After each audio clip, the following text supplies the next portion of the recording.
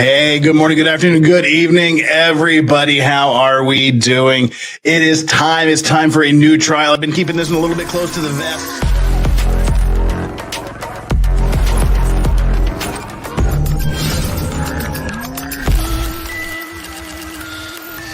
Defense made a motion for a mistrial. Prosecutor was up to some fuckery. Potentially damaging evidence, no basis for it. The judge specifically said, do not ask that question. Do not use that as evidence. She walked right down the path and asked the question. It may be over on Tuesday morning. Batman Bruce Wayne bitch snitch. Gerald Brooks, your Constitution does not apply to me because I'm a sovereign citizen, a traveler on the land. I'm the Mauryan Empire or whatever, bitch. Because they're so fucking absurd. If you want to be a sovereign citizen, just do yourself a favor first. Go to YouTube here and just get every sovereign citizen that's ever been before. Find me one that won. God dang, you're right. Don't go down this. It's not the path. Don't have time for stupidity. Some clever dick on the internet didn't find the great loophole in all of the world's law. Hey, everybody. Good morning, good afternoon, good evening. Whoa. How we doing? That wasn't supposed to happen. What's up, everybody? Good grief.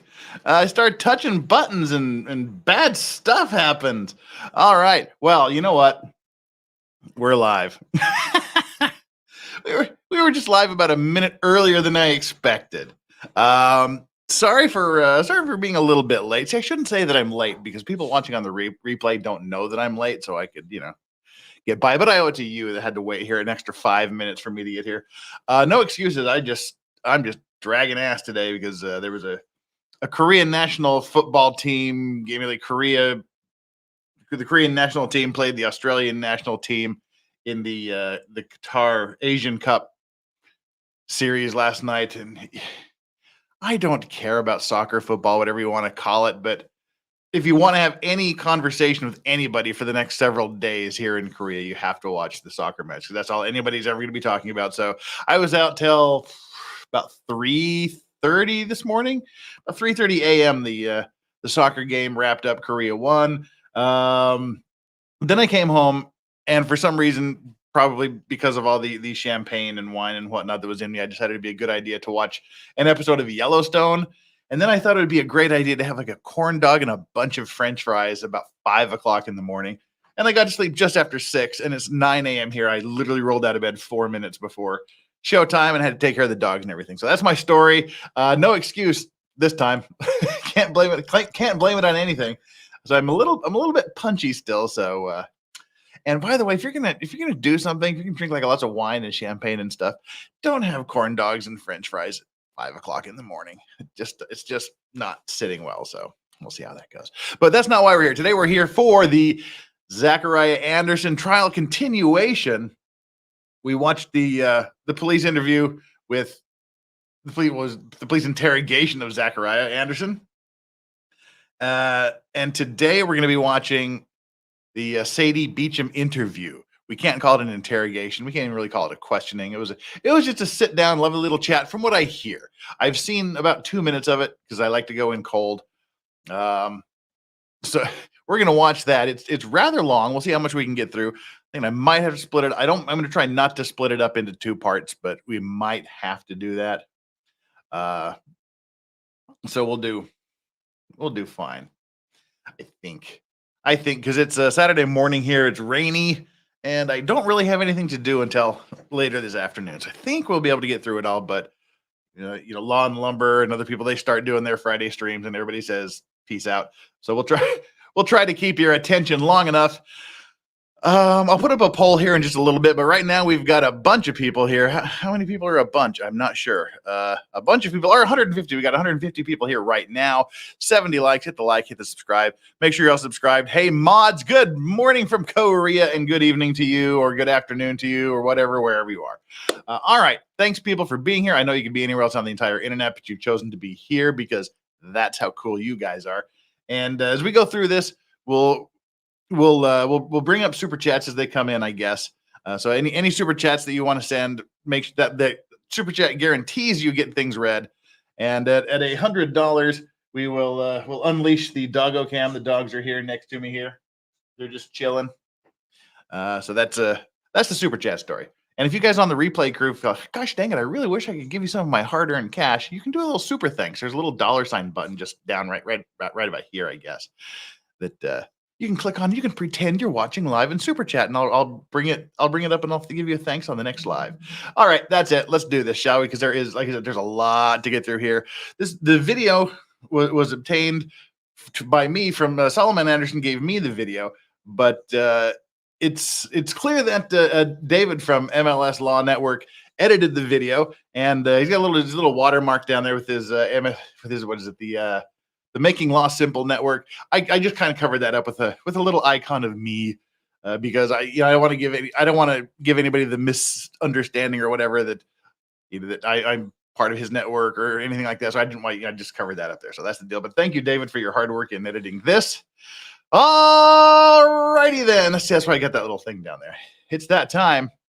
It's time to get our Sadie on. And this is the question. Remember, we got to ask the question: Is this the statement given by a woman who is in fear of her life? Is this a woman who's in fear of her life from the man who murdered her new boyfriend? Or are these lies told by a bitter woman scorned who is trying to frame up her ex so that she can take full custody of her children, or somewhere in between? I think I kind of know where most of you lie on that scale. So, just have to ask the question for the appearance of impartiality. No kidding. And please, in chat, guys, no spoilers, because I haven't seen this yet. I've seen the first 2 minutes, and that's it.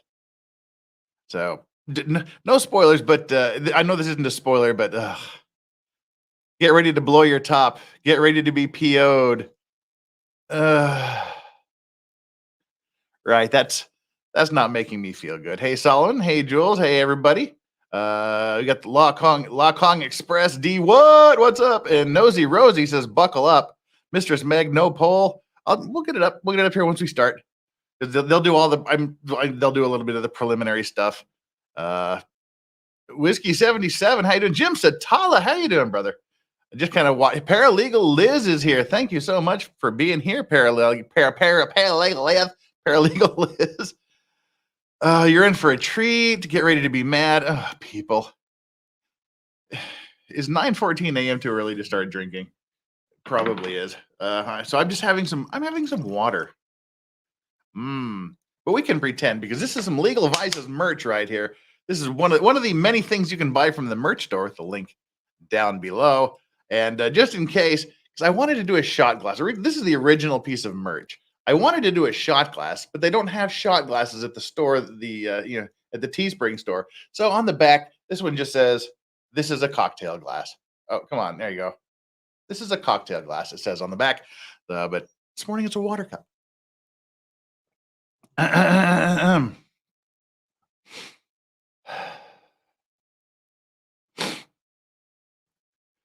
Whew. All right. Now, as I always say, we're going to get my complete and unfiltered opinion. You may not like my opinion. It may go against what you think. It may go against what you wish, what you hope. But I'm going to give you my own personal, unfiltered, real-time impressions to this. I haven't watched it. I haven't been able to formulate opinions.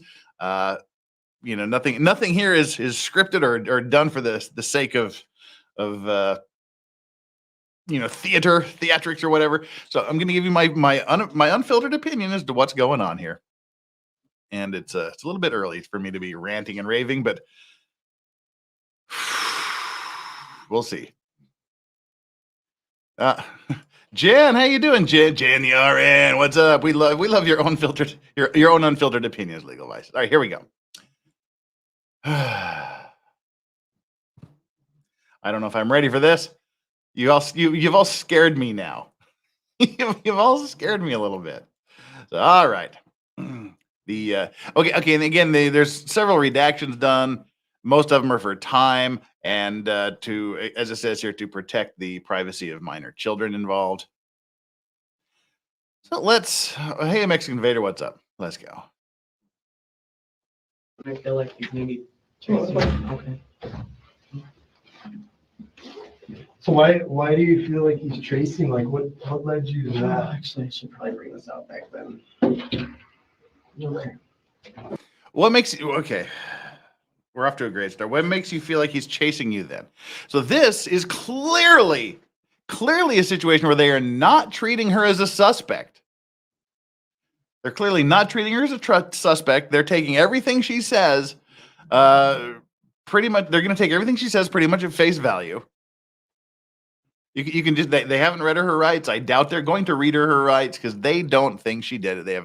They're just going to eat whatever she says, hook, line, and sinker. And we have a little bit of an advantage that we saw Zach's interrogation first, which actually took place after this. So from some of the questions they ask him, we know what they're going to be asking her.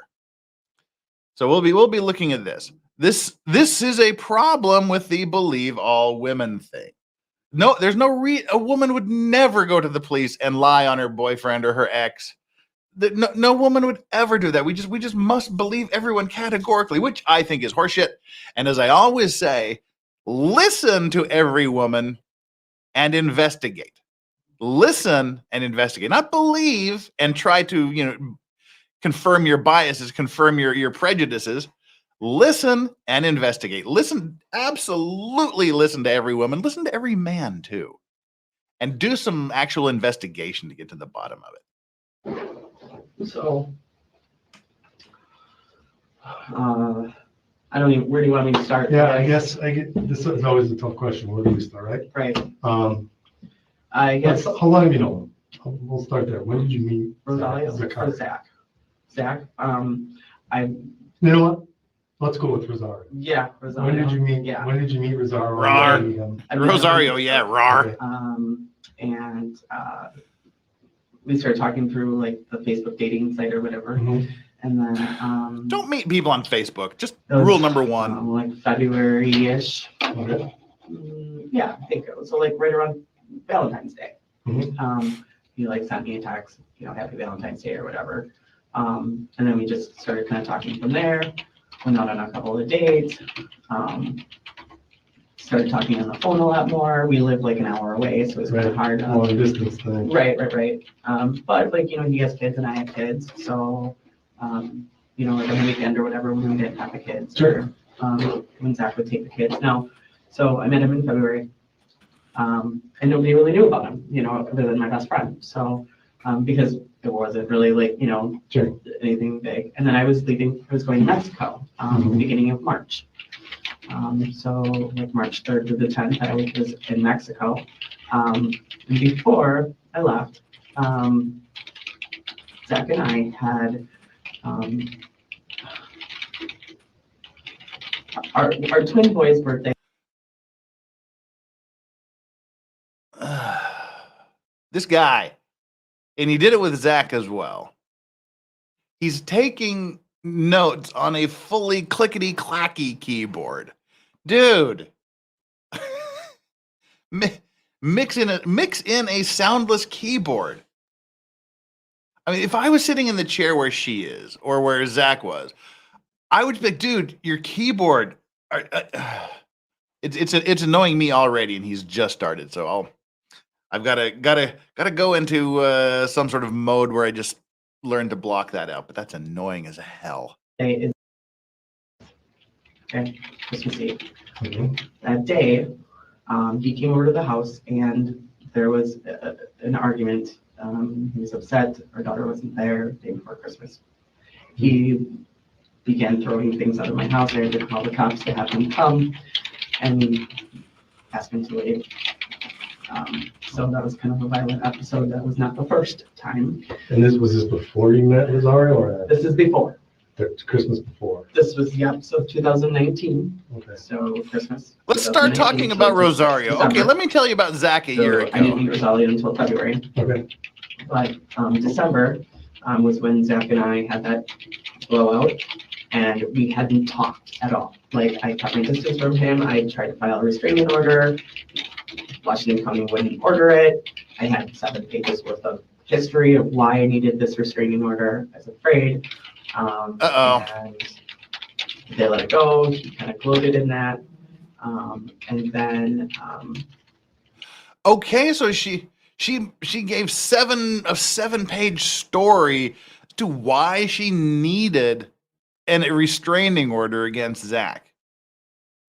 Now, one thing you can tell, this cop is doing one thing. He's like, "Oh my God, you already had to apply for a restraining order once." He's focusing on the fact she said she tried to get a restraining order. I bet he doesn't even register in his conscious mind that she said it was denied. he came and talked to me and said, "Hey, I gotta go take care of some stuff out west, and I'm gonna be leaving." And I said, "Fine," I said, "but I just want you to know, like, I'm done, with the relationship. Like, I don't." So that was the official split in the relationship? Yeah, like I basically said, like, I don't want to do this. I don't want. That's when he ended it. Yeah. Okay. Before I went to Mexico. Yeah. Yeah. Okay. And I kind of was like, if this is where our worlds are at, like, I don't want to live like this. This is not the first time. So I was kind of done. That's why I went for the restraining order. So right before I was leaving for Mexico, I did not tell him I was leaving for Mexico because I had fears of him going after the kids, because if he knew I was gone, he would try to take the kids, and that's exactly what happened. So he was at my house the day before I left for Mexico, or 2 days. He said he was going out of town. I said, okay. I said, well, I'm heading out of town. I said, well, exchange the kids when I get back. I'll be back on Tuesday of the next week. He's like, yeah, okay. Nothing. Then. Okay, and real quick, we put up the poll here. So hit the like button, hit the subscribe button. We got 212 people here and 123 likes. Like 80 of you, 90 of you need to get down there and hit that like button real quick. And tell all your friends we're doing this now so they can come over here and watch this with us as well. And take our like and subscribe poll after you've made sure you have subscribed and are still subscribed. Please do that. I'd appreciate it. Here's today's like and subscribe poll. Your opinion about Sadie. She's totally telling the truth. Cough, cough, cough. She's totally lying to get the kids. She's totally lying to get the kids and to frame Zach for murder. Or number 4, she's totally lying, but not trying to frame him in the murder charges or an accident. Those are your choices. I know there's other possibilities, but those are the 4 I'm giving you. So hit the like, hit the subscribe, take our like and subscribe poll. Let's go. But the second day I was in Mexico, he When was this? March 3rd, I got there, so like the 4th, I think it was, or something. I think I even still have the text messages, but Okay. It was, oh, you're in Mexico. Then it was this big jealous thing of, you're down there messing around, screwing people and da-da-da-da-da-da. And I was there with all friends that I knew, and it was I wasn't down there with anybody that he even didn't really know. But anyways, had a big jealous fit about that. Showed up at my house where my best friend was watching her kids at 3:45 in the morning. Came into the house because my friend smoked cigarettes, so she forgot to lock the front door when she went out, so she just closed it. This is your house? My house, while I was in Mexico. My friend Becky was there watching the kids. Kids were sleeping. He came in, stood over her. She woke up to him standing there. And he's like, What's her name? I'm sorry. Rebecca. Becky. Yeah. Okay. And her Of did not get along. course. Of But course. another story. And then, so she's kind of like, what? And then he's like, she's in Mexico and you knew about this and she's whoring around and blah, blah, blah, blah, blah. I don't know if she could, she's more than happy to tell you what he else said. And then he went upstairs to his room and told me that he woke her up and started questioning her and asking her, who's Leo? Who's Leo? Well, it's Rosalio. I call him Leo. He's Leo in my phone. Was it? Leo is what I was calling him in my phone. Okay. And asked, who's Leo? Who's Leo? And then she was like, I don't know, or whatever. Who's Kaiser Soze? Now, that was in March, so I had met Rosalio already in February. Mm-hmm. How? You never brought it up to him? No, I never told him about his name. I never told him anything at all. I did tell Leo had called me on the phone one time when we were in the car on Bluetooth, and said, who's that? And I said, oh, that's my friend Leo. And she's like, oh, who's that? I'm like, he's just a friend, because that was, how that was. So I assumed that name came from Okay. is afraid of her dad. I will just tell you that, in the sense that she will do whatever he says. Yeah. He sounds like a pretty controlling dude. So then, see, he's not. I'm sorry, Strawberry. You got to move. I can't have you on my hurt foot. See, this is him. Oh yeah, sounds like a real controlling dude. She's saying, "Oh yeah, we had to try to get a restraining order against him. He's doing all this stuff. He's telling where we can go. His daughter's afraid of him." And he's like, "Oh, he sounds like a pretty controlling dude." Not okay. What evidence do you have that he's controlling? What evidence do you have to show that she's afraid of him? He's not asking any of these questions. He's as we just saw there in chat. He's just going, oh, wow, she's telling a story and I'm typing it. And then he's giving her the reflective listening. Oh, wow, that sounds really controlling. Or, oh, you must be very frightened. Or, oh, what sounds like a bad guy. That kind of response. Oh, so you look, he's just like, all right. So we got a dead body here and he sounds pretty convincing. Sounds pretty controlling. Gosh, so yeah, so the whole Mexico thing. So I had to get on the phone with the police department because he wanted to take the kids. He was telling Becky, I'm taking the kids. He started making breakfast at 4 o'clock in the morning. My kids need to eat. Becky said it was the most bizarre thing. It was like he was like Susie Homemaker and like, gonna do his dad. Now he's being faulted for fixing the kids' breakfast. It's bizarre. He's taking care of his kids. Even though we have it's strange how that's set up, but I have full custody of the boys and placement of the boys, and we have 50-50 custody. That's it. Bush says legal advice. That's the guy who interrogated Zach. He's already made up his mind that Zach is the perp with no evidence. That confirms his dogma. This interview is actually before Zach's interview. So they interviewed Zach after they interviewed her. So yeah, I mean, when they finished with her, he's already convinced because he hasn't investigated a single thing she said. Just takes it and accepts it, and then brings in Zach later on in the night. And basically just confirms everything. Tries to get him to confirm everything he says. He just goes off of her script because he's done nothing to verify anything between this interview and Zach's interview. Only because it's just a weird how it all ended up older than the boys and insurance things, and state got involved with them, not with the boys. So there's paperwork on not paperwork on the boys. Anyways, so that's always been a thing where he'll just show up and be like, well, I'm dad, I'm 50%. I have rights to be here and pick them up and do whatever I want to do. Okay. And so that was kind of always that part of the relationship the whole time. So came there, tried to pick up the kids. I tried to stop that. He left that night, and then I'm trying to communicate and figure out what's going on from Mexico with him trying to want the kids. He's never had the kids overnight before this time. Okay, before I went to Mexico. Never had an overnight with the kids. His house was never set up to have any kind of rooms or anything. He just lives there in his own little strange world. And these little strange world. Loaded words. 10 years. So we did live together up until 3, and then he bought his own house. So we haven't been living together, but we've been together and trying to be co-parents or however. So anyways, then he sends me messages that he's got beds set up in his house and he's got a place for the kids now. And okay, so then I allowed him to have the kids for like the weekend when I was in Mexico. I arranged it with him over the phone. I said, okay, fine. I don't want, I don't, whatever, just keep you at bay. So that was, Right. that was the outcome of the situation, is they take the kids for the weekend. Fine. Just get out of my hair. So the- So the outcome of this Correct. And I'll entire do that thing Tuesday, was I make sure gave that him the you kids have for the the kids dropped weekend off and at he made school, them we'll do breakfast this, and he I had don't the wanna beds see for you. them and everything was We're done. cool. Like, Right. done. Okay.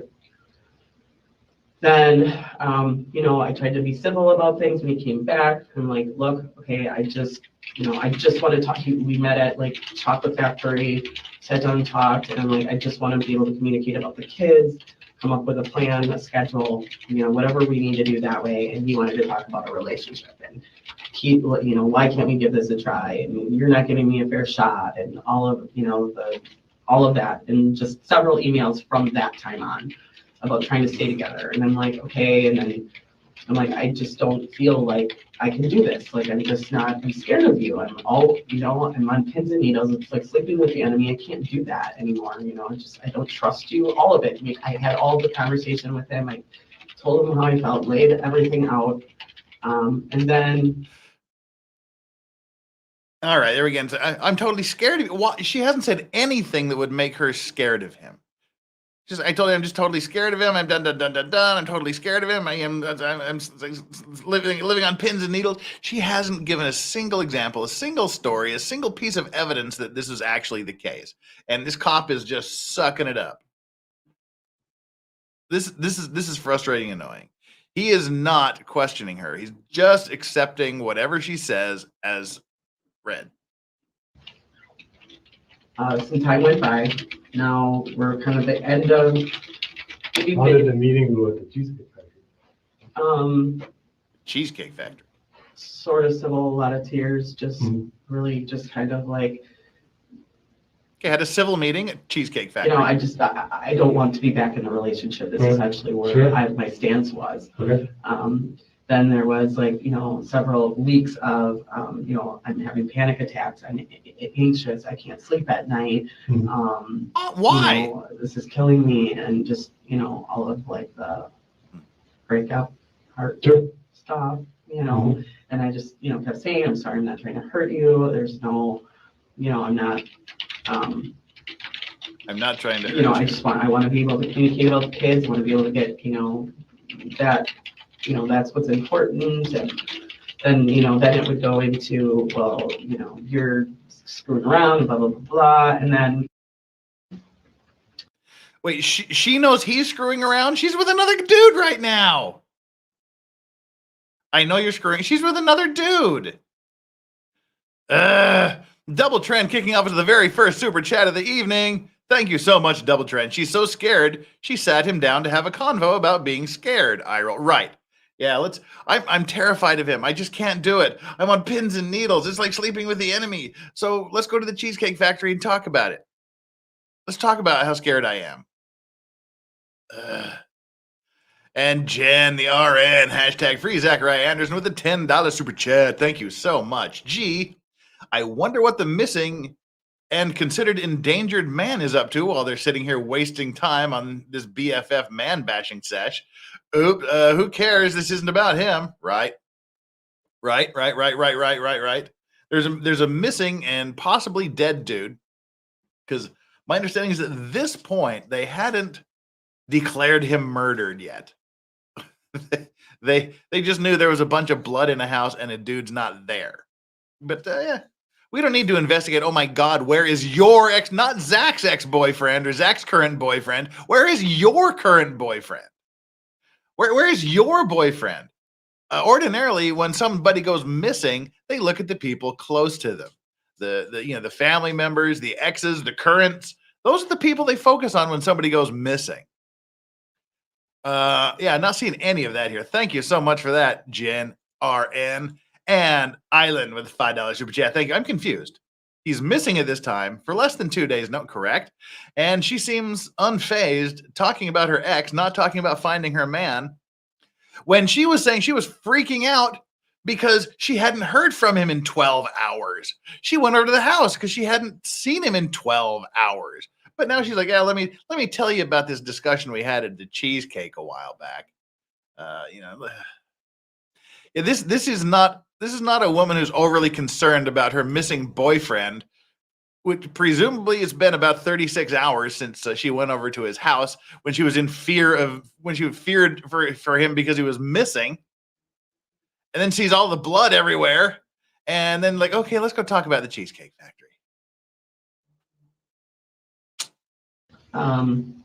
Went into my cell phone and saw a text message from Leo that said like, "Good morning, hun," or "Good morning, love." And so this was, I don't know, I could probably look. Back in April, I'm gonna say.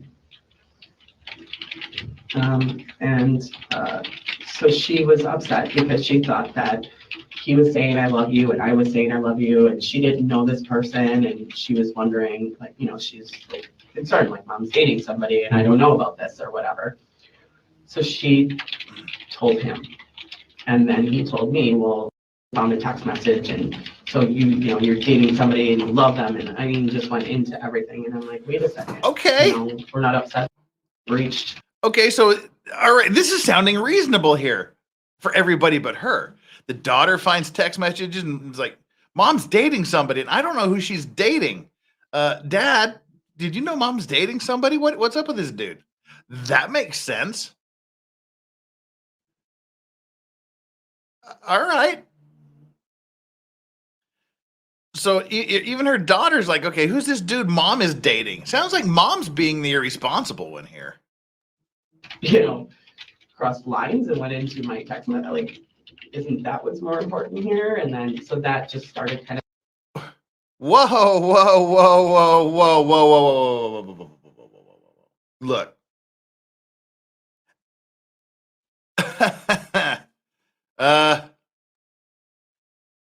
Right. This is where, okay, now I have a serious parental problem.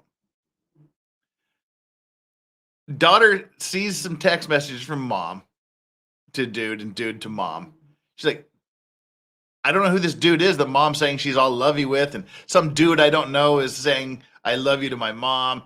Dad, do you know anything about this? Dad says no. Mom gets pissed and calls dad, said, our daughter is, I don't know what the exact communication was, who called who did what, but they had this discussion about this, and she's like, shouldn't we be more pissed off at daughter for going through my phone rather than who I'm? No, you shouldn't.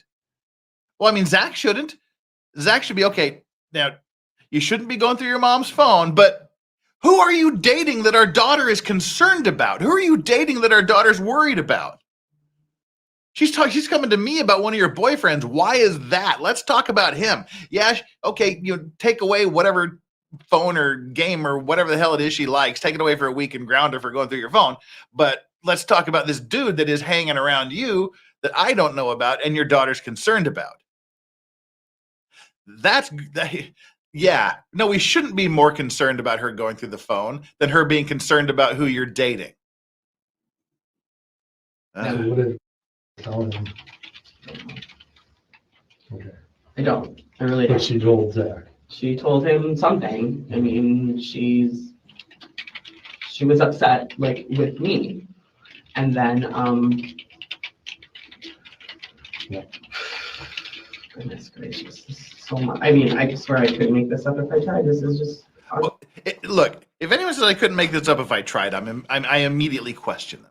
Now, one thing here is like, well, she told him something. That is close to saying my daughter made something up to upset dad or to get me in trouble. That's saying, oh, well, she told him something. That to me it's almost saying that your daughter is lying to dad about something. When I thought we had established by the time Zachariah and Zach's interrogation had came around that daughter never lies. Daughter never told a lie. You just have to believe everything the daughter says. That's what the cop was saying during Zach's interrogation. It's like, why would a daughter lie? Why would your daughter say something against you? Why would she lie about this? But it sounds kind of close to like mom saying daughter lies a bit. Really, it was kind of. Oh, yeah. Kim says, is Sadie in chat yet? Yeah, I heard Sadie paid Nick Starro a visit. I'm actually gonna watch that later because I heard about it and I'm curious, but I didn't watch it because I wanted to watch this cold. So yeah, I hope Sadie joins. Sadie, if you're here, raise your hand. I hope Sadie's here. I really do. Yeah, Delisandro, dang, Jeff, you type better than me. I can hear those keys a clicking. Don't even start with me, Della. Watch Captain Clicky here. Watch Captain Clicky of the Clicky Police Department. It ain't me. Can't pin this one on me. Right.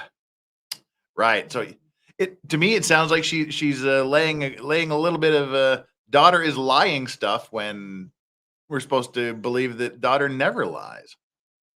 And show me an 11, 12-year-old child that doesn't lie. Most likely about everything. Oh, I couldn't make this up if I tried. Yeah, you could. She was upset about the new relationship, so she tells that. Right. So that kind of snowballed him into his jealous type stuff. What did he do that was jealous? How did it snowball? What did he do that was jealous? How do you know that she told Zach? Did Zach confront you or what? Yes. Okay. And then, so there was one day, and now I can't remember what day it was, but she's like, Mom, you need to tell the truth. So Zach was like, so you're texting some guy or some guy's texting you. And Mom, you need to, we're never going to get through this. I apologize. We're only 13 minutes in and it's been a long time already. It's been 37 minutes. We've got through 13 minutes. Okay, this is going to be a long haul. Oh, Godfrey. All right, I'm going to have to let this play and but I don't want to miss anything because even in 13 minutes, we've seen so much here. Mom, you should tell, the daughter is saying, Mom, you should tell the truth. Which means daughter is concerned that mom is lying. Mom to the daughter has a history of lying. Mom, don't lie about this. The cop's not picking up on any of this crap. Okay. Look, in the morning you wake up, your voice should be calm, it should be low. You should have a little bit of resonance from your sleep. But it's 9:43 a.m. and I've already got my tense voice on. My voice is already up here because of the tension. Right.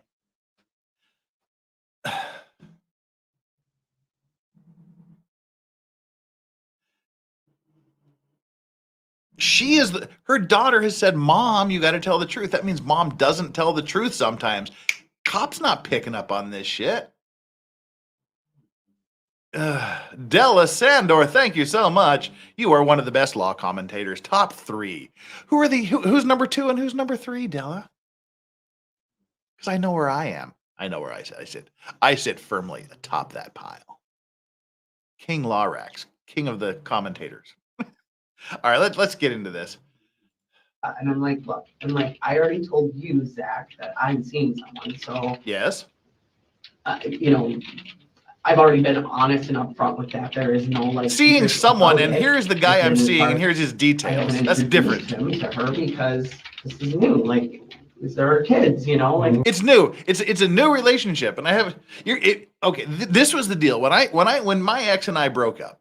My son was 7 or 8, and we made the deal. If you start feeling love or getting in a serious relationship with somebody, I don't really care, of course, because we're not together anymore, but I want to at least see and meet the person that is going to be spending a significant time around my son.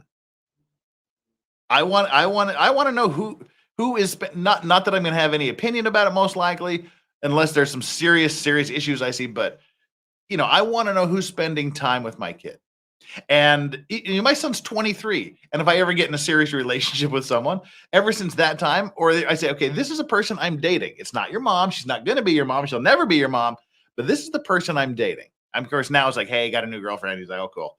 But You absolutely, if you're talking love to someone in a new relationship, one, you're probably going too fast. And two, if you're love with someone in a relationship, you need to be telling your kids about that and your ex, just so they know. So if something happens, they know where to go. I'm being smart about this. This isn't, No, you're not being smart about not telling your kids, like, well, not telling your I don't know ex. who he is, and I'm like, why are you so upset about this? Like, honey, are you gonna let me deal with it? Exactly. I don't know who he is. Like, well, Who's around my just show daughter? the text messages. Show me the text messages. Tell me that you're not. And like, she was confronting me, like, Oh, this is the daughter. why are you lying? Oh my God, dudes, you're telling me it's gonna get worse later? I thought that was like Zach that was like doing all the. That's the daughter going, oh my God. This is the daughter saying, what's going on here? Who is this? Who is, I don't know this guy. Text messages. Tell me that you're not. And like, she was confronting me, like. This is oh my God, I'm not telling my daughter about this new relationship when it's the daughter going, Mom, who's this dude that you're saying you're in love with? Who's this dude? What's going on here, Mom? Why are you lying? I'm like, honey. Mom, you're lying. So the cop is so not picking up on the fact that daughter is saying that her mother lies. The cop is not picking up that the daughter is saying that this woman sitting across the desk lies about the people she's involved in. So he's got a choice here. Either he has to accept the fact that the person giving him this statement might be lying to him about this statement, or that the girl that's telling that, she's talking about her daughter, the cop has to accept either mom's lying or the daughter is lying. But yeah, what we see is him accepting everything she says. And then when we go into the Zachariah Anderson interview later in the interrogation later in the day, we have the cop saying the daughter doesn't lie. Why would the daughter lie about anything? So one of these two are lying. And he's not even questioning that this woman sitting across the desk from him that's laying the smackdown on her ex might be lying when her own daughter is accusing her of lying in relationships. I don't need to show you my text messages, and Sure. Even if I do show you, like, I've already told you that I'm seeing somebody. You don't need proof of seeing it, and he's standing there and he's just like, yeah, why don't you show her? Why don't you show her? In front of him, of course. And I'm like, no. Exactly. Why don't you? In confrontational with me about the whole thing. When this occurred? That was probably mid-April, beginning of April, before her birthday. Now her birthday. Okay. So this is probably 2 weeks before her birthday. So then, I just got a lot of slack from him about, you're a new guy and da-da-da-da-da, and you're seeing somebody and stuff. Then,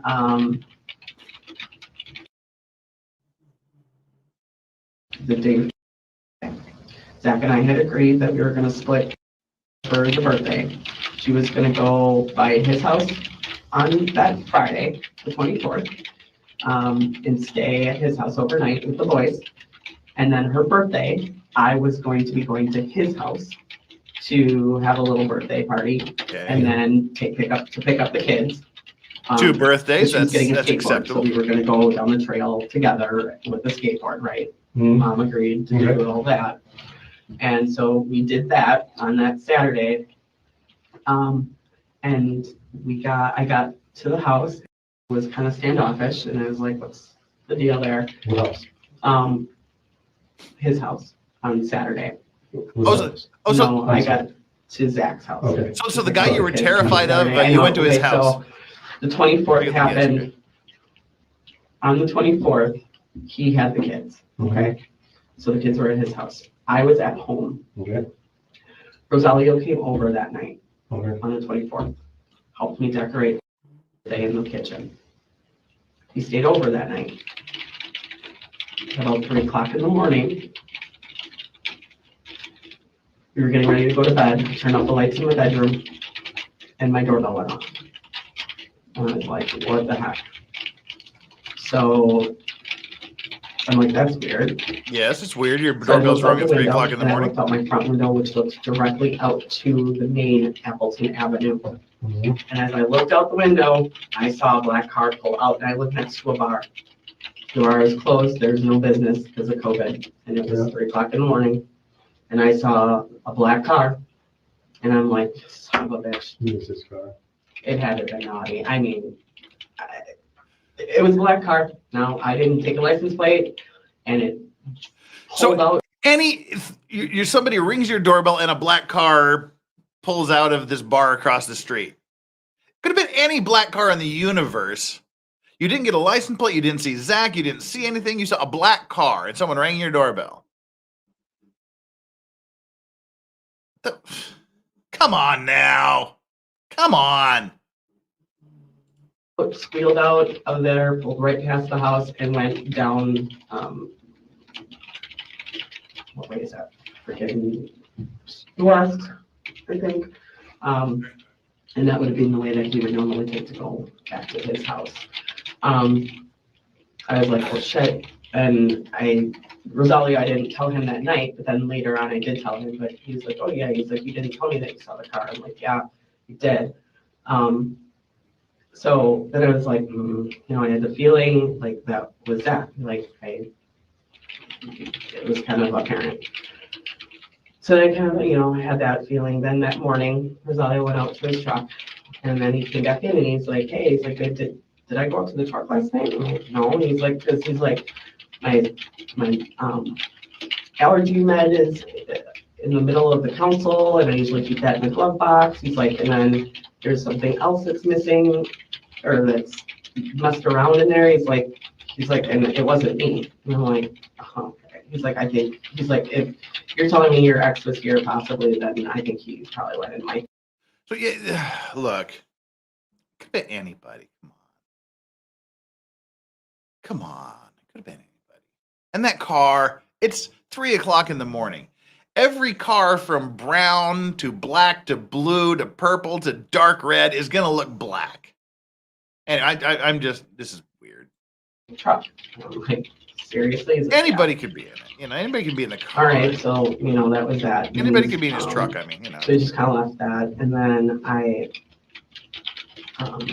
don't know if and the next day was the birthday. So I went over to his house, had the little skate party thing, and then took the kids back to my house. He invited himself and his family to come over to my house for the party, which was not really the original plan. Well, look, if somebody rang my doorbell 3:00 in the morning, squealed out, rooted through the car, I wouldn't be going to their house the next day. He was excited about her aunt being in town, so I let everybody come Aussie overload into house. Again.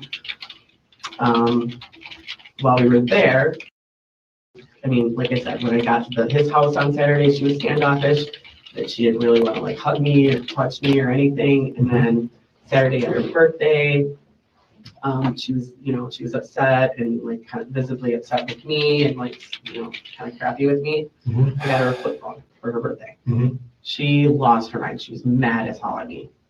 For getting her phone? For getting her a flip phone. Oh. Okay, so then now I'm already the worst person in the world because and now the flip phone, right? So she went off on me. But she wanted an iPhone, not a flip phone? Yeah. You don't want dad here, and just flipped on me. I'm like, honey, what is going on? What happened? You were fine yesterday. What happened today?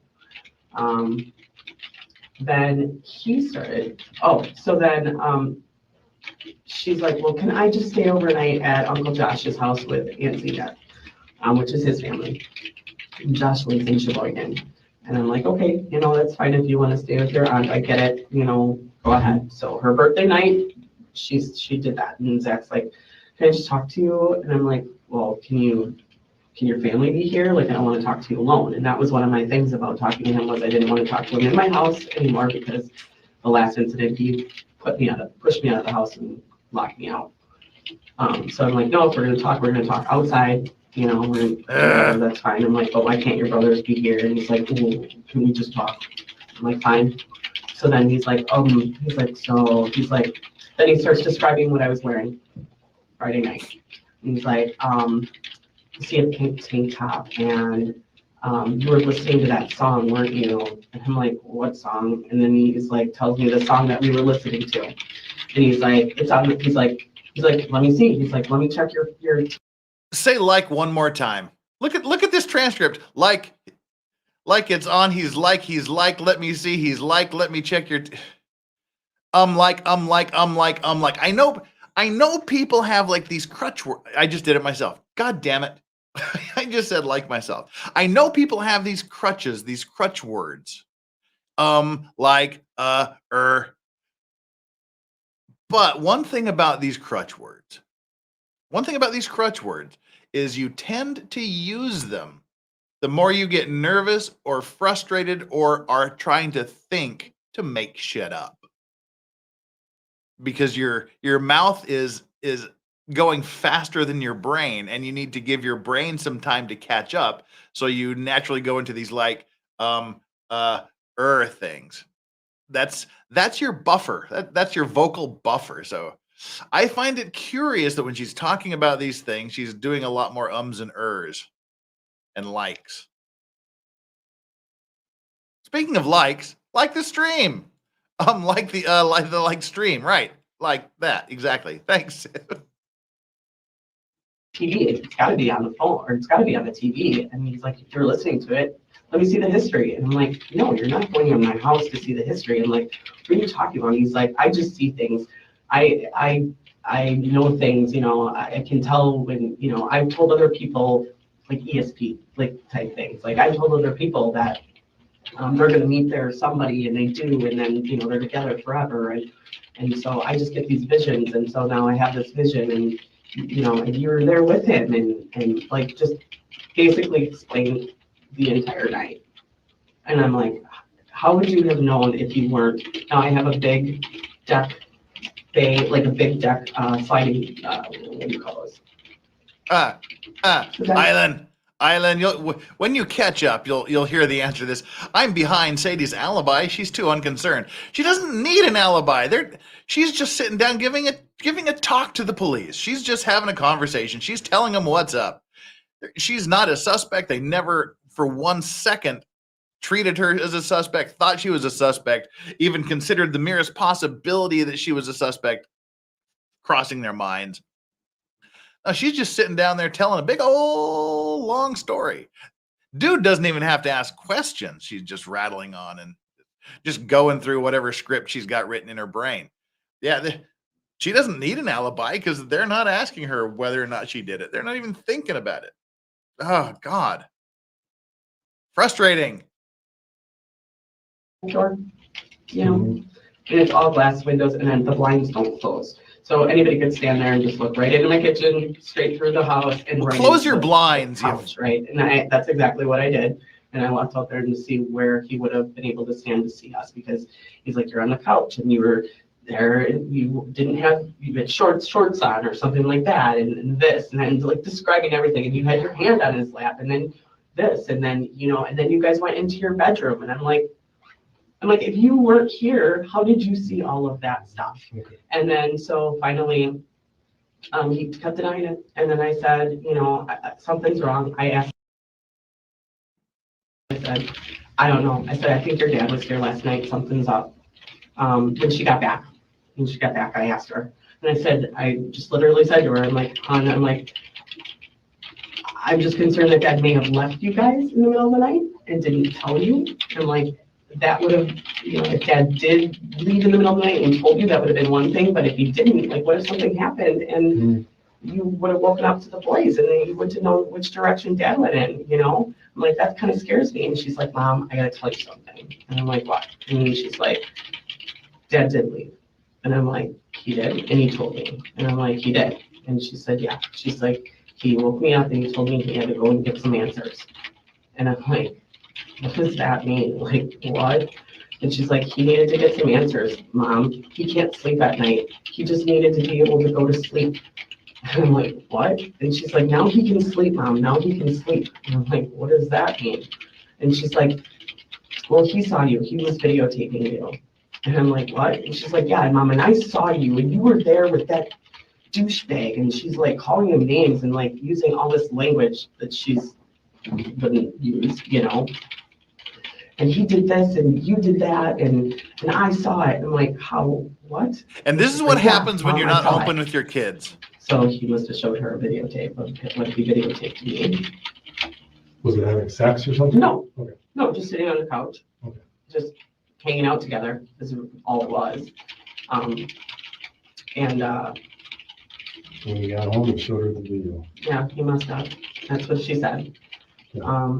And then, had some conversations. So then when, she was upset about that. Mhm. She was upset with me, like that I was doing something wrong, or that, I shouldn't have a friend over, or, whatever whatever. Wherever her mind was going with it, or Sure. I don't know what influences, but Mhm. I'm sure you can figure that out. So yeah, since then, it's just been this back and forth about him, and then came forward about a week after all of that when she told me about when she was like, Mom, there's something else. She's like, I think you should tell your friend. She's like, but Dad could get in a lot of trouble for it. I'm like, what? And she's like, well, you should probably tell your friend to do something because Dad took his registration out of his truck. And I'm like, what? And she's like, yeah. And I'm like, how do you know? She's like, because I saw it. He was writing all over it. And This is something that's never sat well with me at all. An 11-year-old says Dad's got his registration for his car. I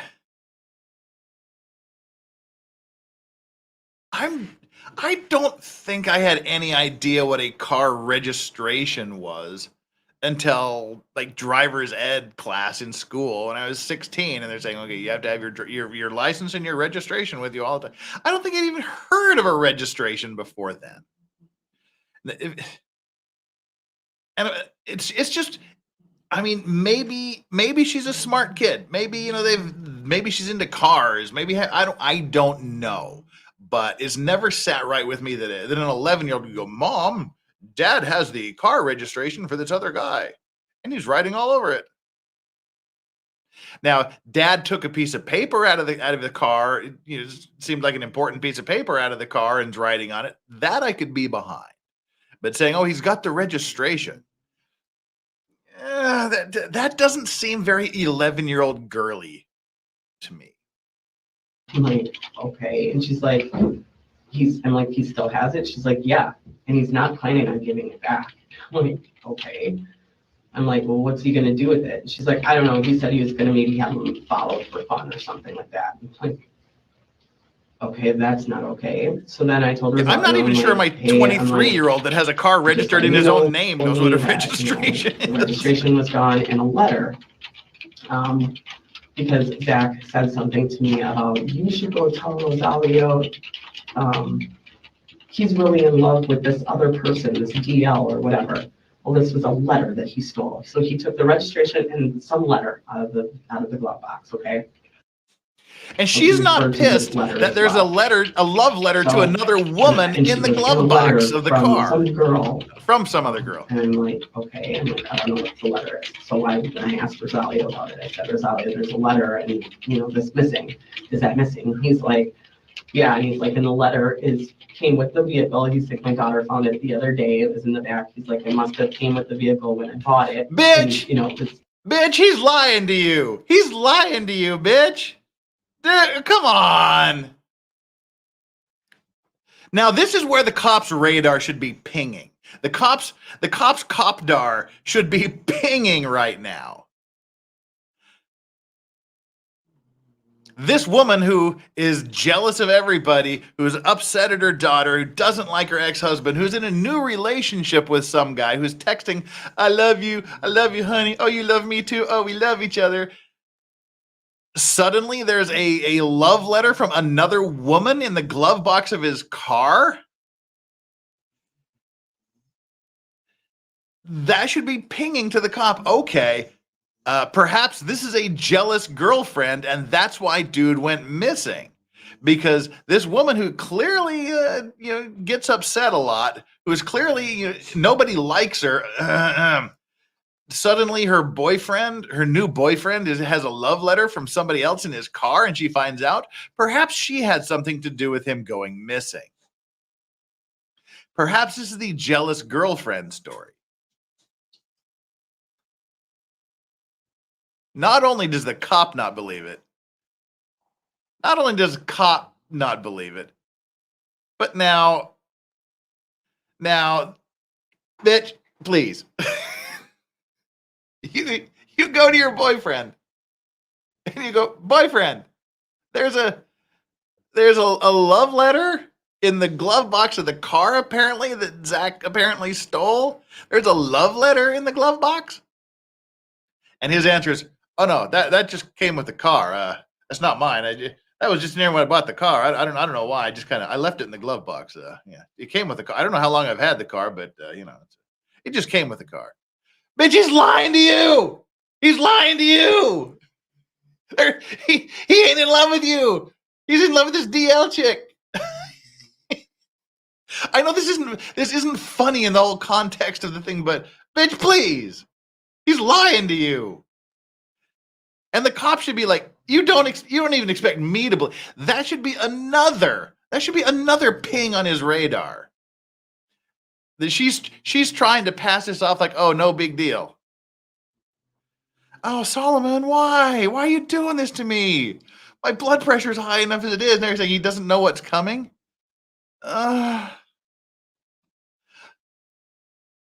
It's taken me an hour to get through 26 minutes of this video, and I'm already in bitch please mode, and you're telling me I don't know what's coming. It always gets worse, Solomon. Oh God. All right. So basically what we're saying is I should stop being upset and aggravated and my voice shouldn't raise on every little minor thing that I see wrong with this, because it gets worse. To somebody else, it's not to me. He's like, I just threw it. It's to somebody else. So I just threw it in the glove box. It just came with a car. Who keeps somebody else's love letter in the car? Come on. Like, whatever. All right, just move on. Just move on. He can have the letter. That's not a big deal. And then he was like, and if he wants to follow me, fine. He's like, if that's, if he wants to calm down until come later. And talk to me like a man, then, that's fine. He's like, but I just really hate that he's being so disrespectful to you and, like all of that. Like, just, but we had talks about it. And like, he's like, Rosalio, he's like, he's like, you just let me know. He's like, if you ever feel unsafe, and I'm like, okay. And I'm like, he's scary, but, I don't really know. I'm like, but now he knows where you live. And he's like, well, I'll just probably keep my doors locked now. Now, remember, again, sorry, this will be quick. Remember, this is one of the deals. He was charged with stalking. And one of the stalking things is you have to be in fear of imminent harm. I ain't afraid of him. If you feel it's, we'll do whatever it takes. I'm not afraid of him. Jinver, Jeff, get a drink. Thank you for the 10 pounds. Oh Lord, no. All right, let's keep this. See this? There's no fear here. She said, "Well, he's a scary guy." Just saying he's a scary guy, and oh my God, I'm living in mortal fear. Those are different. Dude is like, I ain't afraid of no Zach. And whatever. So then, let's see. I don't know.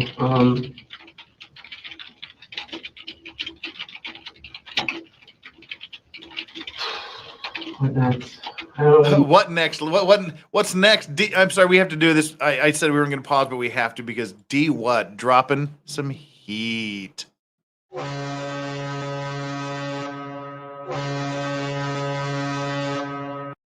Bring in the big Hundy super chat. Thank you so much, brother. D what? Bringing it. Great way to kick off February. Thank you very much. Yeah, we can do that.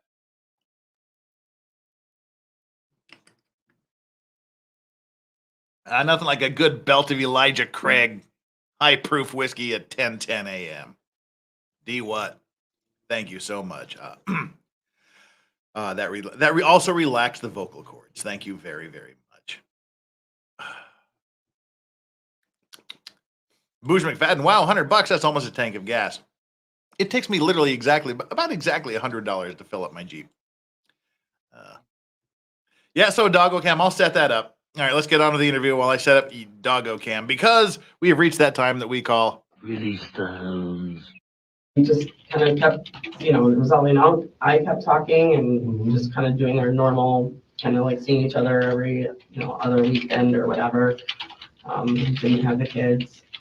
And Zach just kind of kept texting me, and then he would so then one of the other ones was, let's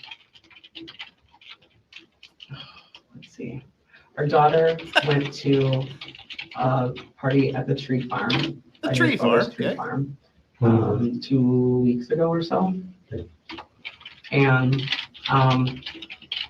it was his sister's birthday party at the tree farm. And I took the kids up there. The tree farm is in, no, it's in, sorry, everybody, you just get dog butts. Leesburg. It's just dog butt time.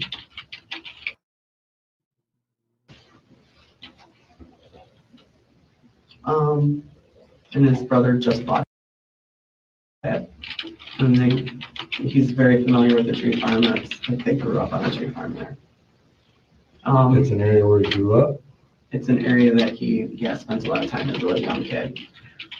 His dad, he's friends with the previous owners, and then they just acquired this tree farm, his brother. They were able to buy it. So they have birthday parties up there and stuff like that. Okay, now this is something I'm still not exactly clear about.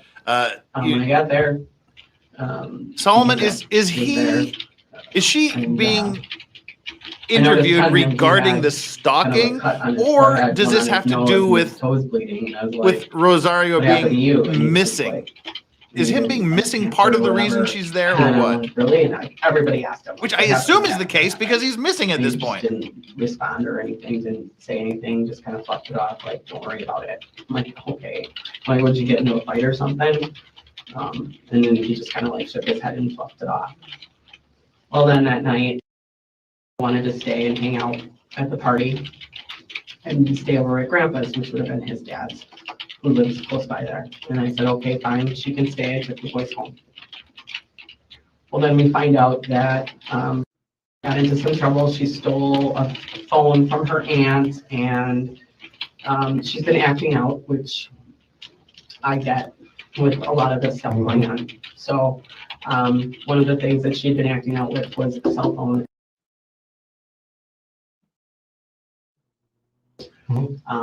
And so this is the official police interview kicking off the investigation regarding the missing man, Rosalio Gutierrez. When do we start talking about the dude being missing? When do we get to stop talking about what Zach did last Christmas? When do we get to start talking about Zach? When do we get to stop talking about Zach and start talking about missing dude? Holy shit. We were interrogating as parents about what all this stuff is going on. So kind of some of the stuff was on hold for a little while because we were dealing with stuff. We had kind of a big fiasco. It's kind of still going on right now. Okay. So in the midst of all of that, we had been somewhat communicating. I'd been kind of allowing us to be able to talk, and this is about our child. We're trying to just be on the same page the best we can about it, but still very tumultuous. There wasn't really much conversation. It was around her.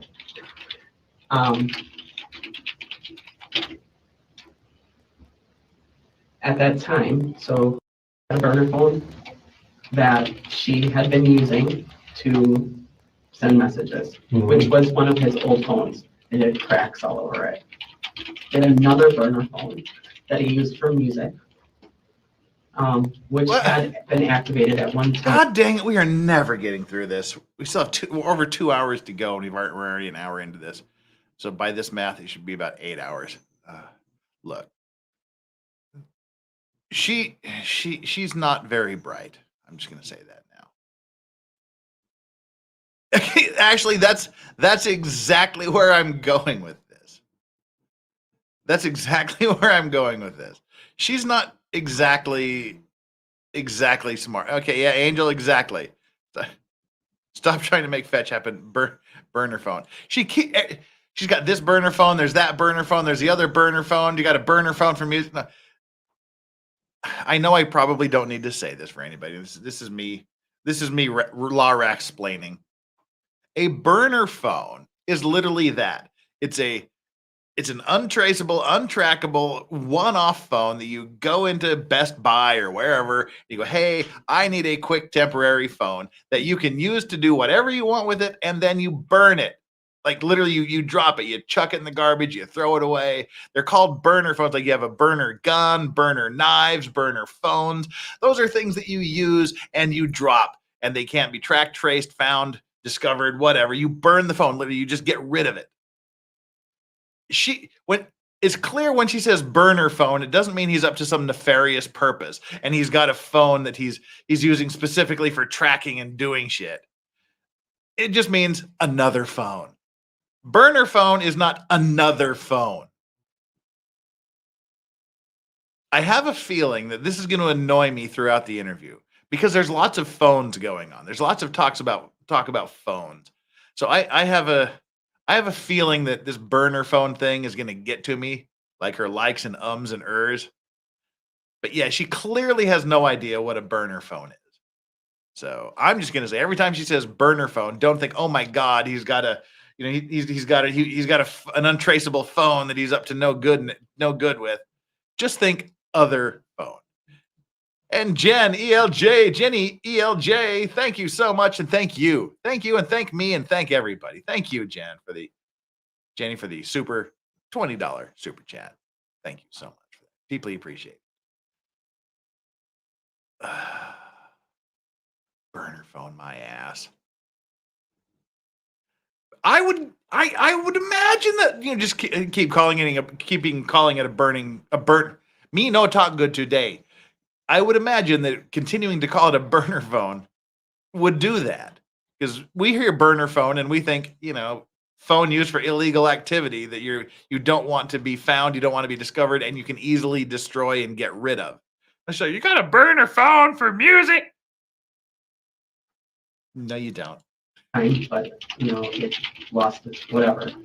Then he acquired a third burner phone that he uses God damn it. Which is the burner. God damn it! That he uses that has service to it. So he uses that when he needs service. The broken phone was, and they had taken that phone, so he had the burner phone and then the other phone that he used for his phone. Yep, I'm going to be annoyed. I'm not going to talk about it, but just know every time she says burner phone, my blood pressure's spiking. Blah, blah, blah. We all said no electronic, nothing at all. No, nothing. Even the flip phone I had the flip phone, nothing. That night, I was pretty upset. We all went over to my friend Becky's house. As we were leaving, I lifted up the blanket and I find the burner phone next to it. And I'm like, what are you doing with that phone? Mm-hmm. And she's like, and I'm like, does your dad know you have it? I'm going to tell your dad that you have this phone. Like, this was his big deal, no phones, Stop like, it, no, people. He knows I have it. I'm like, what do you mean he knows you have it? We just literally left like an hour ago and said no phones, no nothing. And she's like, well, don't tell him. You're not supposed to know that you're not supposed Vixie says, how can we best help the Anderson family? Why? What? Follow this link. Like, this will have all the information you need to what you can do to help. What? She's like, anytime you got upset or you yelled or anything, he wanted me to record you. He's trying to take us from you, Mom. Like, oh.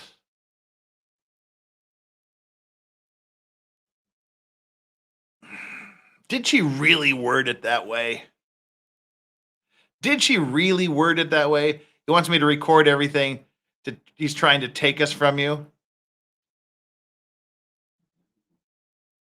Or did she say, He wanted me to record it because you're batshit crazy all the time, and we don't want to live with you. Because just a minute ago, she was saying that, you know, the daughter, she's having all these problems with the daughter. Daughter's all up in her shit about her new boyfriend, and then just a couple of days later, oh, he's trying to take you. And if you didn't want to be taken from your mom, why would you agree to record the conversations? I'm skeptical as to whether that was the wording she used. He's trying to take us from you, Mom. Or he wants us to record your crazy ass shit, Mom. You and that douchebag you're shacking up with. Just wait, Jeff. Oh. Okay. So I kind of asked her, I'm like, oh, how do you know that? And she's like, well, that's what he said. I'm like, okay, fine. Like, well, whatever. I didn't really get into all that with her. But I took the phone. So I kept the phone and I confronted him. I said, I got your phone. What's going on? Then he comes back and says, oh, I didn't give her the phone. She must have had it from when we were playing on the phone in your car. She must have kept it. I'm like, what? I'm like, why wouldn't you have noticed you don't have two phones with you? You know, just that was just a whole thing he couldn't answer. Right? So I kept that phone. Yeah, right. You just can't do that. You're not going to give Dad back that phone. I'm like, not till he asks for it. You know. So another instant. I've got all the dates in here. Wait, not until he asks for it, and then he comes and asks for it, and you're like, no, I'm not going to give it to you. I got it for you, but anyways, so then the following week, he wanted to see the kids, and it was a Friday maybe. And I said, all right. I'm like, well, when are you coming to get the kids? And he's like, I don't know. I'm doing this, and this. I'm like, okay. I'm like, well, how about I drop the kids off by you? And he's like, okay. So I dropped off the kids. It was like 7:30 at night. When was this? This would have been about a week or so ago. Because every week every week he wants to see the kids at least for a day or something like that. So I've been letting him just kind of play with this because he won't give me a schedule of when, like a set schedule. So it's always just piecing together things.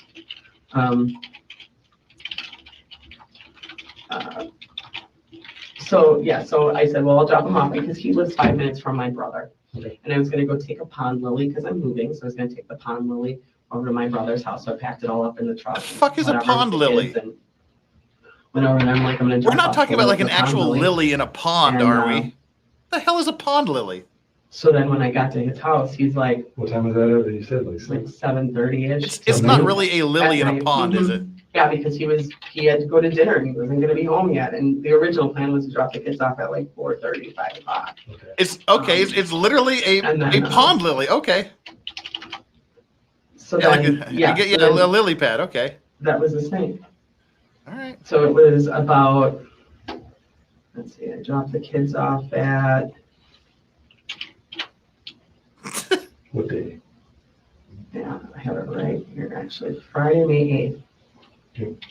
Oh, and I said, you want me to drop off the kids? He's like, no, not home.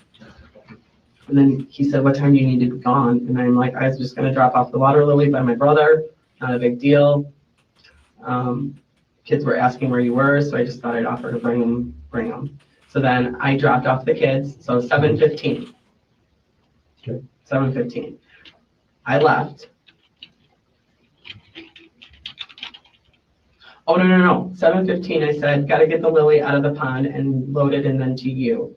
Then at 7:18, he's like, you're super excited.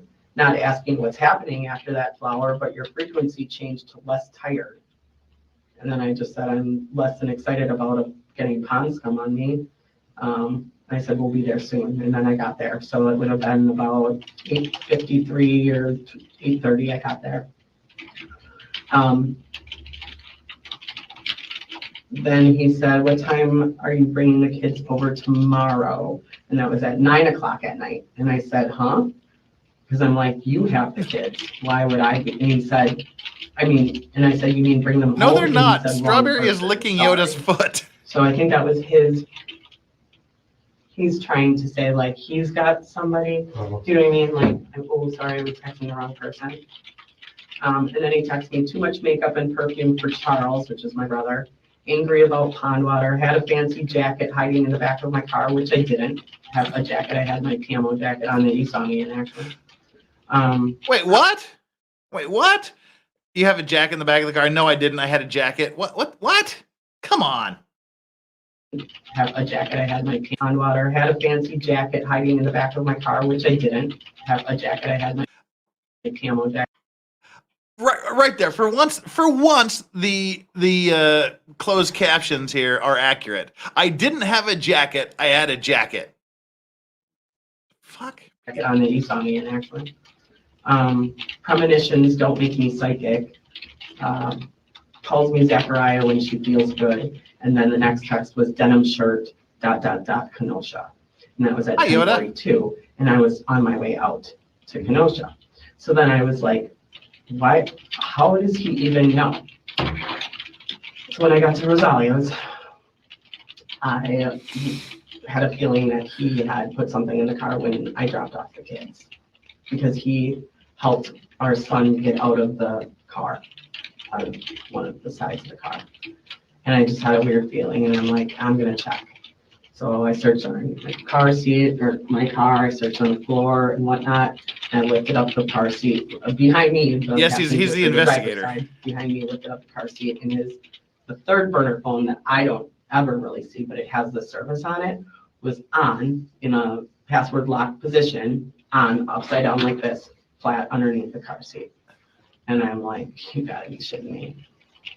I couldn't open it up. Were you at Rosalio's? I was. And then, so I shut the phone off and I came in and I told Rosalio about it. I'm like, wait. Damn it. We're never going to get through this. God damn it, me. Wait, wasn't there testimony not only at the trial, but also during Zach's investigation that the phone was found at the brother's house? Like right after, and then she just kind of drove home with it? Here she's saying that she got the phone at her house and took it in the house. Kidding me? He's like, what is going on? He's like, this dude. He's like, what is up? And I'm like, I don't know. I'm like, I wish you would just leave me alone. This is, going too far. When I found the other phone, I looked through it. I took a picture. I looked through it, and he had an Amazon account. It was password locked and you couldn't get into it. How did you look through it again? In the Amazon account. I missed how she opened up the phone. She can't open up. Devices sent to his home.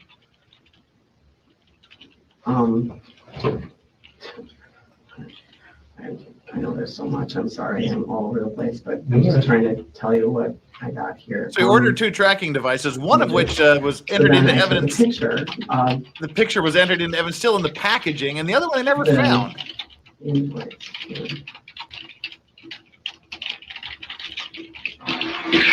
Because then I started freaking out that he had put a tracking device on my car, or maybe on Rosalio's car, or something.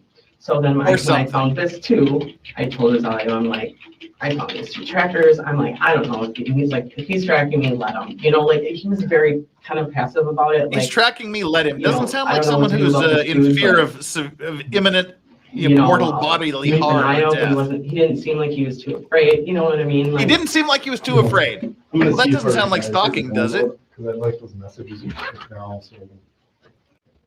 Okay, so he wants to get the message. Odd. That's odd. Nobody here. Oh, we're the only ones. All right. I guess we'll have to look. Yeah, Amazon account. Yeah, I was hoping to download the whole string. Yeah, I mean. It's long, I know, I skimmed through them, but. Yeah, I mean. Trying to eliminate, keep bringing you down here. I don't know. It's a pain in the ass to drive all the way down there. I appreciate you coming back. Yeah, I'm just very sick. When was that purchase? I don't even know. April. So I thought it was kind of odd that he would have maybe have had it by the 24th, because I looked at that date and I'm like, what, so Well, it said Tuesday, April 21st was estimated delivery date, Tuesday, April Helen, 21st what? by 8 PM, so he would have had it. I before wouldn't the write her into 4th of battle. April, right, her birthday. Doesn't know, doesn't mean he didn't know about the relationship. Oh, no, he knew about it. Okay. Oh, yeah. He just figured out his name on that day, right? So that was the other thing. Are you not So paying then attention the here, day cop? that He told me that, you know, and we had a big fight outside about it the day after what birthday when she left, and that was the thing. And I said, just be honest with me. I said, I saw your car here. I know you were here. I know you were here. And then he's like, yeah, I did. I was here and I saw you and him. Okay, so he admitted it. He did. And this was at the birthday party. This was after we left and we were outside talking. Yeah. And I'm like, why? You know, and he's just like jealousy and blah, blah, blah, blah, and I love you and all, you know, whatever the whole conversation went, you know, I can't remember everything word for word, of course, but, you know, essentially he did complain and told me that. And then the burner phone was the next thing that happened. And then and at some point he rattled off his name and he's like, I see, Rosalio Gutierrez. Yeah, that's his name. That's it. He's Mexican. And like, he described him perfectly from that night. Like, I'm like, there's When no was this? freaking way. That was the 25th when he was telling me that he had all these premonitions of me, the visions that he didn't actually videotape me, but he had visions that this was happening. And this usually happens in a breakup, he said, with me. And I typically see things and, you know, whatnot. That always And then he happens. rattled off his That's name, what and I'm chat's like, all how about. would you would have had to have known his name somehow, you know? Shoot, yeah. That might have been another time actually, because he kept, you know, anytime he would come over with the kids or anytime he would want to talk or anytime it would be like he wants to talk, you know, and it was just always going back to the relationship with Rosalio. That was, you know, he just couldn't leave that alone. Why aren't we talking about the last time you saw your new boyfriend? Calling him this, man. Why aren't we talking about the love letters? Why aren't we talking about your boyfriend being missing? Why aren't we talking about this? So the other burner phone, I had been in contact with the police department about all of it, and I told them that I found this burner phone up, and I called them and I said, look, this is weird. I know it's not related to the case, but this is related to me, and this is, I feel like it's stalking or something. You told the police after you found this phone in your car? Well, I called the police after I found the burner phone. And I found that. Again, Island, she doesn't need an alibi. An alibi is to prove you didn't do something. Go take it to a mechanic. To offer evidence that you weren't. They haven't asked her. They're never going to ask her where she was, what she was doing, etc. She's not a suspect. They don't suspect her at all. So she doesn't need an alibi. Yeah, my mechanic friend came over. He's like, she's clearly the victim in the cop's eyes. And then this burner phone pops up. And so then when I found the burner phone. Say burner phone one more time, bitch. I'm like, well, he must not have a tracking device on me if he's going to put a burner phone in my car, right? So there must not be a tracking device on my car is kind of what I deducted. And then, so the phone. So then I had the phone overnight. I stayed over at Rosalio's that night. The phone was off. I turned the phone off and came home the next day.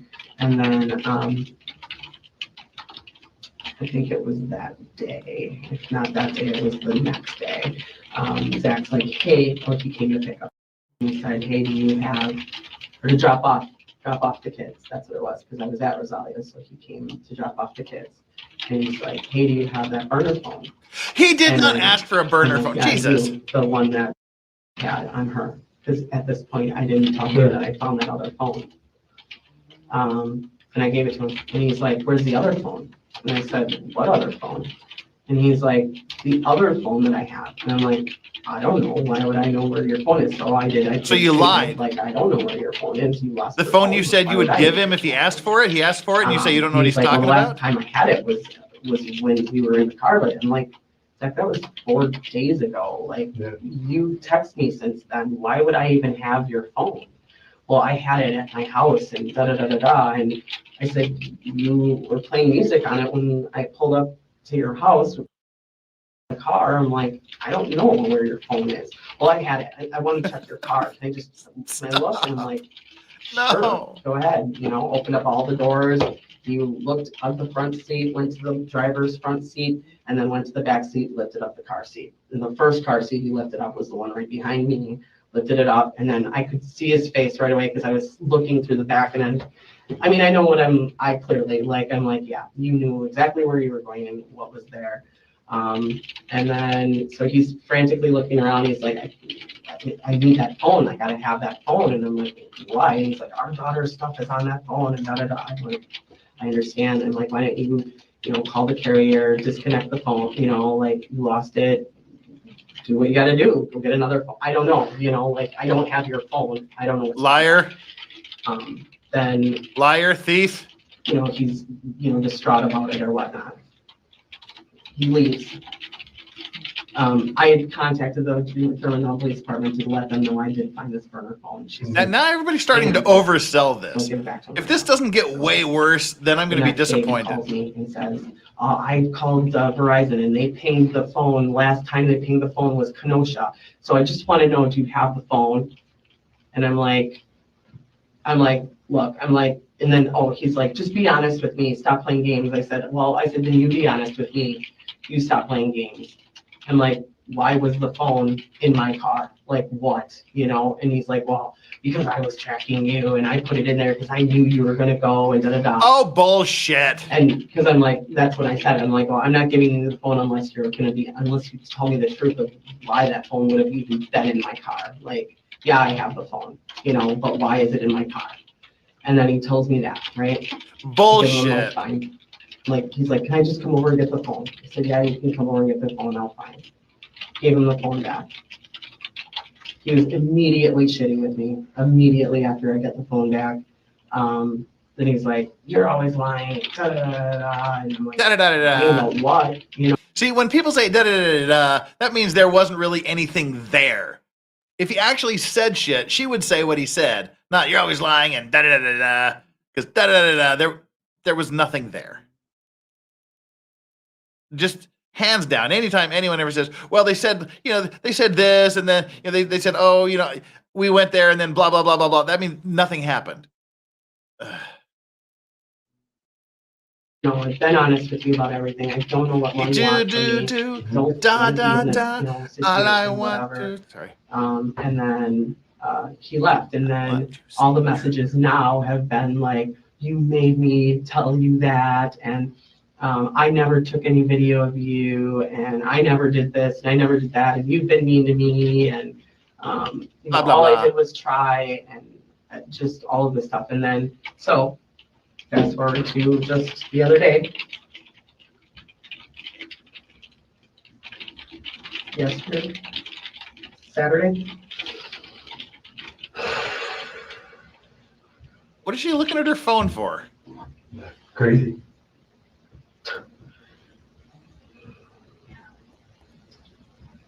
Ask a question, cop, about the missing guy. Was she reading through a script? She's looking through text messages, trying to find another text message to talk about. Talked to Zach, one of the kids, on Saturday. This last Saturday. Okay, last Saturday, right before the guy went missing. So I dropped the kids off at his house on Saturday. It was about 4:30. And I'd been very kind of direct, like, I'm going to drop them off at 4:30. You can have them from 4:30 to 4:30 the next day. Like, because I just had, just less talk. This was Saturday. This was Saturday. Okay. So Saturday. I know you're going to, I'll let you download it. Oh, I'm good. Download, but. You didn't talk to him. I dropped off the kids.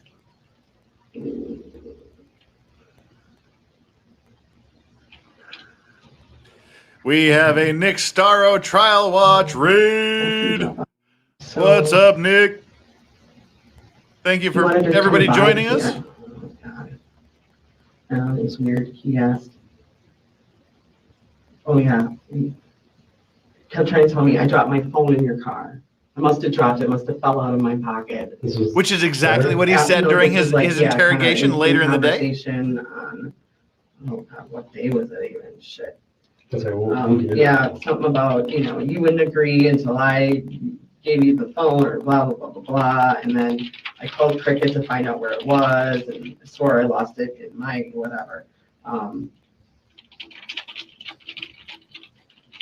said you already knew it was there. He said, I'm not spying on you. And then he was like, do you want to talk? I said, no, I don't. Then it was, he called him some name or something. Saturday, there it is, okay.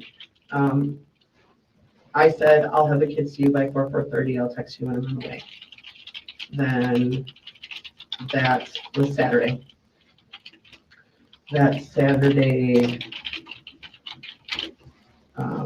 he sent me at about 6:15 p.m. He sent me like a song to listen to, which he does, weirdly. And Sunday was the kids. Now, so Saturday I went over to Rosalio's. Okay, Saturday she went over to Rosalio's, and speaking of Viking raids, we have Nick here joining us. Hey. I made him promise he wouldn't delay it any more than I am with my ramblings. We're an hour and 36 minutes in and only 52 minutes in on the video, so it's taking twice as long as it should. But Yeah, welcome Nick Staro's Trial Watch. Yeah. Starring Nick Staro himself. Yeah. Cheers. Hey, stop that. Okay, the dog's not you. All right. Well, this is a good time for the midstream grift here. Nick Staro's Trial Watch. Give him a check out. He's following the absolutely insane Crumbly trial right now, where literally everyone is of lesser intelligence. Like literally everybody involved in it. Yeah. They're all everybody's young an R word. I'm covering the young thug trial. Oh, I thought you were doing the Crumbly trial too. Somewhat, but oh, for fuck's sake. But also every trial he's involved in just has crazy weird people involved. So if you want some crazy weird stuff with crazy weird people doing crazy weird things, go on over to Nick Staro. And me, you're here. 342 of you here right now. 283 likes. That's pretty darn good ratio. Let's get those other 40 likes in there. Come on, peeps. Let's get those other 40 likes going and take our like and subscribe poll. Today's like and subscribe poll. Let's check in how we're doing. Subscribe. Make sure you're still subscribed, etc., etc. I appreciate that you're here doing all of this. Oh, we Your are opinion? looking at that one. Yes. The CUNT. Yeah, let's look at our like and subscribe here poll here. Your opinion about Sadie. 3% of you say she's totally lying, but not trying to frame Zachariah Anderson. 17% of you say she's totally lying to get the kids. 20% of you say she's totally telling the truth. Cough. And 60% of you say she's totally lying for the kids and to frame Zach.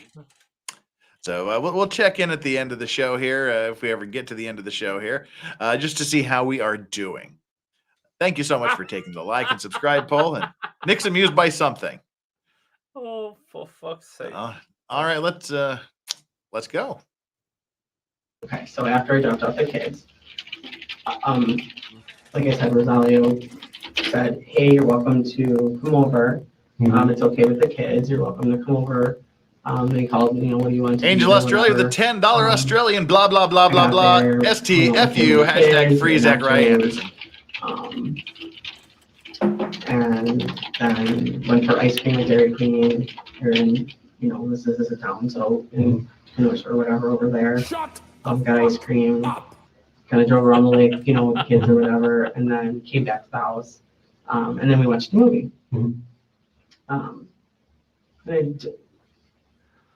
from the burner phone. That's where it is. From the burner She is phone now on Saturday. and she's, oh, my boyfriend is, oh, blah blah blah. That's what it was, on Saturday. Let me show you this. That has He nothing to sent do. me at 5:49. So no, that was After all this, he sent me a song from his Zachariah, the 689 number. That's his like kind of everyday phone, flip phone. And this burner phone, he sends me. I don't see why my place in West Dallas matters at all, because I said, you got this place in West Dallas, what's going on? Like, you have a house in Mequon, why would you buy a house? Okay, whatever, you know. Oh. I don't know why you're so upset about it. I didn't get the place to upset you. And just kind of And like, Ben there went into done the that thing, I says didn't like even, Jeff like really ask like about my like really, burner phone like phone text message about like it. is like all like I like can like afford like honestly He's like saying totally we're like You know, when you try to tell me what I feel when I'm doing Thank you. things, blah, blah, blah, you don't seem to understand me, so kind of all this like, you know, I feel like you don't listen or you don't have interest in me. You certainly don't need to anymore. That was at 5:53. Then I kind of sent him back at 6 o'clock. And I think I wasn't at Rosalia's yet, so I was on my way. You know, send him back some text like, that's not fair. I always supported you, you know, everything, you know, hitting me, like, just basically like back to our relationship stuff. Like, you know, you've always kind of done this and whatever. Said, I'm not mad. I just find it odd that you chose a place far away from your Mequon house. Then he had some banter back and forth about, you know, we're separated, you raced down, that's what he said. So at 7. When do we start talking about the 11:23 missing guy? At night, Yeah. 11:23 at night, It he won't says, happen. you race down to Kenosha every chance She you get to doesn't lay with give some two Down shits syndrome on Mexican control version of your father. about Just to Rosario. pull a noseful and laugh at anything he says, as you desperately throw yourself at him, and in that you have your happiness. And that's what he sent to me on that Saturday from the burner phone. what time was that? Yeah, 11. screw you and your happiness.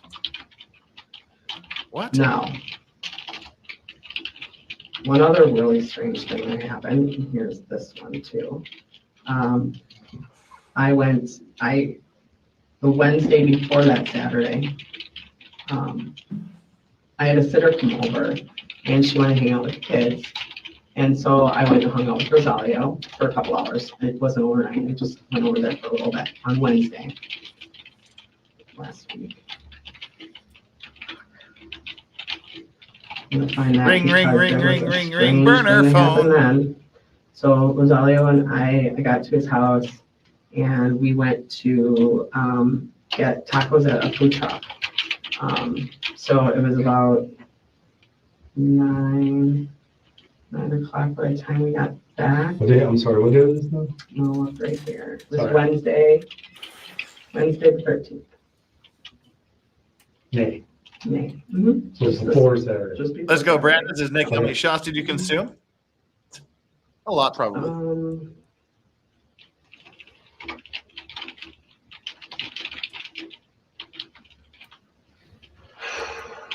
What do you say? Okay, so I have a phone. I have a burner. Burner phone. Saturday. Well, I'm not allowed to come here without my permission. I think, so Wednesday he said, I told him, oh yeah, Debbie's coming over to watch us. And I said, yeah. I said, she, you know, misses the kids or whatever, you know, she's gonna come over for a little bit. I had told him this though. And so then he called me and he's like, well, I want the right of first refusal. If you want to go hang out with your boyfriend, you need to call me first and I'd be happy to watch the kids. And I'm like, I don't need you to watch the kids. You know, Debbie wants to hang out tonight and I'm, you know. Okay, see, that was always the thing that was always the thing that my ex and I did as well. Because like we're normal humans. We would be doing the, you know, okay, I got something. Can you take the kids? Or, oh, you know, I'm doing something. I'm gonna take the kid to to a friend's house or whatever. It was always, wait, you ask me first because I would rather they were with me than with somebody else, or vice versa. If I've got my kid and I had to go somewhere, I would always say, can you take them? I would offer her to take them first. Can you take them because I got something to do, or do I have to leave him with somebody? that's just, she's trying to make it a bad thing. He's like, how about I take the kids? I'm free. I want to spend time with my kids. You don't have to take them to a babysitter. You don't have to pay for a babysitter. I'll take them. She's trying to make this sound like a bad thing. I got other stuff to do. Like, I don't necessarily, like, it's none of your business what I'm doing, essentially. But I'm like, it's not for that or whatever. And then he's like, well, I just want you to know, he's like, and I told him, I said, well, I just want you to know I accepted this place in Sussex because we're moving. He said, so that you know. He's like, well, I didn't know if I told you, but I'm moving too. And I'm like, okay. And yeah, they're down. They're going to download all of her texts. They've already said that. I got that place in West Dallas or Greenfield or whatever. And I'm like, okay. And then he's like, well, he goes, well, do you want to hate me now? He's like, I don't really know if I need to talk about this, but you're going to hate me. And I'm like, okay, what? And then he's like, well, I retained a lawyer and I'm taking you I'm taking you to court for custody of the kids. And I just said, good luck. I'm like, it's fine, good luck, whatever you got to do. And okay, we're done. Conversation over. Like, right, sounds good. 27 pounds marijuana that don't help you any. That's on. You got that? You got that? No. Sweet. We tried to look it up and I thought he was bullshitting me. Okay, so then. What the fuck does that have to do with anything? That's a whole other thing. What does that have to do with anything? He told me that he was going to take me to court. I'm like, whatever, that's fine. You do what you have to do. Sweet. That night, the sitter came over. I was at Rosalio's. Like I said, we went to go get tacos. It was, I can't believe then he kind of goes off of me and tries to keep conversation with me. Like all the time, whenever I'm going over there, it's like he knows that I'm like going there or something. I don't always tell her where I'm going, but he's got her so.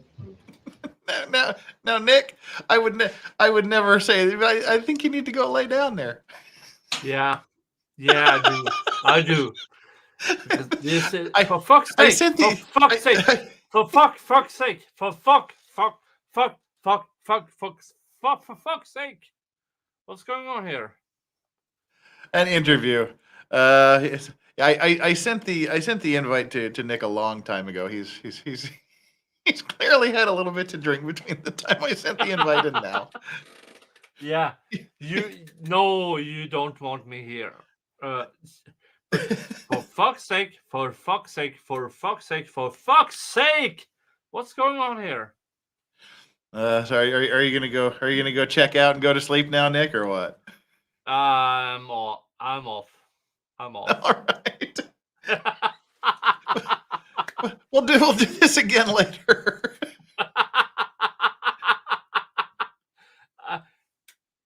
This is what happens when you leave all the rum and yeah. That's what happens when you leave all the eggnog out for Santa. Thank you for having me. Yeah. It was enlightening. Thank you for being here. For fuck's sake. Yeah, Sadie. All right, Nick. You have a great sleep. You deserve it. Yeah, thank you. And we'll play Do You Remember Being on Stream tomorrow. Jeff, have the best day of your life. Sadie, just have a good sleep. Yourself. Yeah. See you. Bye. She has to because the guy she was with is in jail and the other guy's missing. She has to fuck herself now because nobody else is. Sadie, fuck off. All right. Have a good night, Nick. Take care, brother. Love you. That's what happens when the Let's Go Collective strikes. Involved. What happened? Like I said, showing her video. I mean, all of that's wrong. There's nothing I can do about it. And she's telling me, and I'm like, I just have to document it. All right. Okay, so anyways, he texts me. I'm at Rosalio's. We get back to the house. This is Wednesday. Okay. Just got done eating tacos. Mang says she's dripping with lies, just like when she testified. Just like her tacos she's eating are dripping with taco sauce. Yeah. And we were watching Songland, and he says to me, he's like, is this okay? He's like, to watch, or do you want to watch something else? I'm like, no, this is fine, you know? So we watched an episode of Songman. And then he's like, well, we'll just watch this episode and then I'll go take a shower.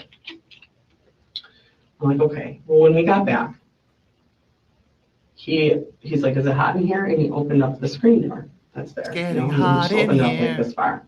Don't take off And any he left the clothes. blinds closed. And then before he went to go in the shower, he's like, well, I'm just gonna close this, you know, or whatever. And then I'm like, yeah, that's cool. And so he closed it and locked it. And then he took a shower and I stayed on the couch and just watched the show or whatever. Now, what time was that? So then you get a text message from Zach, and I want to say, no, it might have been from that stupid oh my God. All of this stuff. It must have been from the burner phone. He sent me a text message that was what Rosario said to me. Oh, M. Like, Shannon, literally his no words. way. What he said. No Do you way. want to watch this, or is there something else you want to watch? And Zach texted to me. And I texted him back and I said something like, you know, like what are you talking about? Like, oh, was that for the wrong person again or something like that? And he texted me back, yes.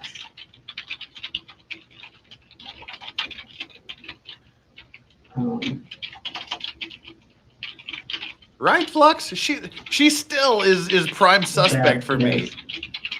Okay. So that Wednesday, Jealous person Wednesday. finds out about a love letter from another chick in the glove box, sends a, hey baby, I want to be your full-time chick or whatever the text said. And he's like, emoji back at you. That sounds like someone who might be pissed. Phone, and the text message from Zach came in that said, and it's after 9, just arrive after the kids go to bed, ? So I thought, okay, he clearly knows I'm here, and he thinks that I just got here, and he thinks that Rosario has his kids, and that the kids are in bed. Like, that's how I'm taking it at that point, right? Like, okay, he thinks I'm here. And I don't respond. And then at 9:36, so about 30 minutes later, he says, is this okay for now, or is there something else you want to watch, ? So that was 9:36, would have been about the time that we were done eating and watching the show. Now the window would have been open, right? And if he was outside, he would have heard him say that to me. I mean, that would have been clear. So, Oh, and I did tell Rosario let's go, about that Brandon. on Wednesday because then I texted him at like 11, Next. like, are you texting the wrong person again? And he didn't respond actually back. And then Thank you. It's too early for that. you know, I'm like, Thank are you. you following me? What is going on? Like, that was just way too weird that like he used it, because I'm like, why are you texting me? Is that what you want to watch? Like, I just thought I wasn't putting it together, you know, and then I'm like, wait a second, that's what Rosario said to me. Like, and then I told Rosario, and he's like, what the hell? He's like, this dude, what is going on? He's like, he's really like, I mean, I probably have text message from him too, just kind of like saying like, what is it with this dude? And like, I don't know. See, again, although I don't agree with the finding that he was guilty of stalking, from things like this, I can understand how a jury would arrive at that conclusion. I don't think it's the correct conclusion, but I can see how you could arrive at a conclusion that he was stalking. Because ordinarily people think stalking just means. Sorry. That's okay. That's okay. You want some tissue? I'll get you some tissue. What the fuck was that? What was that noise? I don't know, I can't. Okay. Sorry. That's okay. That's okay. You want some tissue? I'll get you some tissue. It's too much. An hour and 50. Well, that's an hour and 54. An hour and 4 minutes into the interview about her missing new boyfriend. Now she cries for just about that long. Now she's okay again. What was that? Yeah, but that's what. What was that? Okay, the cop's not there, so she doesn't have to cry anymore. Yeah, we don't have a box. So No, it's all right. times are tough right now. Oh, now, okay. Crying, cop leaves, stops crying, cop comes back, starts crying again. Fuck off. But I've been telling Rosalio the whole time, and and he's just like, thank you for being honest with me and just telling me what's going on. Like, I just, I just want you to know because it's weird and I'm scared and whatever. And then, I don't know, and then Rosalio's just been so good about just staying in contact, like we just talk several times a day. Okay, now we're getting in the...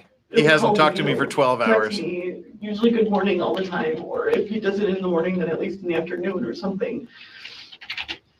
Okay. What is Zachariah? Zachar. What was his last name again? Anderson. Shouldn't you have worked that out about an hour and 5 minutes ago, cop? You dipshit. Is this where it gets worse? It sounds like it's getting worse. He's so smart though, like it's, I don't know the right word, just not. He's so smart. I don't know the right word. What the fuck does that mean? Oh, not yet. This isn't the bad part yet.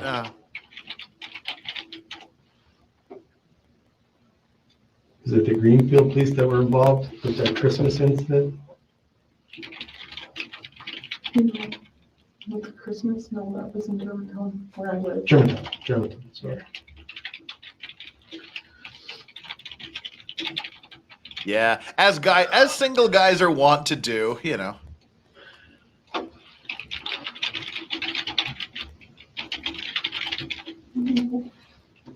had such a bad feeling last night. I should. Oh, wait. She spent a good chunk of this interview saying that Zach claims to have these visions and this ESP and this impression bullshit. And now she's like, but I had such a bad feeling last night.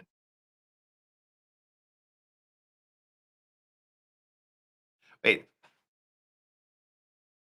Oh, Zach's bullshit. He's having visions. See, he's having feelings. He's having ESP. He's having premonitions. And now, but she's like, but I had such a bad feeling last night. Mm-hmm. So there's only she is allowed to have feelings and impressions, right? Okay, I got it. I just didn't bother him after he said he was gonna go see a friend, and I just thought he'll text me when he gets home. Whoa! The night he goes missing, he's going to see a friend? Well, remember there was the chick that was coming down to knock boots with him from wherever the hell she was coming from. Yeah, when he's telling you that he's going to go see a friend, he's going out to smash another chick. That's what he meant, and I think she knew it.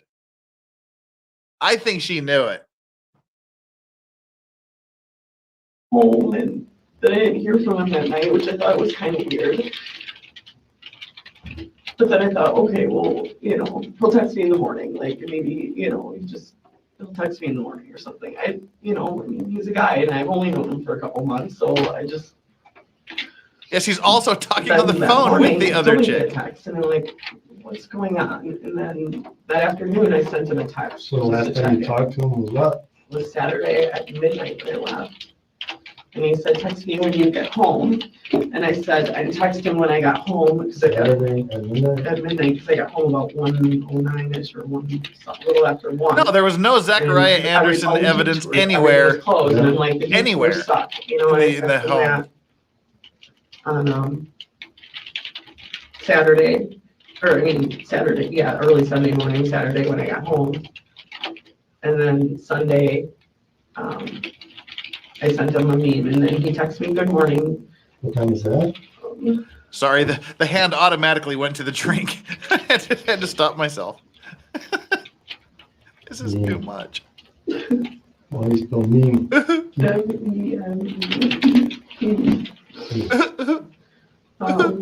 1:25 a.m. I said detours suck, and that was on Sunday. And then I sent him a meme at like 10:30, and then What meme? Was it like sent me someone back, stabbing someone with a morning knife? Dave, that was at 10:54. And he was with the kids, and he's like, "We're just waking up." And I didn't stay that night, but and then I just said, I really enjoyed hanging out with you guys. Thanks for inviting me. And he said it was nice to, which is his daughter, open up with you. I mean, so we just had some conversation that Sunday afternoon a little bit. And then at like 1:30 or like 2 o'clock, I said, "Hey, are you okay?" Because I felt bad because I thought, well, maybe he wanted me to stay. And I just kind of felt like it was the 2 first. o'clock Sunday, This was on 2 o'clock on Sunday. Yeah. 2 p.m. Sunday. Yeah. He quit texting back. No. I texted him at 2. Like, we were texting back and forth in the afternoon on Sunday. But I was just checking in with him. I'm like, this is our last conversation, though. Was 1:52. I just texted him and said, "Hey, are you okay?" Because, like I said, I thought maybe he was like kind of mad that I didn't stay overnight, and that I didn't want him to like. No, he didn't want you to stay overnight. He was supposed to be knocking boots with another chick. Yep. And then he said, "Yeah, I'm good. Why do you ask?" And I said, "I'm just checking in." Oh, Dave." And he a different day, said, sorry. "That's twice now that you are," he's like, "Are you having second thoughts?" Because there was another time I checked in with him and he was like, "Oh yeah, I'm just, a little worried about you." He's like, So "How did you know?" she's the weird stalker chick. Like, where are you? What are you doing? I haven't heard from you for 30 seconds. It took you more than 30 seconds to answer the text. Where are you? What are you doing? Sounds like she's the jealous stalkerish type. And he's like, you got a problem with this? Yeah, she's coming across as this stalkery one here, which I had pegged even during the trial before we even got to hear this shit. When I said, I don't know, just had to, like, you just tell him if you were quiet or whatever. He's like, "Yeah," he's like, "I'm just worried about you." And that was like a while ago. So this was what he was referring to. That's twice now that I asked him. And then I said, "No," I said, "I was actually thinking about us a lot today." And he's like, "What about us?" And that was at 2. And so this was all. Yeah, she's scrolling through and just picking out random texts to talk my last about. text with him was, he said, "What about us?" And I said, "Just that I think we could have a lot of fun, all of us, and I think our kids would get along great, and I think that I want you to be my person for a while." And then he said, "Loved that whole thing." He didn't say love. He sent her a love emoji. She's like, "Our kids will be getting together so great. I want you to be my person for a while." He's like, "Lol, heart." That means no. And then I said, "I think it's going to be challenging, of course, but I think we could survive, I hope anyway." And he said, "It will be challenging, but as long as we communicate and stay honest, we will be fine." And then that was like 2:30. And then 4:46, he texted me and said, "This rain is crazy. It's like Mother Nature telling Wisconsin you don't know how to act with warm weather and virus." And I texted back to him, I said, "It is." Okay, I guess we do need. Lynn says, "Why did she get to keep her phone?" She is not being interrogated. She's just telling a story. She's not a suspect. They're not investigating her. She's telling the story. She's using her phone because she's essentially making a complaint here. She's telling a story, and the cops are listening and believing everything she says. She's not. They haven't read her rights. She's just there to answer some questions for the cops. I mean, as ludicrous as this seems, there is zero suspicion on her at any time in this process. This is nuts. Yeah, so I mean that's what all this is. This is her. She's just. That's why it's not really even an interview. She's just giving a statement to the cops.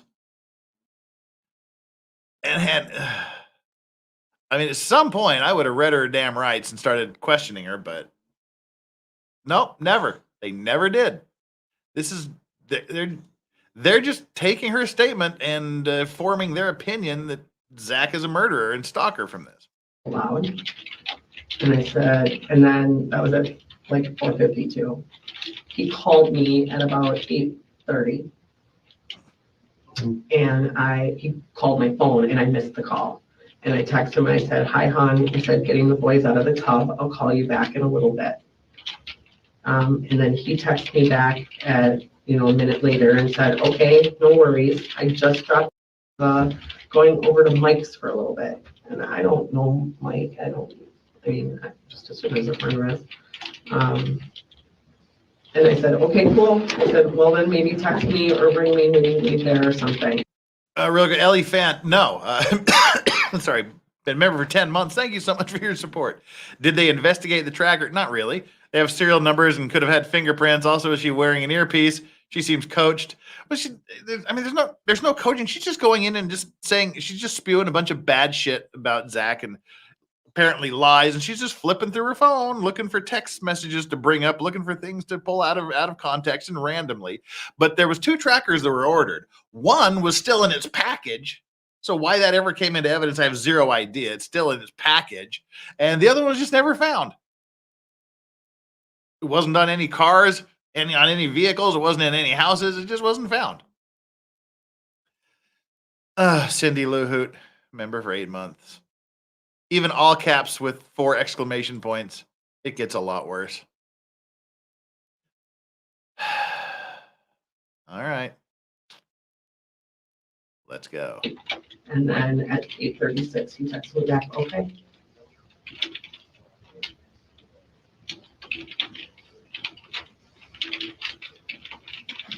I guess normally you would say, "Okay, babe," but okay, it's fine again. And Brian Miller is the newest member of the Clean and Sober crew. Thank you so much for your support, Brian On Miller. Monday, I texted him at 12:11 because like I said, I thought, I worked and did my thing that morning and just thought, okay, maybe he got up early. Oh my God, who cares? He'll text me like at any time he's watched. Who was the last person to see him alive? Sadie? Who was the last person to text him? What happened? Where is he? What have you done to find him? And then at 2:30, I texted him kind of a goofy face. And then I didn't hear anything. And then 5:30, I said, "Babe, is everything okay? I haven't heard from you all day. Just let me know you're okay." And then 8:30, I said, "Now I'm worried." And I still haven't heard, but I had called him in between here and like actually called his phone and it went straight to voicemail. And I'm like, okay, that's weird. And then I even tried calling like on Messenger because we'll talk like, that way, and no answer, nothing. And then this morning at 7:30, I just woke up and I just said, "Babe, what's going on?" And I had it in my head that if I didn't hear from him, I was just gonna go to his house. Like I would do to anybody is go check on them, and just and then I'm like, well, is he ghosting me? Like. Right, like, I kind of walking through all my scenarios and then I text my friend Becky and I'm like, "I haven't heard from Leo all, day." And she's like, "That's weird." And she's like, "Have you heard from Zach?" And I'm like, "A little bit here and there." And she's like, I'm worried. And I'm like, I don't think, I'm like, no, I'm like, I don't know. I'm like, it's just weird. And then she's like, "Well, if you don't hear from him," she's like, "what would be 24 hours? And I said, 8:30 tonight. And that would have been yesterday. And she's like, "Well, if you don't hear from him, then you need to, call somebody or do something." And I'm like, okay. I'm like, well, I don't know his people. I don't know who would I call. I have no idea. I'm not even connected to any of his friends. We don't have any mutual friends on Facebook. Like, I wouldn't even know who to reach out to, So this morning I remembered like he had that friend Jeremy Kiffin. He said, "It's like my brother. He's like my buddy. He's like, and he's talked about him before, going on job sites with him before." And so I just reached out to him. I still haven't heard from him. But I just messaged him and I just said, "Hey," I said, "I know you don't know me. My burner phone. Rosalia told me you guys are really good friends. I was just wondering if you've heard from him. I haven't heard from him. It's not like him. If you have, can you just let me know or, something, and that was this morning that I reached out to his friend. I haven't had like any contact with his kids' mothers. So like, I think they know of me. They don't, So when you got to Rosaria's house, you You went to the front door. So, right, so then I parked down the ways because when I first pulled into so I pulled off of 15th into on that end, Yeah. right? And I could see right away when I pulled in, I could see his truck was parked in this usual spot, and then his Jeep was parked in the usual spot. And so, and I was on the phone with my friend, and I'm like, Doc, I'm like, both of his trucks are here. I'm like, this is weird. I'm like, I'm like really I was freaking out the whole time. Just What were you thinking? like, something's wrong. Okay. Something's wrong. Something's wrong. Something's wrong.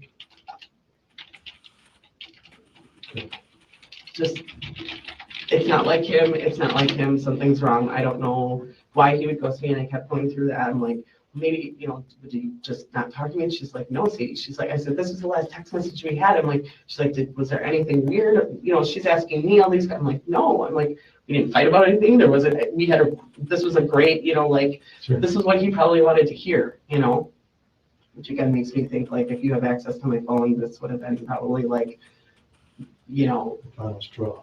I don't know. Anyways, I just had the feeling that and then like something's not right. And then I'm like, okay, I'm like, stay on the phone with me. And then I started walking up towards his truck, and then I saw the screen door was open, like the blinds were open all the way, and the screen door was open all the way, like all the way. And I looked at that and like, do I go up? And I didn't go up to there first, and I just went to the doorway where I would normally go into the apartment building. And I told Becky, so like, I'm gonna let you go. I'm like, I'm gonna let you go. I'm gonna find out, knock on the door. She goes, okay, call me back. So I walked up to the door, and immediately, like where the wall is to the door, I saw like brown splatter on the wall, and I'm like, I wasn't there before. I would have noticed like that on Saturday. I was just there, and we just walked in. We used that entrance to walk in from getting tacos. And then I saw little spots on the door, on this red door, but they were dark spots. And then some drops on the floor. And I'm like, so I knocked on the door really hard, and I called his name, and I knocked again and called his name. And then I turned the door handle, and it was locked. And then I'm like, what the heck? I'm like, something's not right. I don't know. And I'm scared because I don't really want to know. Mm-hmm. Yeah, I get it. It's not a position you want to walk in on. So I just kind of stood outside for a little bit. Like I said, I noticed that truck that went by like a couple times, and what's going on? I called my friend, and it just said, oh, something's weird is happening.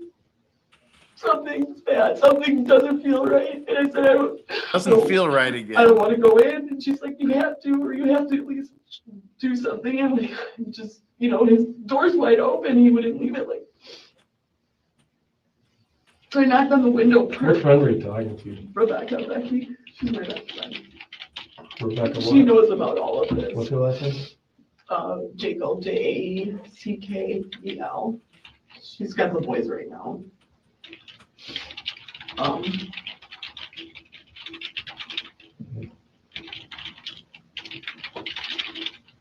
I just knocked on the window, and I called him. Rosario, just called him. And I know he's got that little piece of the blind that was open, so I knocked on the door and I looked in, and it wasn't in bed or anything. So I'm like, okay, maybe it's in the bathroom or something. I just kept knocking on Rosario. And I'm like, okay, fuck it. I'm just gonna open up the door. So I slid the door open. The main door, the glass? No, the Screen. And then I just pushed the blinds aside, and I saw the big puddle of blood on the floor, and I just backed up, and I closed it, and then I called her, and I'm like, oh my God, there's a lot of blood. And she's like, you have to call 911. I'm like, I know, okay. And then I did, and This just.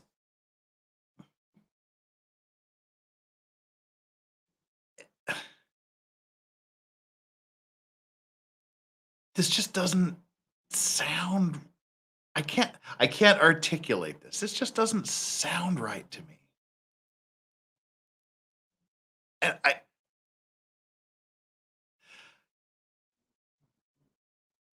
I don't get it. I don't. It just something doesn't sit right.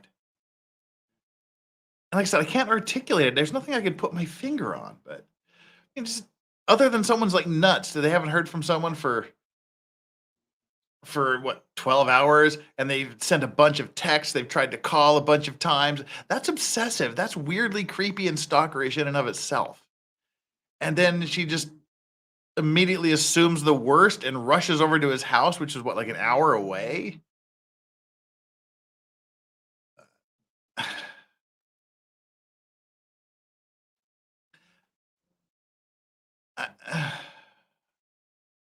I don't get it. We do have a few super chats here to get through. But look, Island says, but look at Sweet Straubs with her ball, lowers blood pressure. Elephant says, my burner phone. And Aspen Fallen, $2 is drinking Redbreast Irish whiskey, 12 year. Cheers. Well, cheers to you. Thank you so much, Aspen Fallen. Elephant again, I know nothing. My burner phone, blah, yada, blah. And also, she's giving too much detail to be truthful. It's just weird. There's just, I know I should give better commentary than that. I know I should give rationales and reasons for things, but just, something's odd here. Something's odd.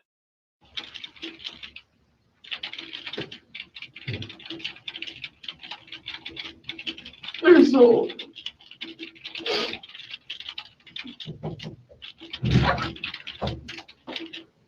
Hi. How you doing, Sadie? Almost done. All right. It's a long. Sorry, it is long. It's just a lot of parts to it. Yeah, but we're getting through it. We very much appreciate your coming back down here and, helping us out with this. I'm sorry to interrupt first one, but how often have you been to this place there? Like every other week, kind of. Okay. Every other week for how long? I've slept over there and we make dinner together and. Can you describe? Well, I'll never draw it out. I was gonna never draw it. Okay. I get back, Yeah, I noticed things were like when I looked in there and they were walking around, I'm like, this isn't the way it was. Right. Like, this isn't the way he would have it, or yeah. Okay. I'll draw it out then. You can kind of cover it. Sure. Yeah, we thought the same thing. Things were moved around in there. It was weird. It was like. Was it completely like? So. Well, we'll go through it. He's gonna draw a Yeah. sketch and we'll go through it. Okay. It's just odd, just not. It helps us with evidence. If something was moved, we need to know so we can, you know what I mean?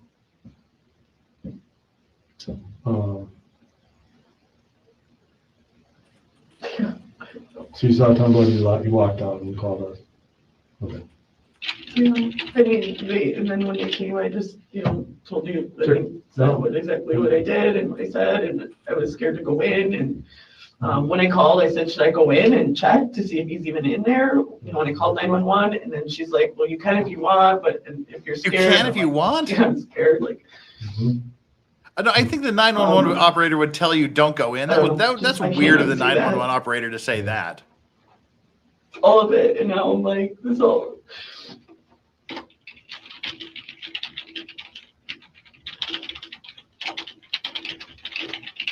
All right, I'm gonna print this out. Have you read it? It's fairly long, all right? I didn't proofread it at all, so there's probably 600 spelling mistakes, but I apologize. And then we'll do the map, and then I just need to talk a little bit, all right? Yeah. She's so phenomenal. Yeah. So she is, I'm just gonna say, she's got no, she never met him. So it may seem a little cold. No, I understand. She has no ties to him, has no No. connection, so No. I get it. I mean, we do this a lot. Okay. I mean, I know. I completely understand. I didn't really give her a lot of information because, again, like. Well, she doesn't need to know either. Right, I'm not you're gonna tell her protecting either. your I'm not- kids from, you want to make sure that this is a right person, right? I mean, and I want statements to be 100% genuine, which is why I'm not providing much to you. I want to know what you know and what you can tell me without Absolutely. tainting anything. Yeah. And that's the best way to get information. So Absolutely. we haven't found him. We haven't found him.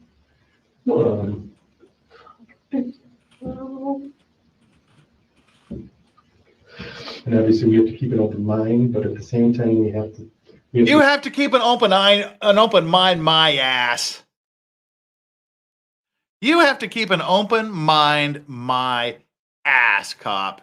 You already know, quote unquote, know who did it and all this other shit. Come on, open mind, my ass. You haven't had an open mind for one goddamn second of this, cop. We go in the directions that we can follow. Okay? How big is Zach? See, how big is he? We have to keep an open mind, but now how big is he? So we can make sure that he can carry this giant fat fuck's body out and murder him all by himself? I don't know, like, kind of fluctuates between probably like 180 and 200. He said he lost a lot of weight or whatever. What does he do for a living? He's not a fairly big guy, but he likes to fight. He does. Yeah. How big is he? He's not a big guy, but he likes to fight. He didn't ask if he likes to fight yet. Jen RN with a $10 super chat. She sees blood and called friend, then called the daughter's school resource PO, then called 911, then texts Zach that she would happily talk to him about the kids, then asks her landlord for a reference. Yeah. But there's brown stuff all over the wall, and I'm concerned, and I need to go in there. But hey, you know what's up, landlord? He's pretty proud of being good at it, and has bragged about it in the past. Likes to talk about fighting. He likes to talk about things like that. Shut up. It's too violent for me. It's just too much. Like, that's why we aren't together. It's just too much. And I was always afraid. You haven't give a goddamn example of violence. I was always afraid. No, you spent that, he'd take it too far with me sometime. And, that was part of the reason why I said no more. Like, I don't want. That vocal inflection was telling there. That was a little telling there that I thought he would take it too far with me sometime. The way she said, take it too far with me sometime. That's her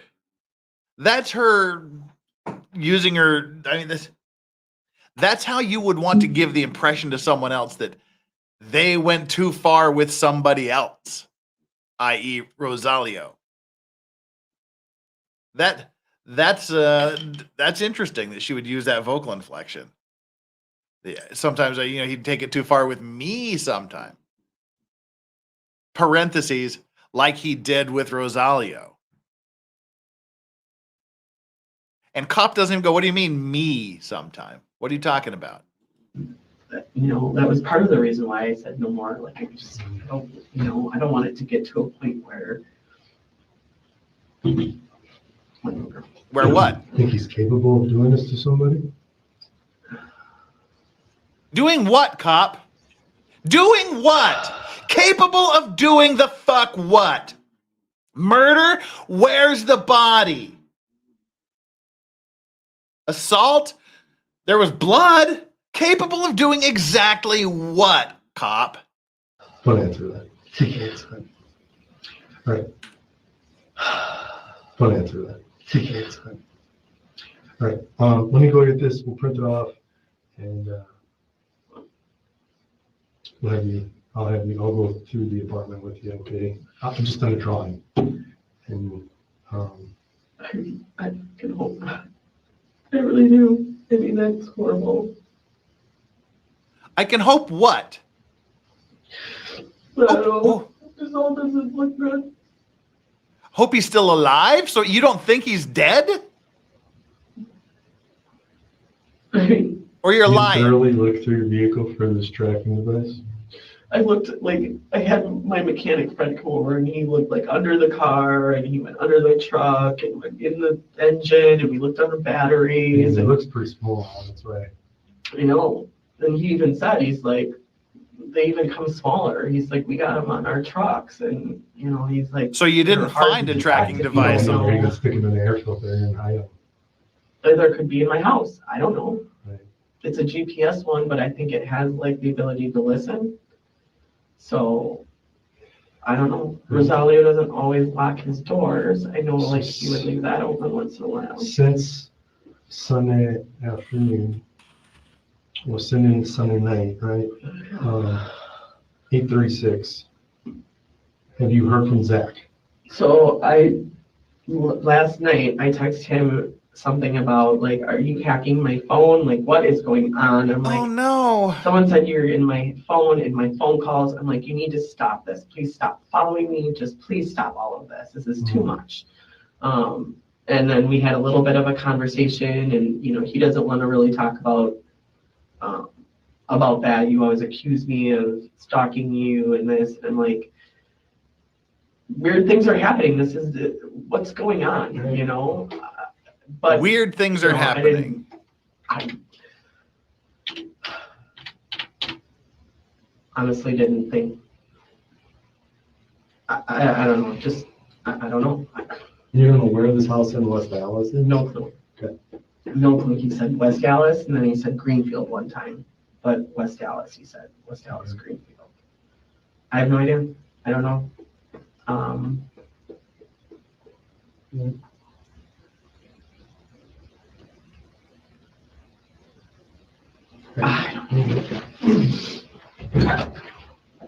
All right.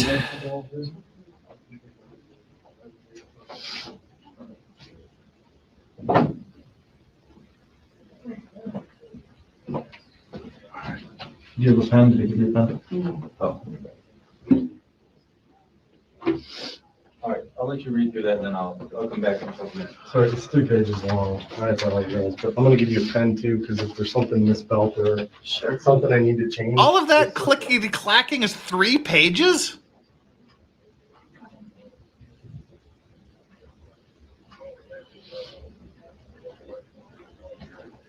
All right. You can probably bump through a little bit of this. Oh, yes. Sorry. I'm just gonna open up. So Vinny's gonna come in here and go over the house. I'm gonna talk so we can get you guys out of here, okay?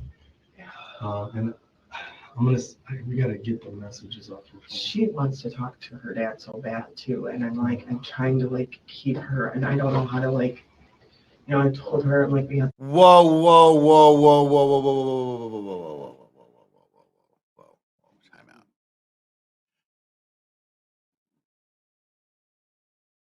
She wants to talk to her dad so much,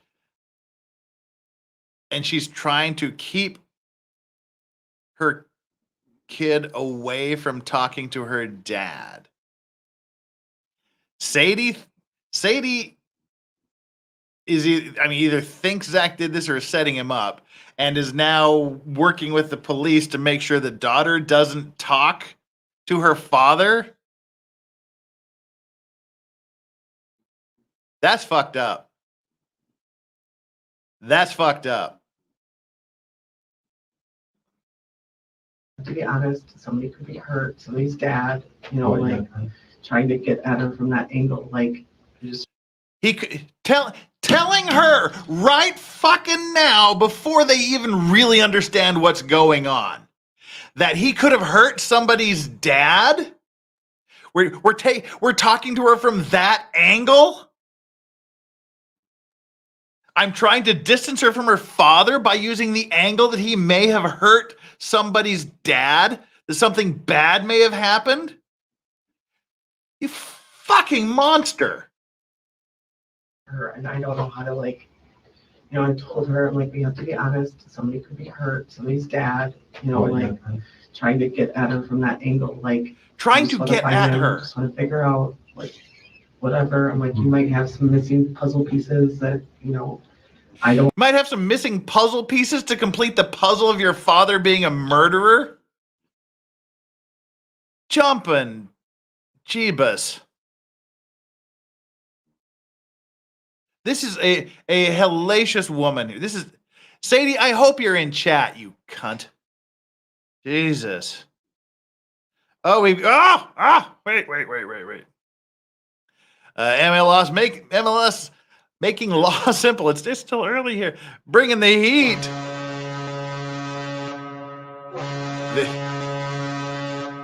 Thank you so much, brother. This woman and this cop were made for each other, and wow, thank you so much for that. And yet, this right up to this point, it's been crazy woman, crazy manipulative woman who's trying to set up her husband to at least get custody of the kids, and disinterested cop who's like, all right, chick saying something, write it down. Sounds good to me. Looks like we can run with this. Let's go prove this.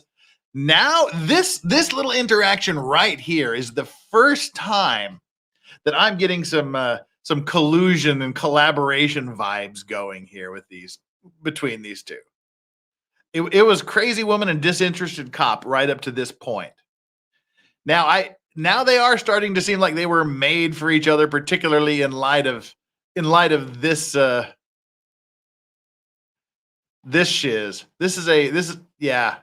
And kudos to Dave from MLS Lawyer for going through and editing this and taking the time to cut out all the boring parts and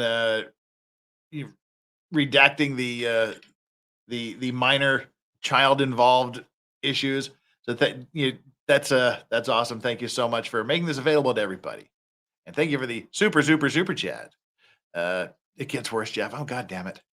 And Pro Farrier, what's up, brother? I always love to see Pro Farrier here. I can't believe her confession through projection. During the trial, I thought she knew more. Now I'm convinced she knows what really happened. I'm thinking the same. I'm thinking the same. And I hate when people repeat the same thing just for effect, but I have to.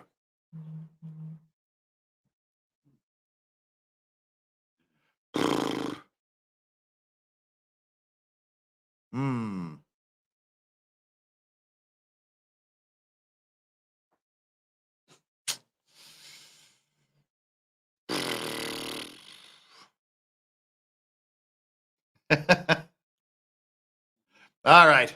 Yeah, let's go. Maybe you can help figure it out. You know, She's and then 13, right? She's 12. 12. Yeah, and she kept saying, "Mom, I know stuff, Mom." And I'm just like, Oh, come on. please wait. Well, she did a little bit, but I don't know. I just want her to tell you guys. I'll go talk to her. I don't know. She'll probably tell me some stuff, like she told me about the registration. She told me about the videotaping, and she told me to change my password. She told me that he hacked into her school computer. She told me, he can hack. Then she told me on the drive here that he can pick locks. I said, how do you know? She said, well, because he lost his key to his house and he picked his house lock. Okay. He asked her for the house key, which I took from her just now. She's like, oh, Mom, I found the house key. I'm like, did Dad ever ask you for it? She's like, yeah. I'm like, when? And she's like, not that long ago. And I'm like, well, why didn't you give it to him? And she goes, because I told him he didn't have a reason to have it. And I'm like, okay. I'm like, well, do you think he took it and made a copy? And she's like, no. Okay. I'm moving. I'm gonna As if the MLS, the other MLS law making law simple. This is not Dave. It's only alternate booze account on my phone. That's the other. As I said, not to be confused with other. We all know who's behind the computer monitor. Thank you so much again. I'll get back to that once Yes. Detective Vinny's done with the diagram, okay? So I'm gonna grab a, if it's cool with you, and sit down and have a conversation, okay? First thing. Okay, fast forward to that. There were corrections, you said? Oh, that's right.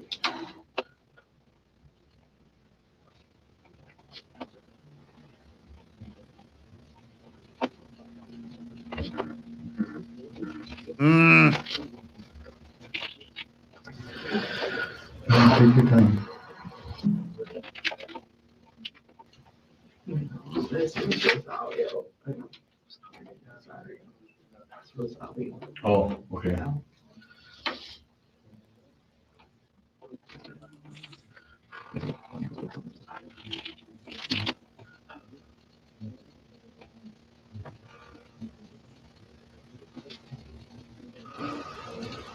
Yeah, I'm changing on all these. It's okay. And then down here, it's a Germantown Police Department. Most of all the contacts, Germantown Police Department. Where was? On the second page. There's just one little line that says I reported this to Greenfield Police. Should be Germantown.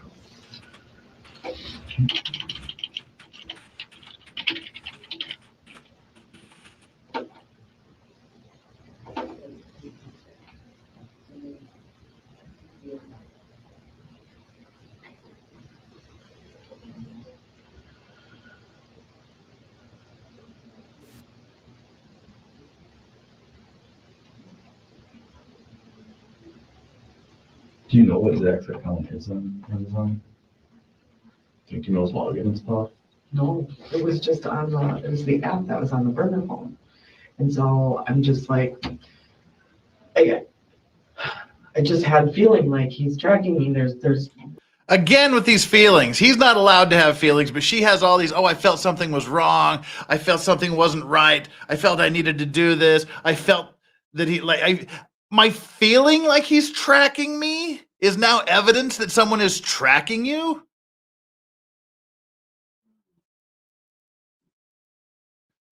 way too many coincidences that he knows where I'm going or when I'm going or where, if I'm leaving or that I don't come home at night. And then, oh, well, I have people that drive by and tell me that you're not at home. Have you checked your car? I did. I had a mechanic friend look it over and check it over. I just didn't take it into like a place. Right.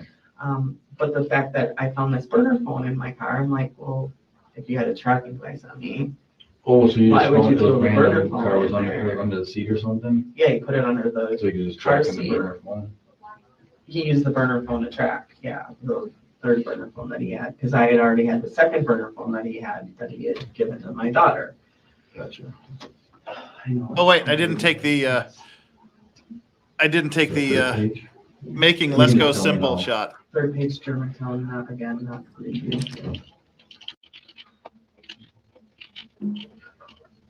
That's a relief.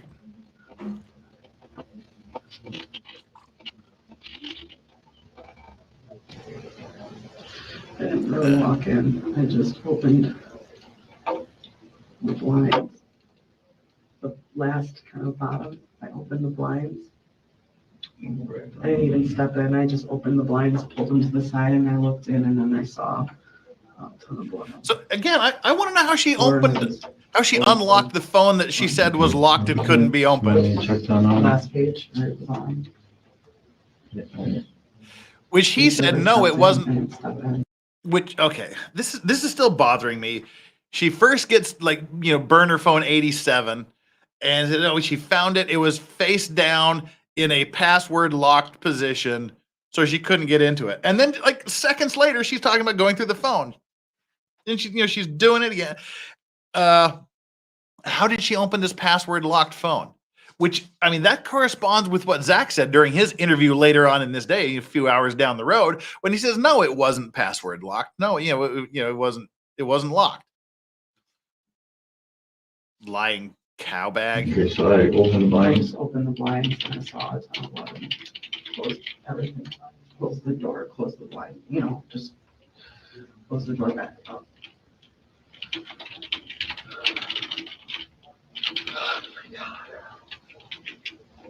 Face in hands, See, acting. what's your It's birthday, man? acting. And your middle initial? What do you mean when it gets really bad? Oh, God. You jumped baby face, CJ, I'm sorry. No, it's fine. And your address?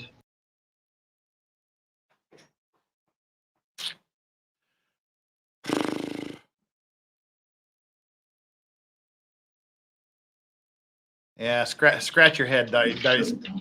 You scratch your head, Straubs.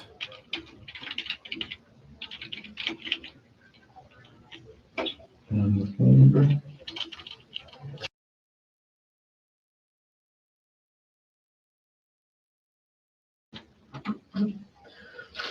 And the current employer.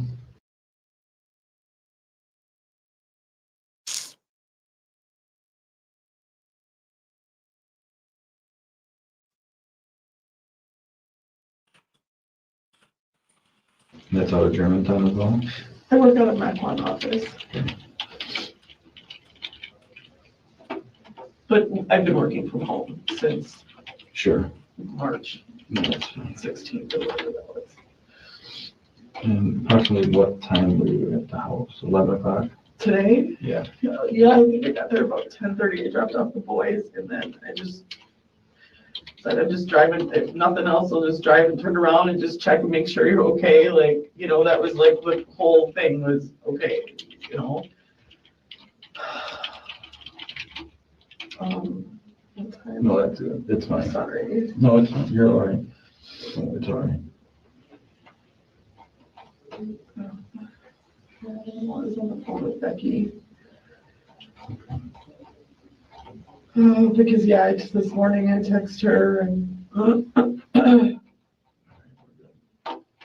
All right, so just the Rosalio and then the Germantown things, and then at the end? The Germtown things. 11. The Germtown. 11, I love the closed caption sometimes. It's binary code here now. 11. I'm sorry, what did you ask me? Oh, Jesus. I don't know. Sorry. You're I right. know. What did you ask? I don't know. Great interaction with the cop there.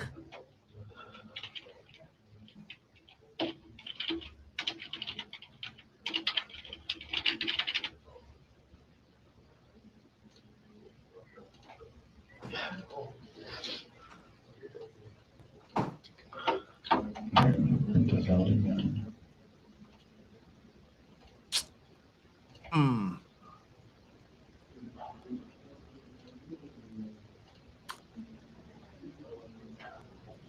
I would have known we were going 8 hours. I would have lit a cigar. You know, my friend, you know, I can't find my friend, you know, my friend is missing and, you know, she knows his name, obviously. The first thing she said is, call Dad. Where's Dad? You can find Dad. So, that being said, She knows do you talk to him? Like, if you call, would he answer?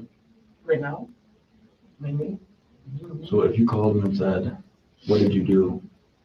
Like, Oh, you I'm- motherfucker. You know, as of right now, everything's leading towards him being kind of stalker. somehow. Yeah, I'm not saying he did it, stalking me. but if there was You one lead that we had, motherfucker. it would probably be if he was tracking, you know, if he threw a phone in Rosalio's car or he did something, who knows, you know? Right, Would you be willing to do that? sure. Okay. We I might mean, consider I doing just that. don't know if, you know, he's gonna be like, what are you talking about? He's very smart, telling you. He's gonna be like, "What are you talking about?" Because he's very smart. I mean, he's gonna be on. How about he doesn't know what the fuck you're talking about? How about that? Okay, that's some shit right there. These cops don't give a fuck about the truth. Nothing. They don't care. They just pull her in. She comes in, she just lays out this story that they believe absolutely every single word that comes out of her mouth, forgetting the contradictions she's made thus far and the stuff that doesn't make any sense. And they're like, yeah, so what if you called him up and said, what did you do? Oh, he'd be too smart to fall for that. He'd be like, what are you talking about? If I got a phone call from someone right now saying, what did you do? I'd be like, what the fuck are you talking about? The fact that the cop is already made up his mind, and he didn't just make up his mind this second. He made up his mind a long freaking time ago. What is this? Is that not entrapment? No, entrapment is where you through deception you get somebody to commit an illegal act.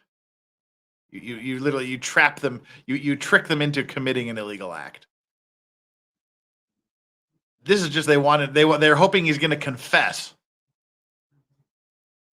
Oh my God, this cop! Now I'm pissed. I was frustrated. Now I'm pissed. Twists them around all the time. I mean, like, oh, he twists. I didn't even say that, or Sure. just. I mean, it's very narcissistic. Yeah. Mm-hmm. Manipulating. Mm-hmm. Or What do you, yeah. So if you call them and we're like, what did you do? And then, what are you talking about? You're like, where's Rosalio type thing? What do you think he'd be like? I don't know what the hell you're talking about. Or you think he'd be like? I honestly don't know. I'm surprised that, like, I don't know. I mean, the fuck? I don't know. I kind of wanted to. Like, I kind of wanted to be like, what the fuck's going on? What? That's my question. Holy Jesus. What is that? What the fuck is that? That's where I'm at right now. Oh, great. And Island says it gets worse.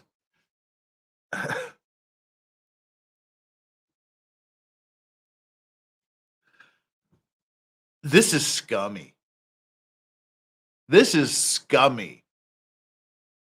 They're not even going to investigate this. Like, we have to keep an open mind.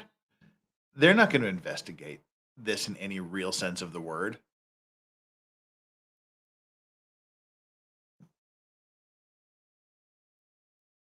They're not going to do anything. They're just like hoping for the Hail Mary that she's going to call and go, what did you do? And she's like, I fucking murdered him. And they're going to get it on tape.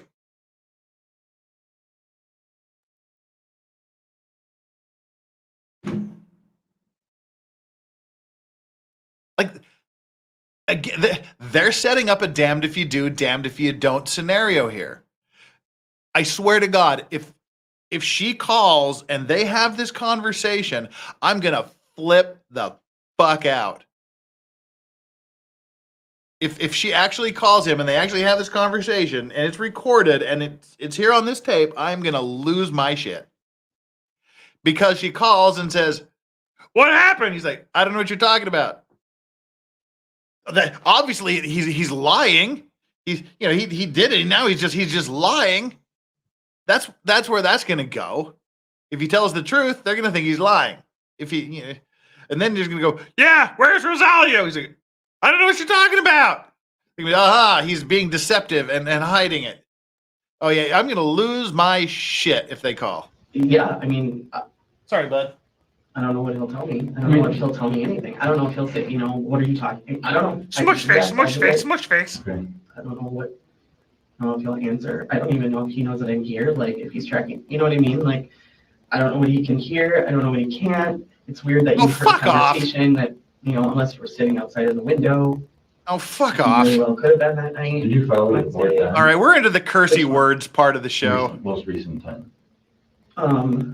The one that Wednesday where So I'm not familiar exactly. I didn't really. No, he says yum. We Thank you. Thank you for the $2 super I chat. had contacted the German Home Police Department over the course of the last couple of weeks because I had a feeling like he was tracking me. Another fucking feeling.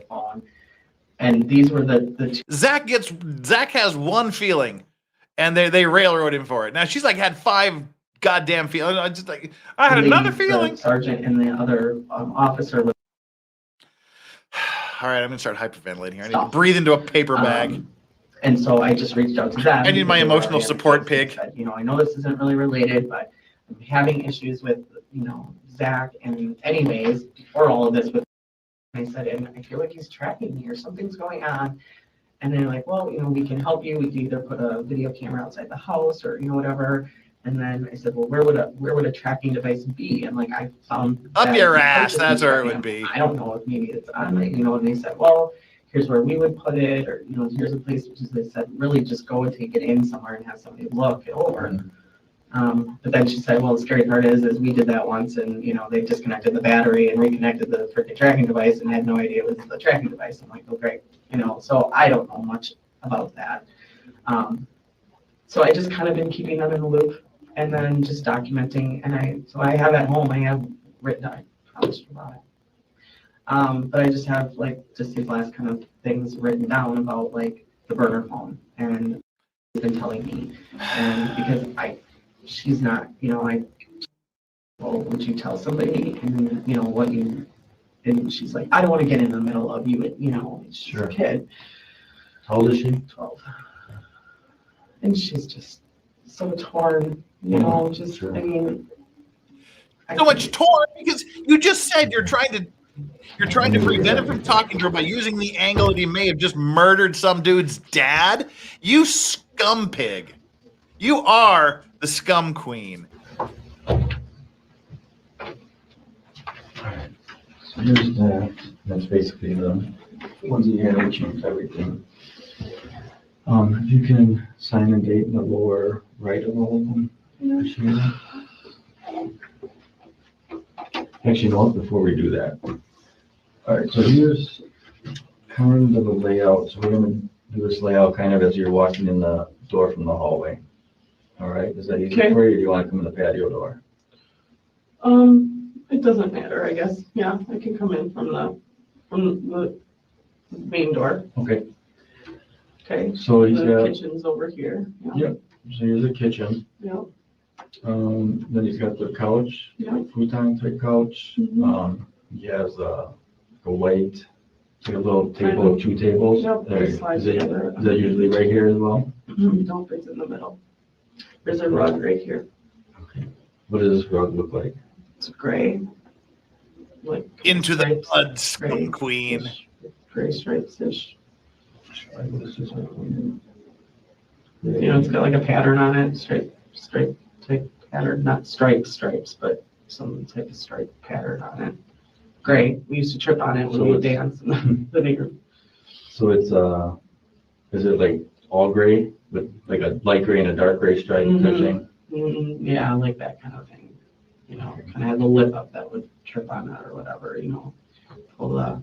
Okay, so this, And then the White. tables were usually right in front of the couch. On this rug, on this Okay. rug. so Yeah. right over here. Yeah, like on the rug. In front of the couch, on the rug. Okay. And Okay, so then he's got like a cabinet here, yeah, with the TV, yeah, and another like white cabinet. all of that looked all right. All right, tables kind of Pushed back. That's what I noticed. It looked weird over there. So typically the table is like right in. It looks weird. It looks like there's been a struggle. Okay, so there's something's weird. There's struggles. There's all this shit going on. Where the fuck is Zach's DNA? Look, right at this point here, I'm right about here at this point. Into the mud, scum queen!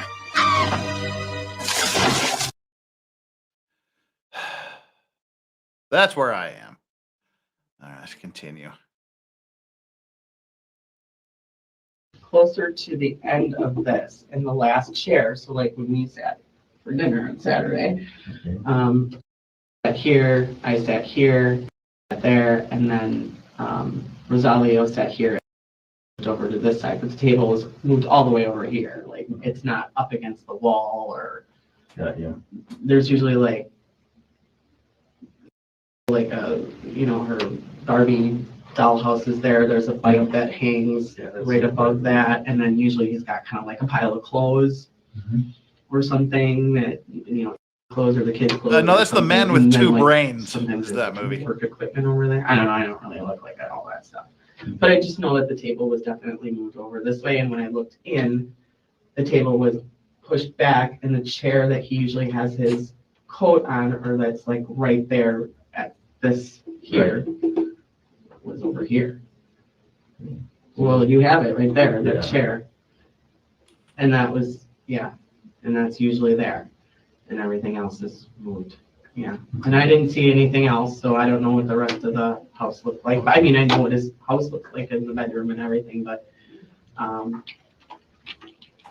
Okay, so you immediately notice that the kitchen, or the dining table was out of place. Mhm. Eyes without a And then, face. I'm gonna stick Yeah. with it. Tables out of It was, like, place. pushed back, Eyes without a face. and The chair was, just out of place. It was not where it usually is. Yeah, table's out of place, so therefore Zachariah Anderson murdered him. so it's usually at the end of The table, the table. The fuck? and the table is usually all the way there.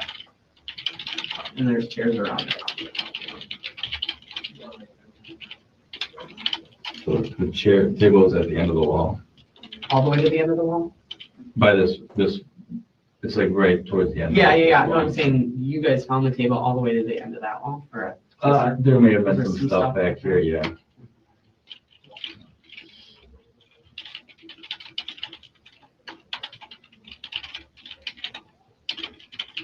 It was Saturday, like, Did you notice the rug? That, if this rug was there still? Yes, it or really did tied the room did you notice together. Any of this? yeah, I told you guys, like, so when I went back to the car, because when I was looking in, so I was looking in, Mhm. it looked plain, it just looked different when I looked in anyway, and when you guys had gotten there a little bit, not you particularly, but the Right. first two that arrived, I looked in and I'm like, this is not right, something's not right, like, all of this isn't right. And then I didn't notice the rug right away, but it was like something was missing, and I'm like, there's something missing, and then they sent me out to the car, and then I was talking to Becky, and I'm like, a rug, and I just it just popped in my head, and then I just ran out to you guys, and there was a rug on the floor, there was a gray rug in his house, there was a rug right in the middle.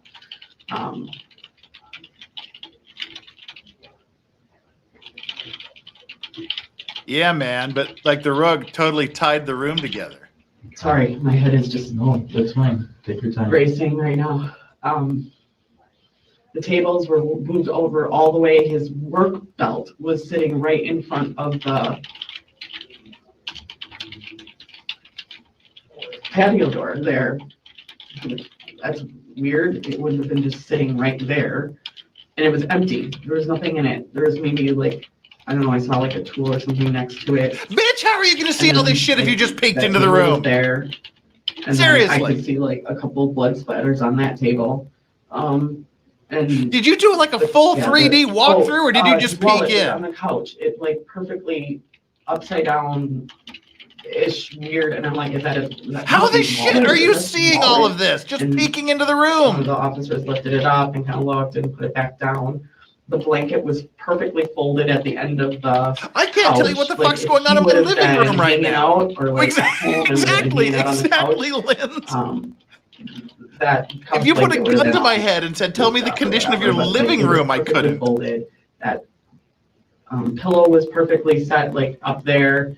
Is it- He's not that neat. I was gonna ask, is he normally tidy like that, or? Not really. I mean, he probably folded the blanket up, but and then there was a beer.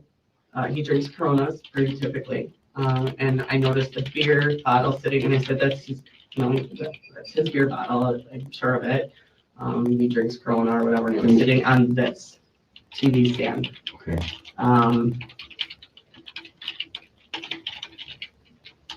And then the officer mentioned that the air freshener thing.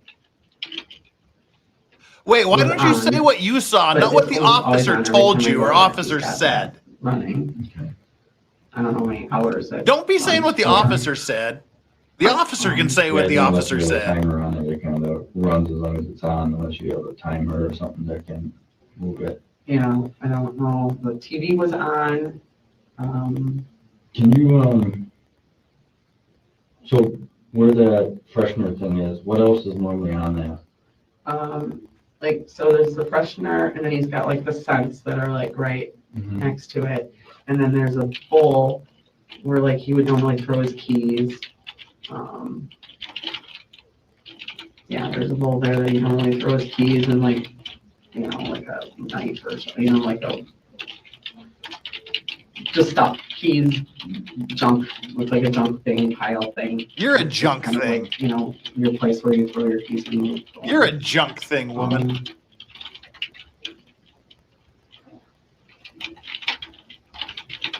And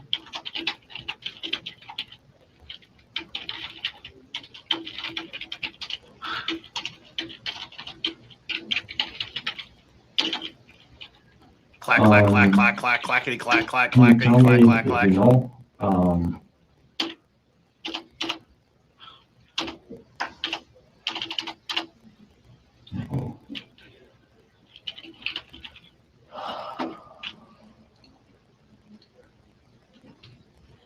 Place his head in hands.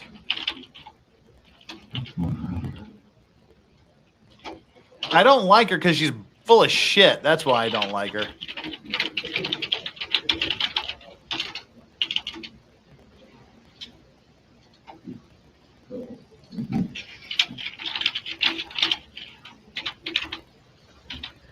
as far as, do you remember there being a bunch of like small rocks and things like that up? Yeah. Your brain is a small Yeah, so fucking the little rock. rocks that were on there, we had just decorated those on Saturday with the kids. And I just made those, and we were decorating them with the markers.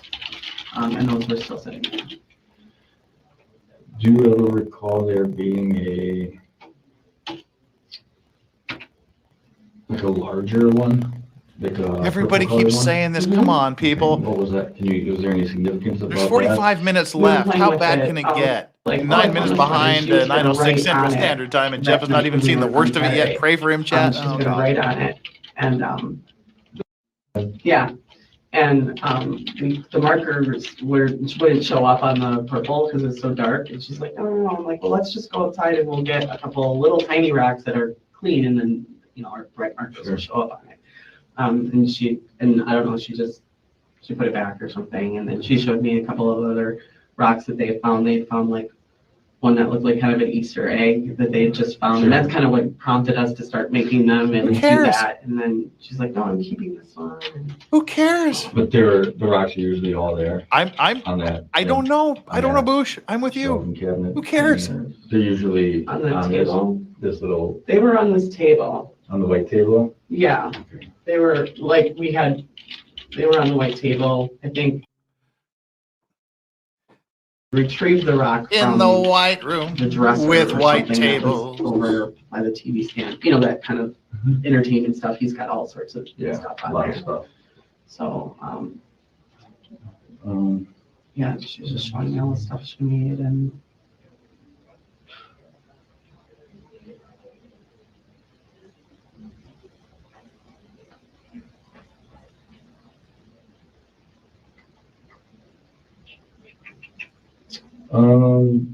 where does he usually keep his, like the plastic thing for the shoes? Plastic thing for the shoes. Nobody comes like. Oh, they walk so. the door. Oh yeah, like- that like that a plastic reflector, thing that for the little shoes. Yeah, rubber that one. plastic Yeah. Black thing that's usually by the couch. So there's a door. Ellie so Fan, it's gonna right by eat the my couch, fifis now. usually there. Ryan Choco Pie on Like, me. Oh, Right, I right haven't had a there. Choco Ryan Pie just, in like, finds it, years. And then, yeah, right by the door. I don't think I've had a there's Choco a- Pie in like 15 there's years. A couple of shoes Wow. and then that black thing. that usually Thanks. puts his boots on. I'm literally gonna go out and buy a Choco Pie as soon as this is over. And then I usually take my shoes off right there too. Choco Pies are the shit. They're like Korean moon pies, like chocolate with like a cookie and a marshmallow, like all wrapped up in these. Oh my god, they're the shit. Thank you. Yeah, it's usually got like a pair of boots on it, or some shoes, some slides or something.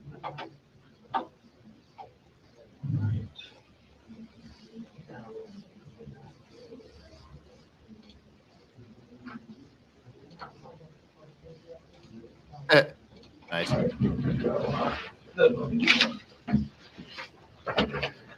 Anything else, your immediate? Oh, on that, just from what I saw. Okay, yeah, and that's understandable, and that was the main thing, I just wanted to kind of get this general area from what you had seen, so we can say, hey, this is this place, this is this place. Okay, all right, I'm right back. This is an awful lot of shit to be seeing for just peeking into the goddamn room. I'll be right back. Time has been sped up. Spelled sped wrong, by the way.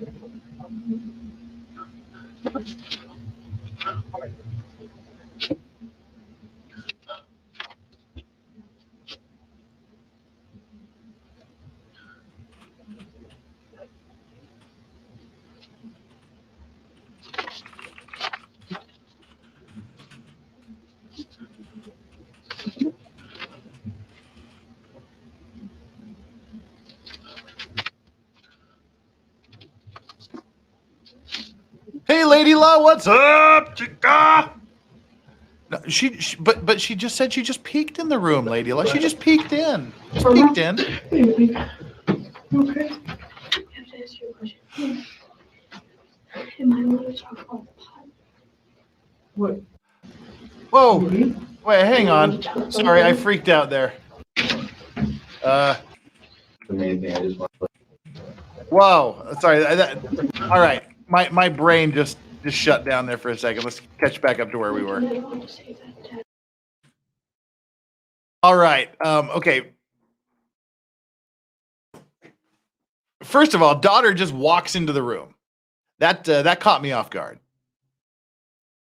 That caught me off guard a little bit there. And then she just said, "Can I talk about?" They're interviewing her alone in another room?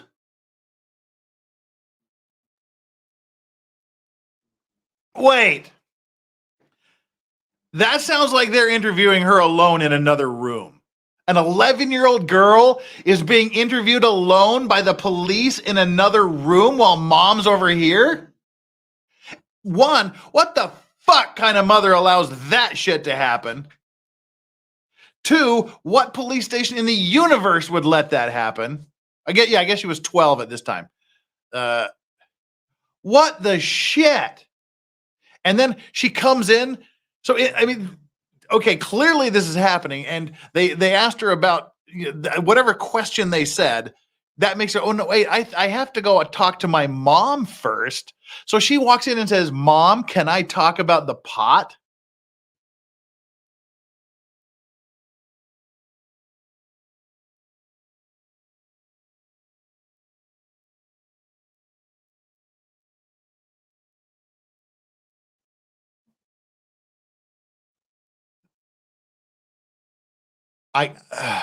I'm legit dumbfounded by this.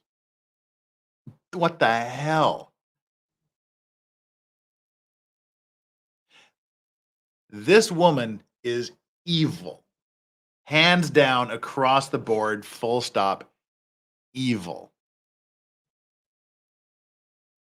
To put her daughter into another room to be investigated by the cops without her there, to allow that to happen, even if you think your ex Zachariah is the worst human on planet Earth, even if you want to do a frame up job on him and send him to prison for the rest of his life, for you to do that to your daughter, that's fucked up.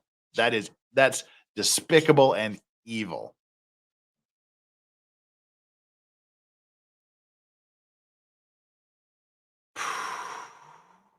Oh my God, chat, you're freaking me out. All right, let's go. I have to ask you a question. Am I allowed to talk about the pot? What? Like, am I allowed to say that Dad had it in California and stuff? Okay, no, They already did. because he got caught.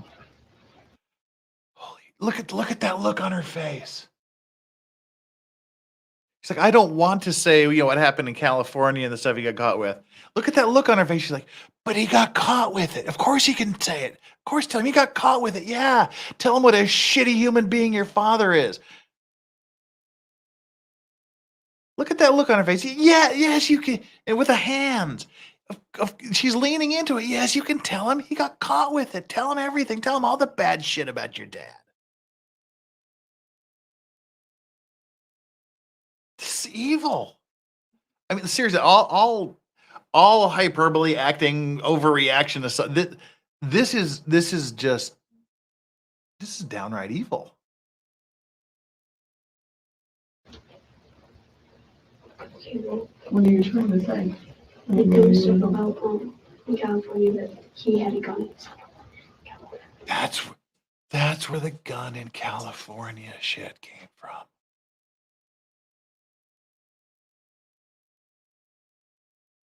That's where that shit in court came from.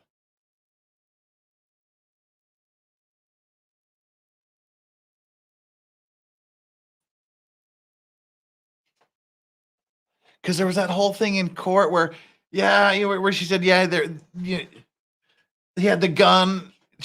That was, we all knew it was in California because Solomon was mentioning it was in California, but they never got to say that in court, that it had nothing to do with Wisconsin and it was in California. The jury just heard there's a gun waving around. This is where it came from. Fuck me.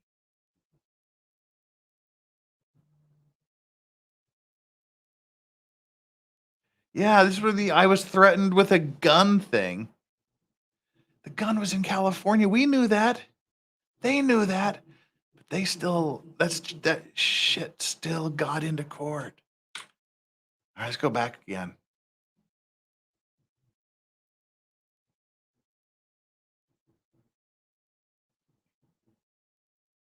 Thank you for alerting me to the fact that the dog is chewing on an electrical cord.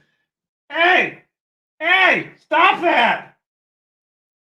Stop that, doofus! Chew on Yoda's foot. Don't chew on the stupid cord, you dipshit. All right, we'll have to rectify this problem. All right. Strawberry, I don't want to have to shut things down to go over there and do that. So please do some. Here, chew on this. Ah! There you go. Chew on that. There you go. Okay, so, wow. Thanks, Chad. So I don't electrocute my dog.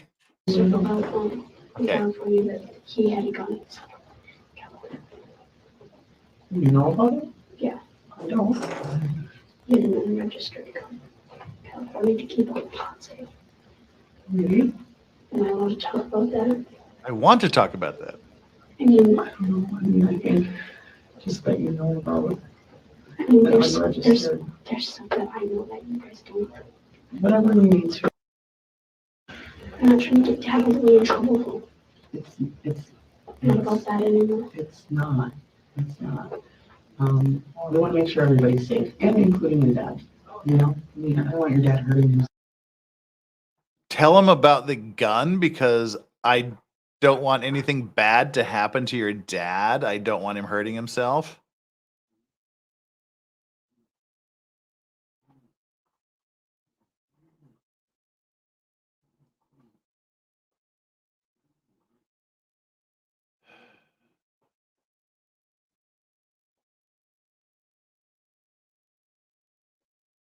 Wow.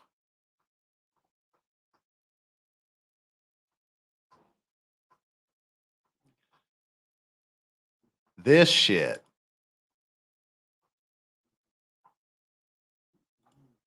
Let's keep going. Or doing something weird, right? Or coming after us with this unregistered gun. I think you should. Yeah. I think you just be as honest as you I can. know, I said that I had to come and ask him first before saying It's okay. You just, I think, you know, they already know we're not here. it. The other ones are just so sweet.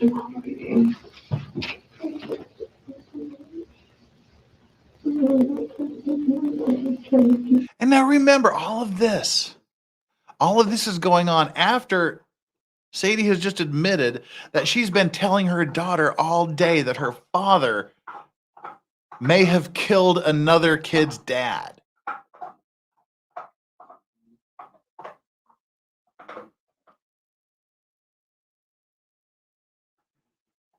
She tried that angle to get her to stop talking to her dad by telling her that something terrible happened and may have happened to another kid's dad.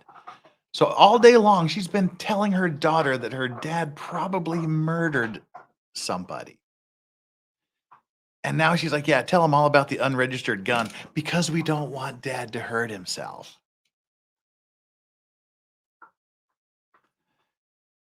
Right. Yeah. We don't want him to hurt himself or anybody else or do anything. Oh my fucking hell.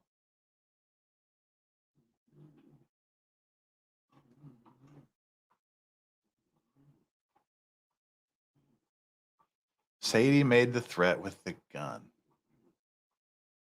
I didn't hear that. Let me go back. But first, Julio has just gifted 5 Legal Vices memberships. If you got one of those 5 Legal Vices memberships, please give Julio a super special thanks. Thank you so much, Julie, for the support. All right, I want to go back because I didn't hear that. I didn't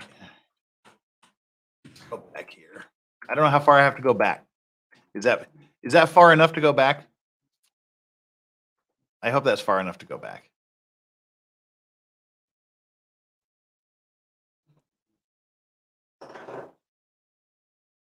Something weird, right? Or coming after us.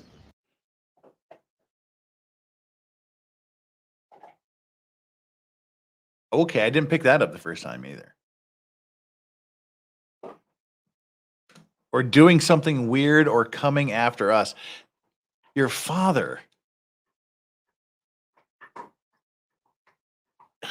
MLS law. Nope. No, I didn't. At one point I said, "Oh, I forgot to do the MLS I said I forgot to do the making Let's Go Simple shot, and then I did it, so I've already done it. She spent the day telling her daughter that her father might have killed another kid's dad all day long. And now she's saying, yeah, tell them all about the gun because we don't want him doing something weird or coming after us. Telling your daughter that your father, who may have just killed somebody, might come after us and try to kill us too. So please be honest with them and tell them everything. This unregistered gun? I think you should. Yeah, I think you just be as honest as you I can. know, I said that I had come and asked them before I said it. It's okay. I think, they already know the record. I think the ones are just so silly.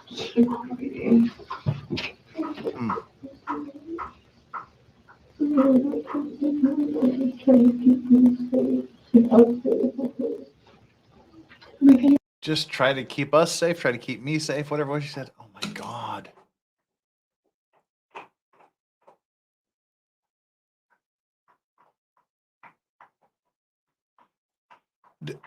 Solomon, I mean, like, no joking aside, I know you and I have talked about this about on stream and privately. What kind of long-term psychological fallout might haunt a child after that mind fuck? As I said, we've talked. This poor kid is just going to be intercoursed for life. She's going to be messed up for life, and at some point, when she gets more mature and older, the impact of what she's done is gonna come crashing down.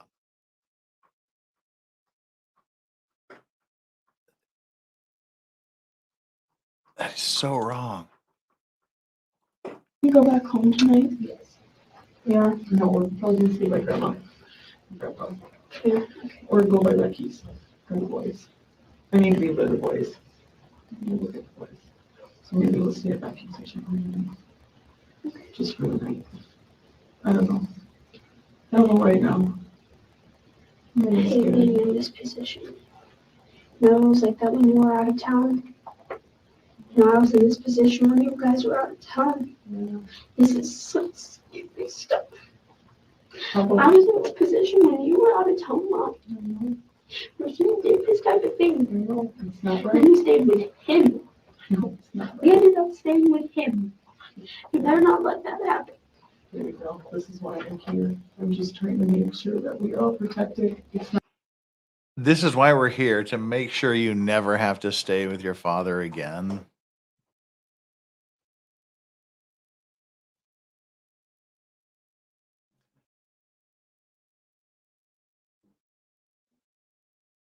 I think when you did this type of thing is that you left us with Dad. Now, I'm going to call bullshit here again on these cops. Because if you go back and watch Zach's interview, the cops are saying, he's like, my daughter lies. She's mad at me right now. She's doing all these things. And that motherfucking cop was like, no, we talked to her and she was totally on your side. She was totally on your side, except for just this one thing. She was saying how much she loves you. She was telling you all about this. That ain't what she's doing here. Again, cops get to lie. If you find yourself in a room being questioned by police, you assume everything that comes out of their mouth is a lie designed to trap you. Just assume that. The cop spent so much time telling Zach, your daughter loves you. She was saying she didn't want to cooperate. She didn't want to tell us this stuff. She was totally on your side, except for this one thing. Fucking cops.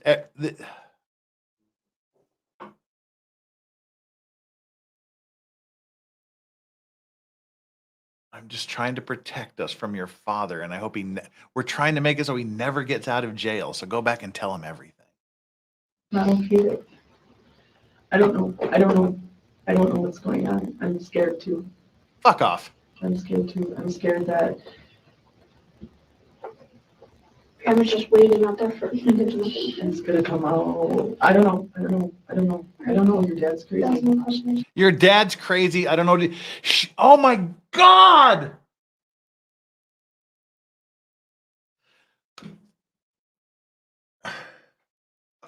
All right. This is a major turning point in my perception of this case. Let's look at the like and subscribe poll here. Let's look at the like and subscribe. We've got 334 people here, by the way, 370 likes and 432 votes somehow. But the like and subscribe poll today is your opinion on Sadie. One is she's totally telling the truth. Cough, cough. 18%, she's totally lying to the kids. Well, now she's totally lying to get the kids, get custody of the kids. The next choice in the poll was totally lying to get the kids and to frame Zach. The fourth choice, this is kind of basic, and only 4% of you are here, totally lying, but not to frame him. I had a good portion of my analysis of this in the fact that he was doing some things to try to get custody of the kids. Fine. She was doing some things to get custody of the kids. Fine. That kind of bullshit happens in custody battles. Fine. But I had a good chunk of me that said she was doing this shit. She was saying this shit to try to get custody of the kids, but that this whole thing coming down on Zach may have been an unintended consequence of her actions. And once she gets so far in and he ends up getting charged and ultimately convicted based on her unintentional consequences, she can't go back. Otherwise, she's committed perjury. She can't go back and say, okay, I was just kidding about this. He didn't really do this. He's not a really bad guy. I don't want to go to jail. She can't do it. So maybe she was so far into this, she had to run with it. It wasn't a substantial part, but there was a good chunk of my analysis that was saying perhaps she did this shit, framed it in this way to get custody of the kids, and the charges and the conviction were just a backlash kind of result. But hearing this shit where your dad's crazy, go tell him about everything. I'm worried he's going to come out after us. I never want him to come. She fucking did this to set him up. She wanted custody of the kids and she wanted him locked away forever. So we're out of that part right now. We're there is like the totally lying but didn't intend to frame him. That shit is that part of Elvis has left the building. Now I have no doubt that she intended to get custody and she intended to make sure he never left the detention facility ever again. I don't know what he'll do. I hope he doesn't get out. You know, you tell him everything about the gun. I don't know. I don't want him to do something weird or to come after us. Your dad's crazy. I don't know what he'll do. This poor fucking girl. This poor little girl, man. This goes beyond. You kind of get to that point in your anger and rage that you get that cold burn. I mean, you're at your peak rage and anger, and then shit just snaps, and then you go ice fucking cold. That's kind of where I am right now. I'm just like in the ice cold part of my anger and rage at this woman. Julio, think back to text mentioned in the opening. You won't know when or how, but it will be in 1 week.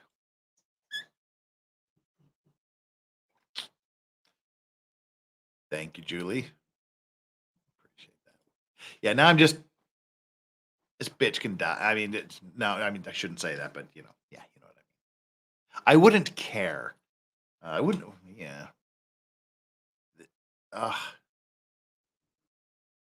They should take away her parental rights just based on this freaking video here.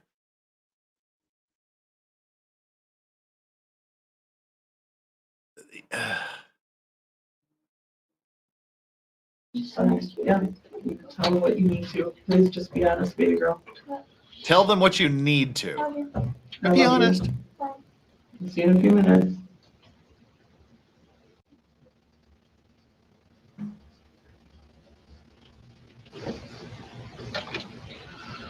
Hey, what was that? What did she chuck in there? I know it doesn't really matter, but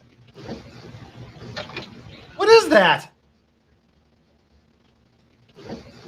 Oh, yeah, it doesn't matter. I'm getting sidetracked by weird shit.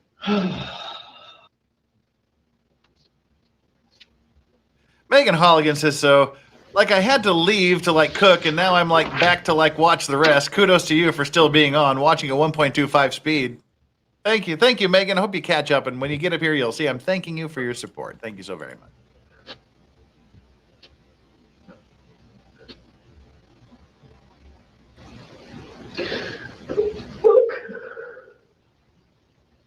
Oh, yeah.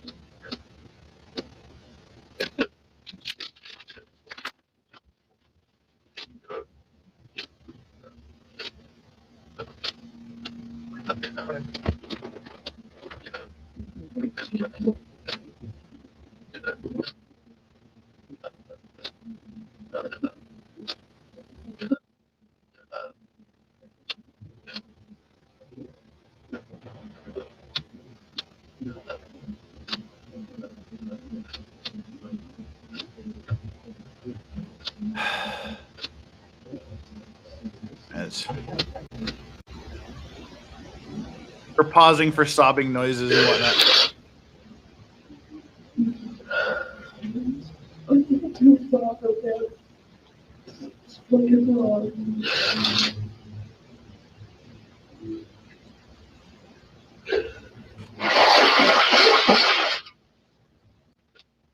Thank you, Lorianne. This is one of my favorite hats. Thank you very much. Doesn't really go with the hoodie I'm wearing, but I just rolled out of bed and rolled straight over to here. Got you. That was okay. What the fuck was what? Oh. Got you. That was okay. I get it. I don't know what number that was.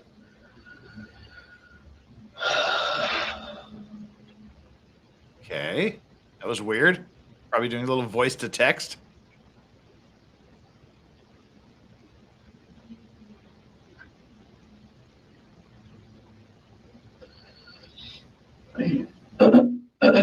Probably sending a text message using voice to text. Meanwhile, yeah, exactly. Wait, where'd you go? Exactly. This is what I'm saying. Meanwhile, her daughter is being questioned by the cops alone in the other room. Ugh.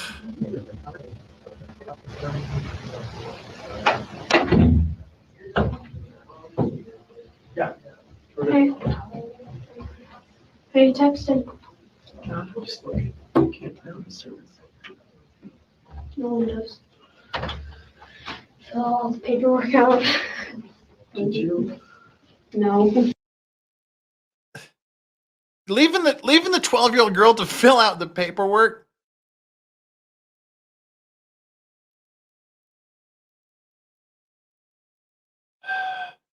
I didn't have to.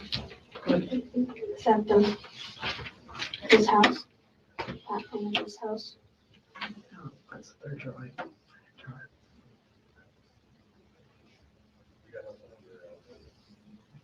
I made this thing while I was just sitting there.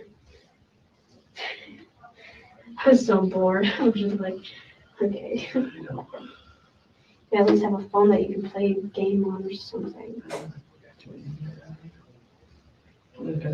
I want to get back to Grandma Nini. I think she's been, poor lady's been sitting out there. I needed her even there.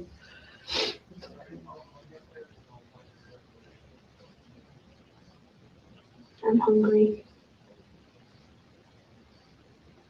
I'm scared. What are you scared of, Mom? Your dad. No shit. Like legit.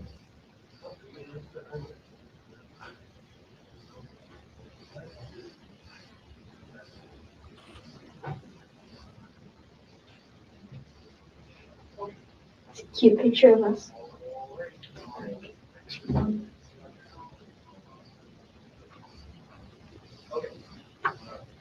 You don't need him around to have a nice life. Cool. Dad. Yeah, I know. I was trying to just do Wait. Did she say we don't need him around, or we do? It's a cute picture of us.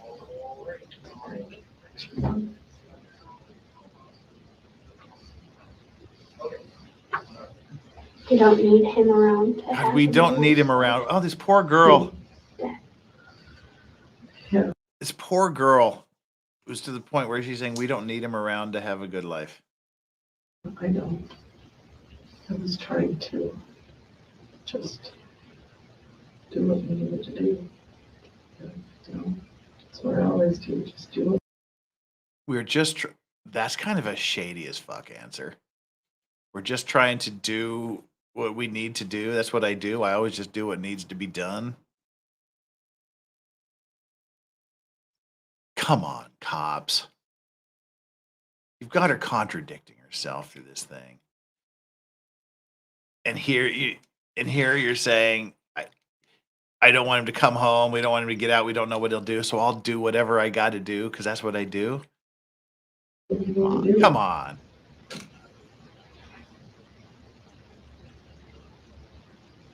This is too much. This is too much. This is way too much, babe. This is way too much. Why don't we call Dad? And because he wants me to check in with him every day. And what if there's like background noise that we can hear something? Because we're not detectives, babe. And neither's the detective. Because this is serious. Because we can't just call Dad without direction. Well, it's not you, it's me, and I'm not gonna say anything. And I can just say, hey Dad, it's just me checking in. This is one of those moments where, like, No, but it's a good idea because then if someone is in the background, then you can hear like them going, or you can hear them scream or something. Oh my God. But it's not that. What the fuck?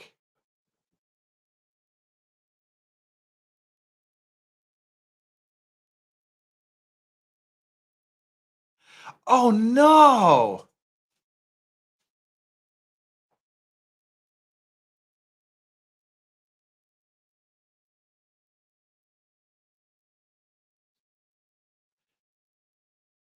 She wants to call her dad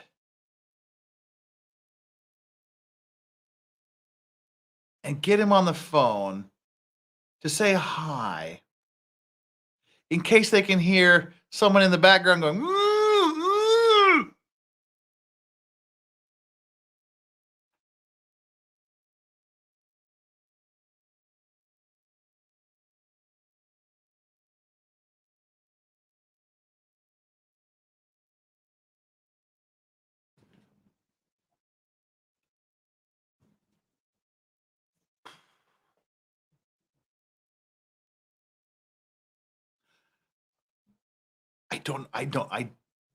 chat, I don't know what to say.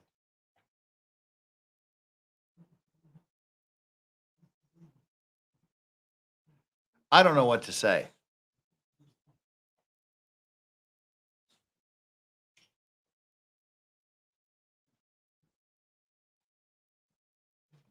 Yeah, why does a kid even need to know? That's what she's been doing all day. She's been telling her dad may have killed another kid's dad.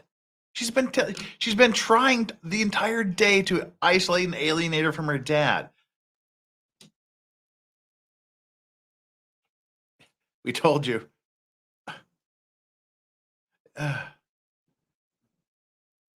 This is a horror story. This just got way messed up.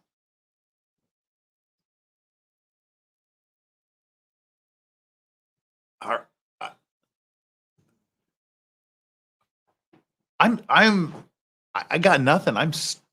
That whole call, so let's see if we can hear someone in the background going, and I know it's coming from a damaged 12-year-old girl, but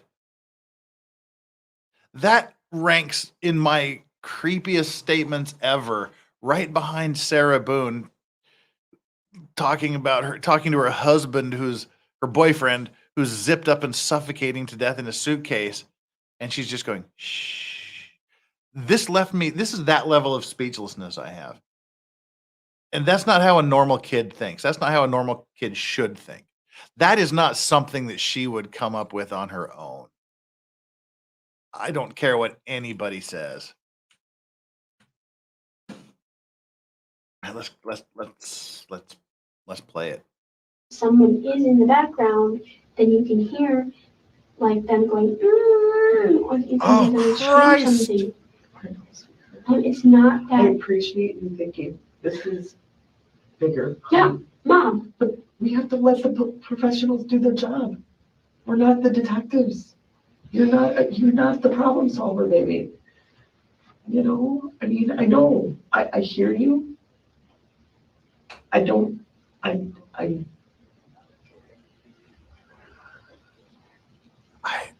think that is with him, sweetheart. What do you think he is? Hurt. Where? Don't know. Why would you think that if you didn't know? Why wouldn't you say, I hope to God he's still with Dad? Why wouldn't you say that? Why would you just be, no, I think he's hurt. I think Dad hurt him. I think he's dead somewhere. What? Why? How can someone just be this way? And maybe not even alive anymore. Oh, Christ. That scares the fucking shit out of me. Why do you think Dad did it? I don't know. I don't know what to think right now. Liar. See, this is the kid saying, she's already had the cops crawling up her ass in the room for however long they've been interviewing her. And now she's talking to him. She's like, why do you think Dad did it?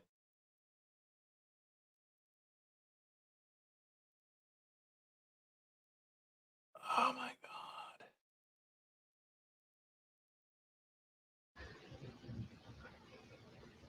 Or had somebody do it? I don't know. Who else? Who else would hurt him? Who else You? would want to? The people he owes I don't money know. to? Maybe he didn't tell you something. Like what? I don't know. Like He's been honest with me about everything. He's got kids your age. So does Zach. Zach has a kid exactly her age. You know why? Because that's Zach's fucking kid.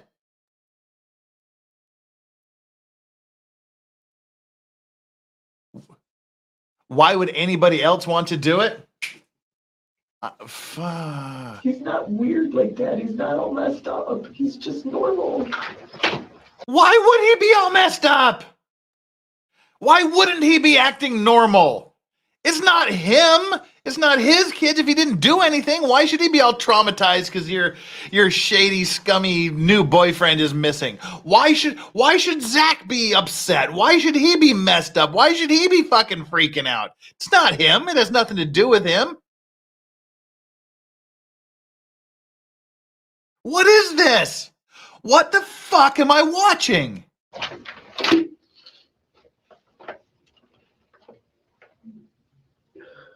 No.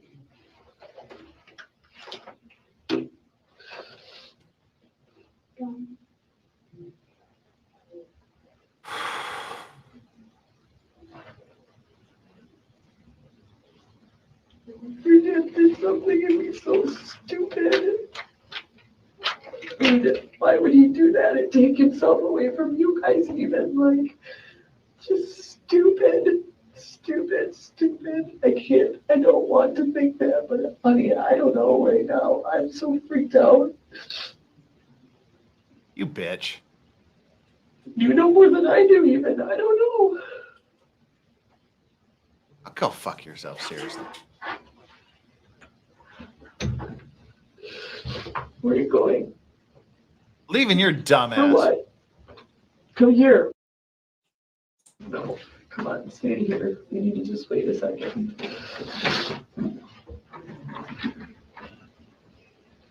I don't know.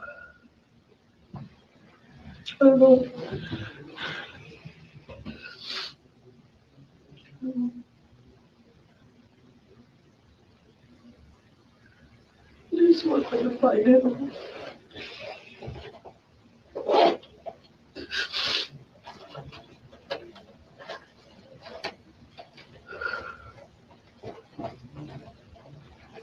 Where'd you put the purse? What? Where's my phone? You gotta put it in here. In the car. It doesn't work in here. Nothing works in here. No, because you can't call anybody or do anything. No. There's a reason for that. This is serious. I'm not kidding you. Like, if anything's been serious before, this is fucking serious. Like, what's serious? Like, I've never been in this position before. It's fucking freaking me out serious.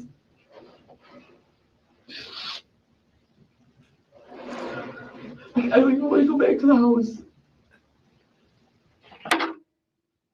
Like ever? No, like, until I know what's going on. Aggie. I don't know if we stay. I don't know. Talk to them about it. This is messed I just up. want to protect us. I want to protect you. I don't want your dad trying to come and taking you guys or hurting me or. Oh, for fuck off! Oh, you fuck off! Your dad is unpredictable, Liv. What?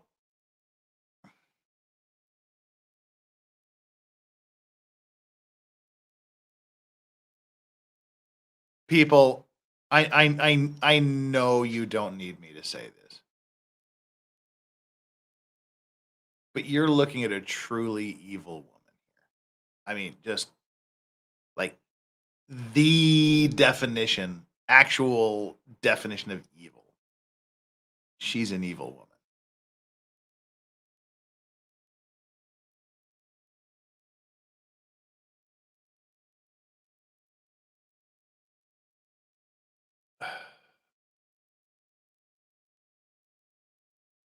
Yeah, Julio, rope and duct tape. Anyone? Yeah, that was the rope and duct tape made a big part of the trial. There it was like, yeah, that's what she found. The daughter, she saw the rope and the duct tape on a chair And now she's saying someone might be tied up and going, mm-hmm. Just saying. Now add hours upon hours with Gravely. Seriously. This is a sick, evil woman. Brand says, yeah, I never watched this truly horrific. It is, and I'm so beyond the anger and rage phase. It's just I'm just dead inside right now. Just it's ice water time. I don't know. You know that. I have no idea what he's capable of. Anything. I don't know who he knows. I don't know what he does. I don't know how much money. I don't know nothing. I know nothing. But I know the shit doesn't add up. Something's wrong. It's not okay. And somebody's hurt. It's not okay. It would just hurt people. So I don't know. This man is missing, and people who care about him, not just me even.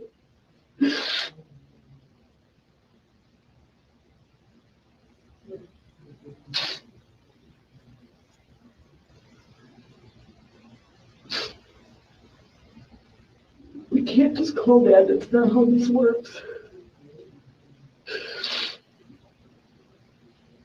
I don't want to talk to him. I'm scared.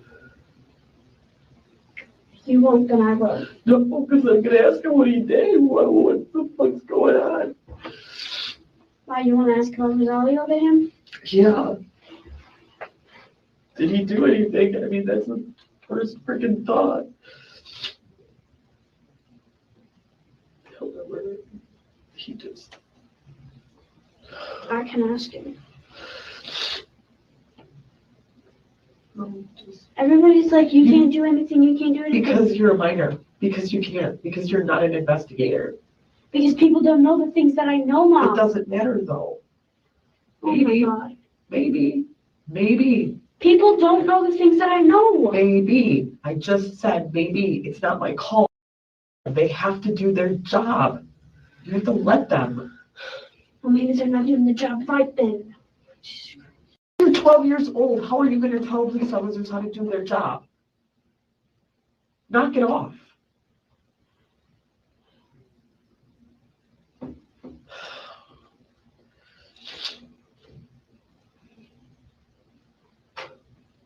This is not a joke. This is no game right now. It's not just like, oh, we can just figure it out and solve the freaking puzzle. Just let them do what they have to do, please.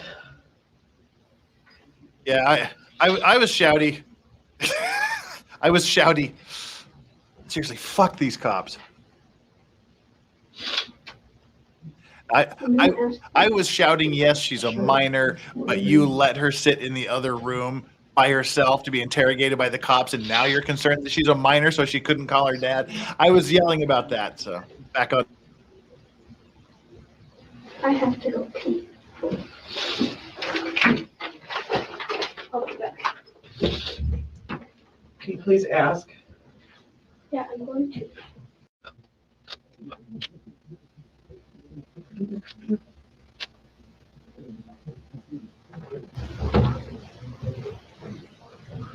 Bizarre is a good word.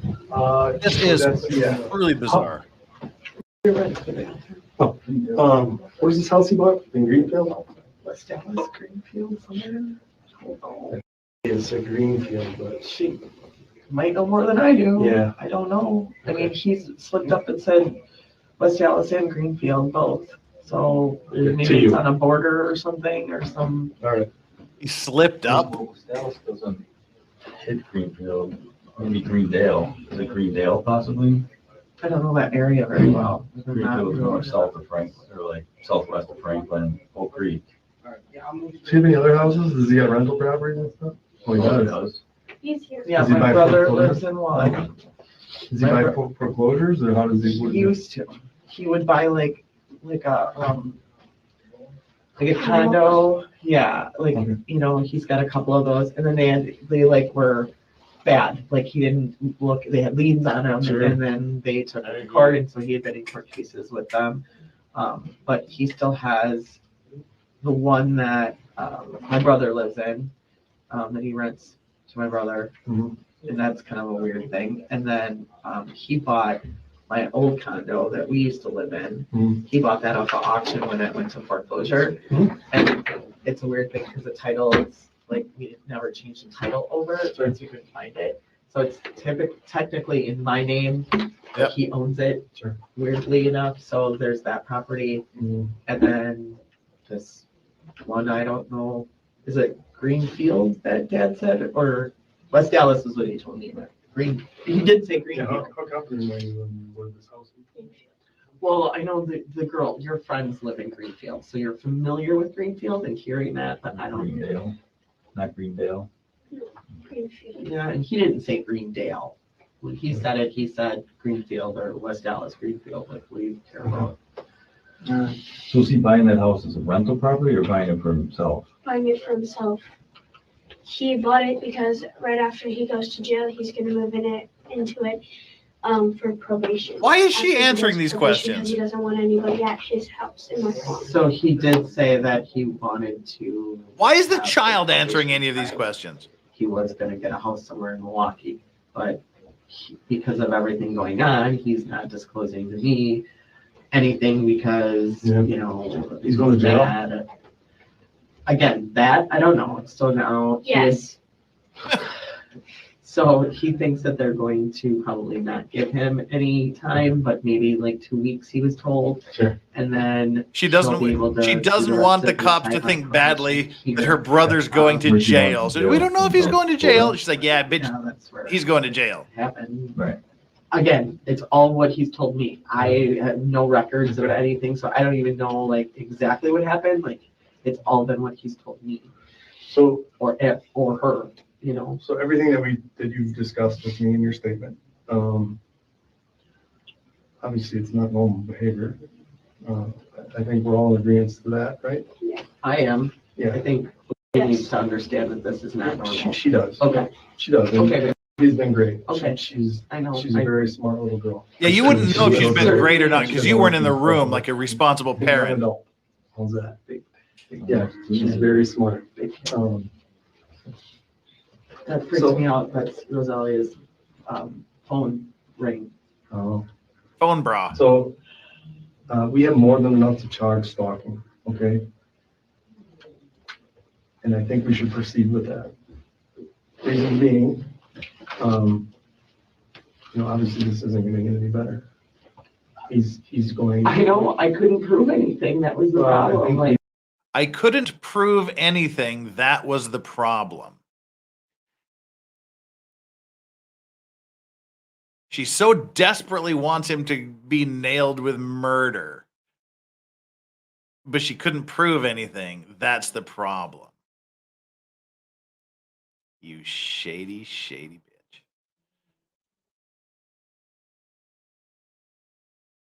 Buddhaberries, 9 months. Thank you so much for your support for membership for 9 months. People will ask why OA would lie. I think she had so many ideas planted, and she also offers up info when it gets her attention from parents. I mean, it sounds kind of rude and dismissive, but why do 12-year-olds lie? Because they're 12-year-olds. Holy shit. The stuff that came out of my mouth when I was 12, and again, you do it for attention, you do it to avoid attention, you do it because you want someone to get in trouble, you do it because you don't want somebody to get in trouble. 12-year-olds in the truth are farther away than we as parents would like to remember. We just need to go back to our 12 when we were 12. And she's got to have had so much put in her head. And you got all the puberty hormones and shit going on, and you got to go through the I hate my parents phase of all that shit.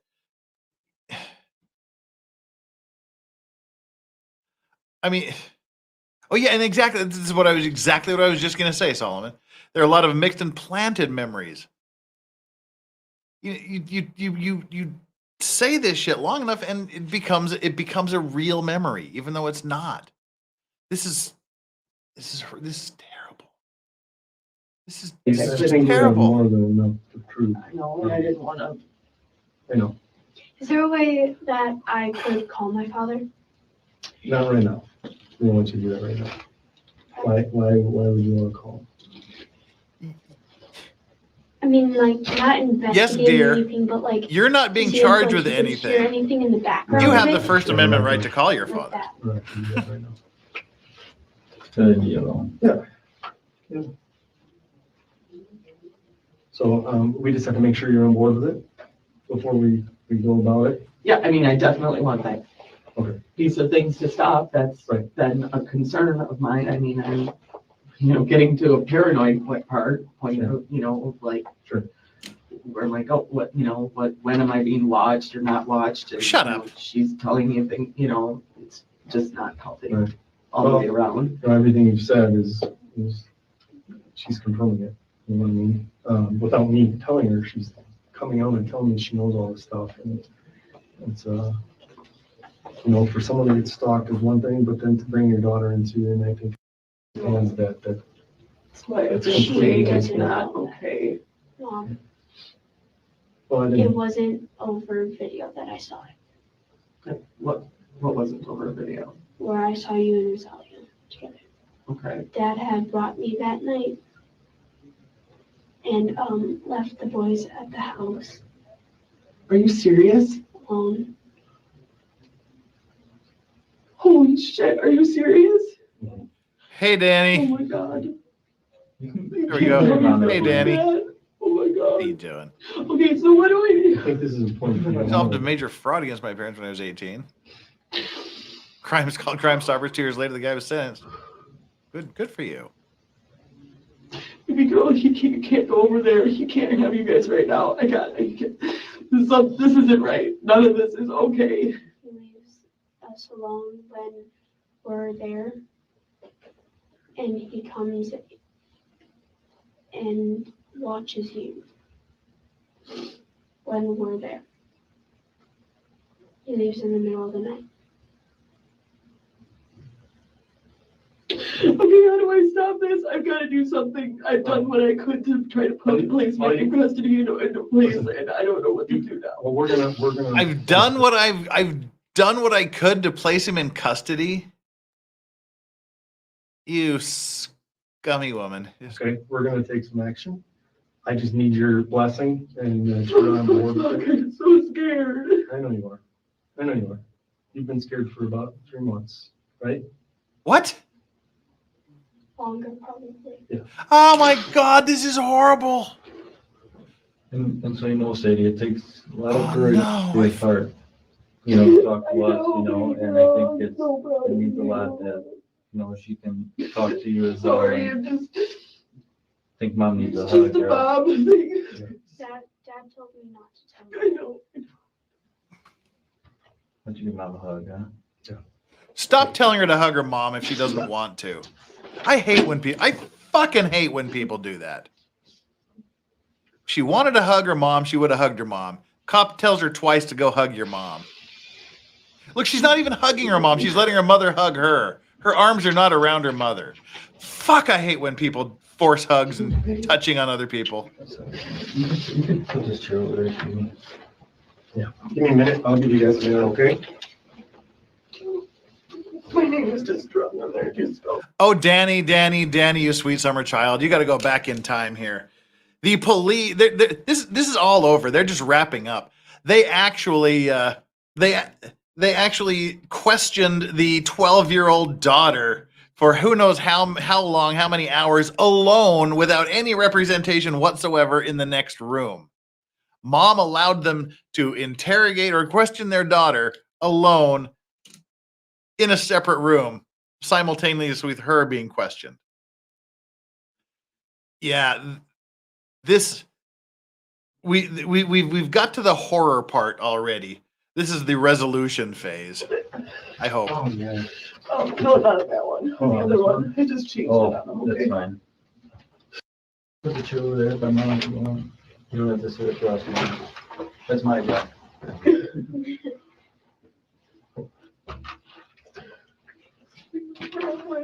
Something was wrong.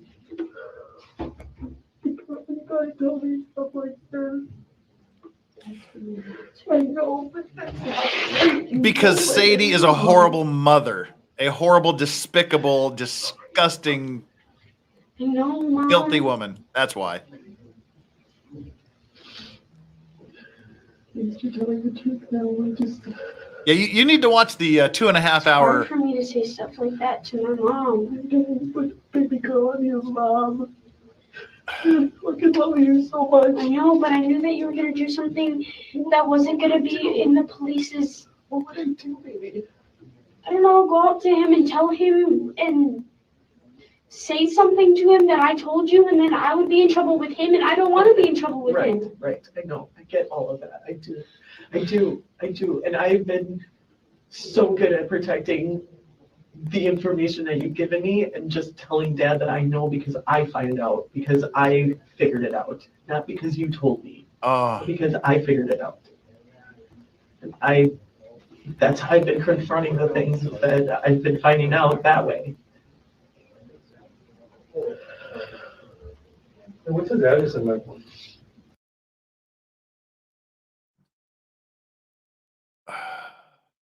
It's a blue house. Hold on. and why is she answering the questions? Yeah, he's good. Yeah, there's one of the rentals. And again, this is the woman who spent the entire day. She just told the cops she spent the entire day approaching her from the angle to get her to make sure her daughter didn't talk to her father by telling her that her father may have murdered some other kid's dad. It makes up our names at this police station. Okay, just, Jamie's gotta be just, Is your brother close to him or no? is he lives in he close to him, around like, here. Yeah, like, personal Yeah. close to him? I mean, he's known, 12, so he knows them. Sure. He I mean, talks is to it somewhere you TJ can go? more because he's been going over to TJ's and like fixing up stuff like that's broken. No, like, remember, Oh yeah, Dad went the over, you fridge, guys went the over to, furnace, and Where are your 4-year-olds right now? Your house? they're with Becky. She's At her house? At her house Okay. in Hartford. Becky's a hoe name. I just told her to take the kids to her house. Good idea. And I will probably go get them and either stay there or go back. I mean, Yeah, he Solomon, might know where she gross lives, manipulation too, of a 12-year-old. but- he doesn't. I know that he doesn't know where she Or lives. go to grandma and grandpa's, Do you go to my want- dad's. Yeah, do you want us to put you up somewhere tonight? I think that's a good idea, Mom. Probably. I think that's a good idea, Mom. I think that's a good idea. I mean, that way, He doesn't- for sure, you know where you guys are. He knows where Grandma and Grandpa lives, so he can go there. Of course, he's, And he is can. he tracking her phone? I don't know that. He's hacked into my school account. He's hacked into my school stuff. He's hacked into your phone for sure. I know that. My phone or email? Oh, See, this is some shit. This is some shit right here. You've got her talking about, instead of just saying other phones, she calls every phone a burner phone, Mom does. Mom calls every phone a burner phone. So there's been like 847 burner phones that Zach has had, rather than just one for her, one for his business, one for him. They're all burner phones. And now you got the 11-year-old. He hacked into your phone, Mom. He hacked into this. He hacked into the school. He hacked.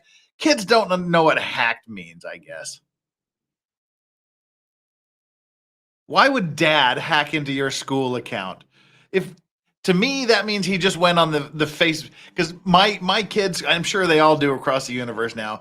Everything is online. The parents can go into the student's account and see what homework they're given and all that other shit for the day. That would be my guess. That's what she means. Hacked into your phone. That was one thing when the cops were questioning Zach about this. What this would be 2020. About 3 hours later, they question him. And then they're like, yeah, you hacked into her phone. He's like, dude, I worked for the phone company. I didn't hack into phones. I don't know how to hack into phones. So clearly, maybe you knew the password. Is that hacking into phone? It's like life hacks don't mean life hacks anymore. I think the kid is just saying he got into your phone. He hacked into them. Come on. This is ridiculous. all of it. So, How do you know he got in my phone? here's your phone open. See, got into your phone and hacked into your phone are 200% different animals. Words mean It shit. wasn't for spyware and stuff like that. Oh, Spyware. That's not what spyware means. God, I'm 54 years old, and I know that. Well, I know what a burner phone means, and she doesn't. I know what hacking means. The kid doesn't. And spyware isn't shit that lets someone else spy on you. Good God, words mean things, cop, and you probably don't know either, cop. So this is where shit gets fucked up. Everybody's throwing around words and using terms like they know what they mean, and they don't. And the listener is a moron as well, and he doesn't know what they mean. So he's just going, "Oh, this. I think I know what these big words mean: spyware, hacking, tracing, and all these other shit that they're throwing around. Burner phones." This is where miscommunication and bullshit starts. This is just retarded. But remember, I told you to change all of your passwords. And I did, You have Google Maps on here? yeah.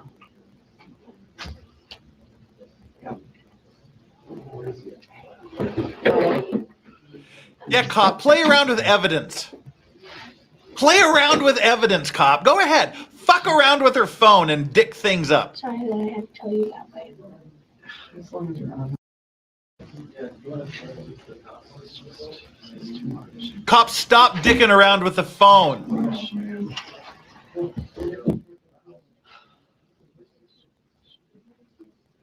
It's probably the cop turning off location services and shit like that. Cop, stop dicking with the phone.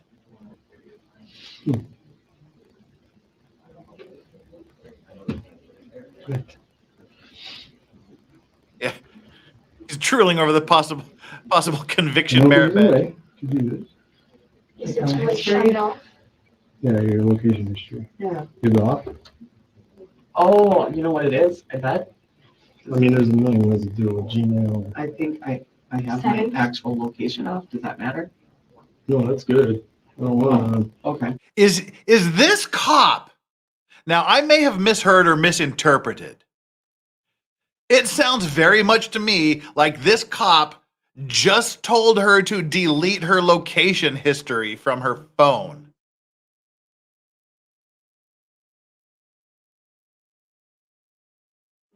Dude has been missing for a few hours. And she just waltzes on in here, says all of this stuff. And they're like, why don't you delete your location history?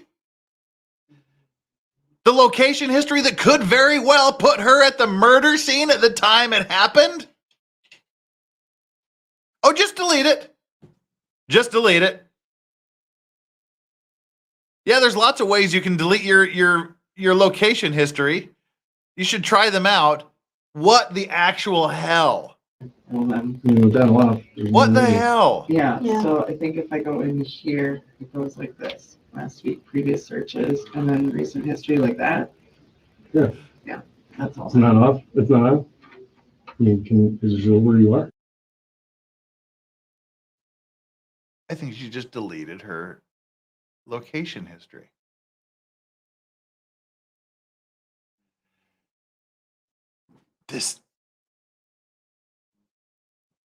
Well, she thinks she already had it off. She says she already had it off. But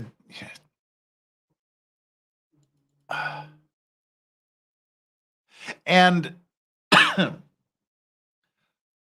the question is, and this is a question I don't actually know the answer to. I just assume that they're always watching me and everybody knows where I am anyway.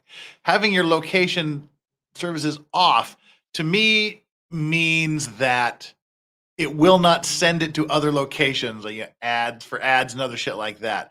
But I still think it saves your location, but it just doesn't send it to anyone.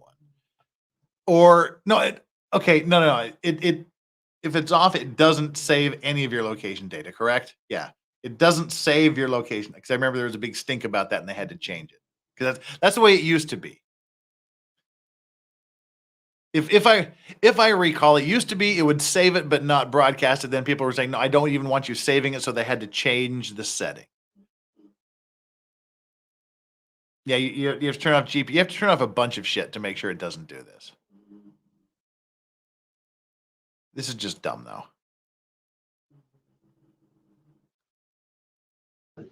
Right? It won't save the. It location won't is delete off the right now. pings. I turned it off on That's our what I way was trying to here. check. Oh, no, I turned it all the way off. And On our it's way cool, here. But it's like 4 years old now and everything's changed on phones.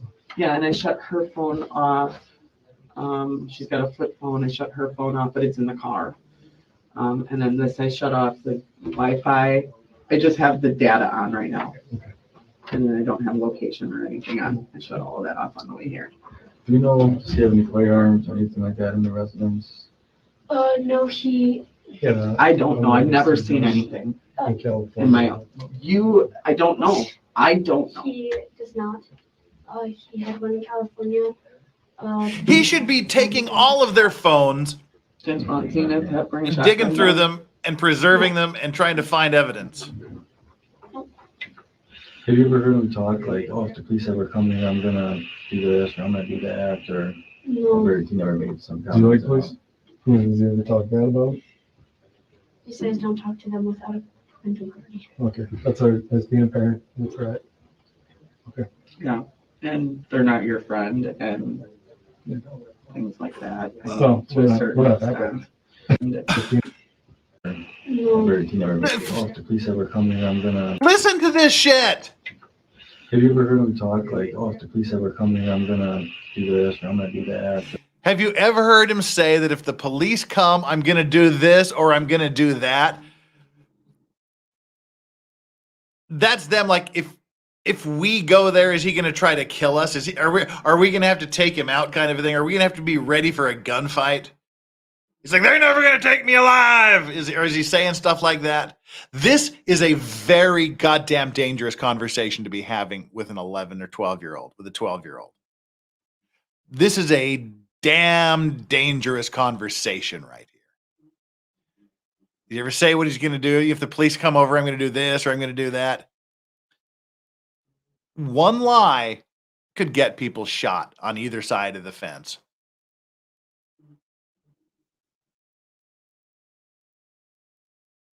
Exactly, Malcolm. This is how people get killed. And then listen to this shit. Sure. no, He never made some Do you like comments. police? Does he ever talk bad about it? he says don't talk to them without a parental guardian. Good man, Zach. Zach is a good man. Did he ever talk bad about the cops? Well, he said, don't talk to them without a parent or guardian. Zach said, don't talk to the cops without a parent or guardian. And what did this bitch do? Let her sit in another room to be questioned by one or more cops for hours without a parent or guardian or lawyer or counsel or anything else. Sadie is a disgusting, evil, evil woman. Okay, that's being a parent, that's right. That's right. He said that's being a parent. Even the cop is saying that's right. Don't talk to a cop without a parent or guardian present. And she didn't have a parent or guardian present when the cops were talking to her. So even the cop knows that's pretty fucked up. Oh my God, is this ever going to... This is the longest last 20 minutes ever. Okay.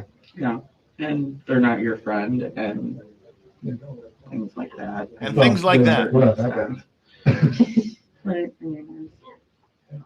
He did have a barricaded thing where he had a slab of wood on the floor that he had screwed into the floor with, and he would put like a wood block right there. When they went to serve him with the temporary restraining order, Yeah. they banged on the door, he didn't answer. Mm-hmm. Does he still have that there? So that was one of the things that he put Currently there. not. Because no one's, Because of the Coming to police this or house. because of the pot? I think Shut just up. barricaded or? It was whatever? because of both. Whatever. I don't know. He's got a strange way of thinking. It's just not normal. I clearly. Yeah, probably, that was one of the things is, I went to the cops about this and, I'm the bad guy because I called the cops on him. Well, Yeah. what am I supposed to do? I mean, and they're serving you papers. I have nothing to do with that. Right.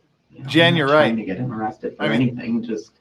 I'm not trying to get him arrested with anything. Bullshit. You were just telling your daughter the entire time the cop was gone that you're doing whatever you can to make sure he doesn't get out. You're doing whatever you can to make sure he stays there because you're so terrified of him and shit. Now you're saying you're not trying to get him arrested for anything?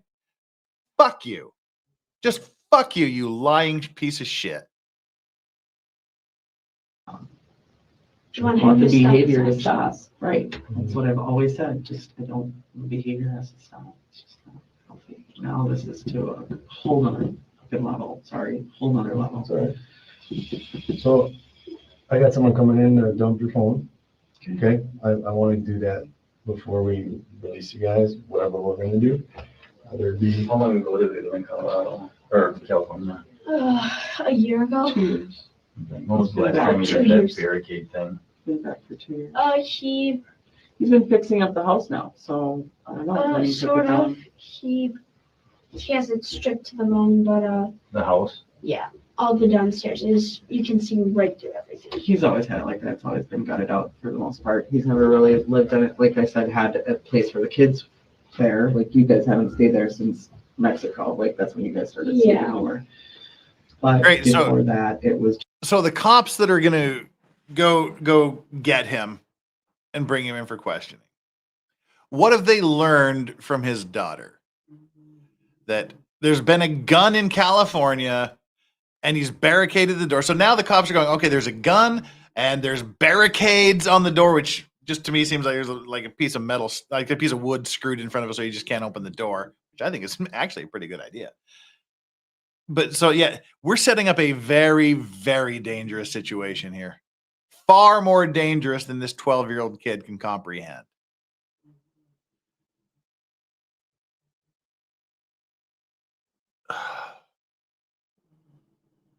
just him living there, and it was just a shell kind of a old farmhouse that he bought. He never really put money into it. To fix My it up. anxiety He's is always been right about here. living somewhere else, Sure.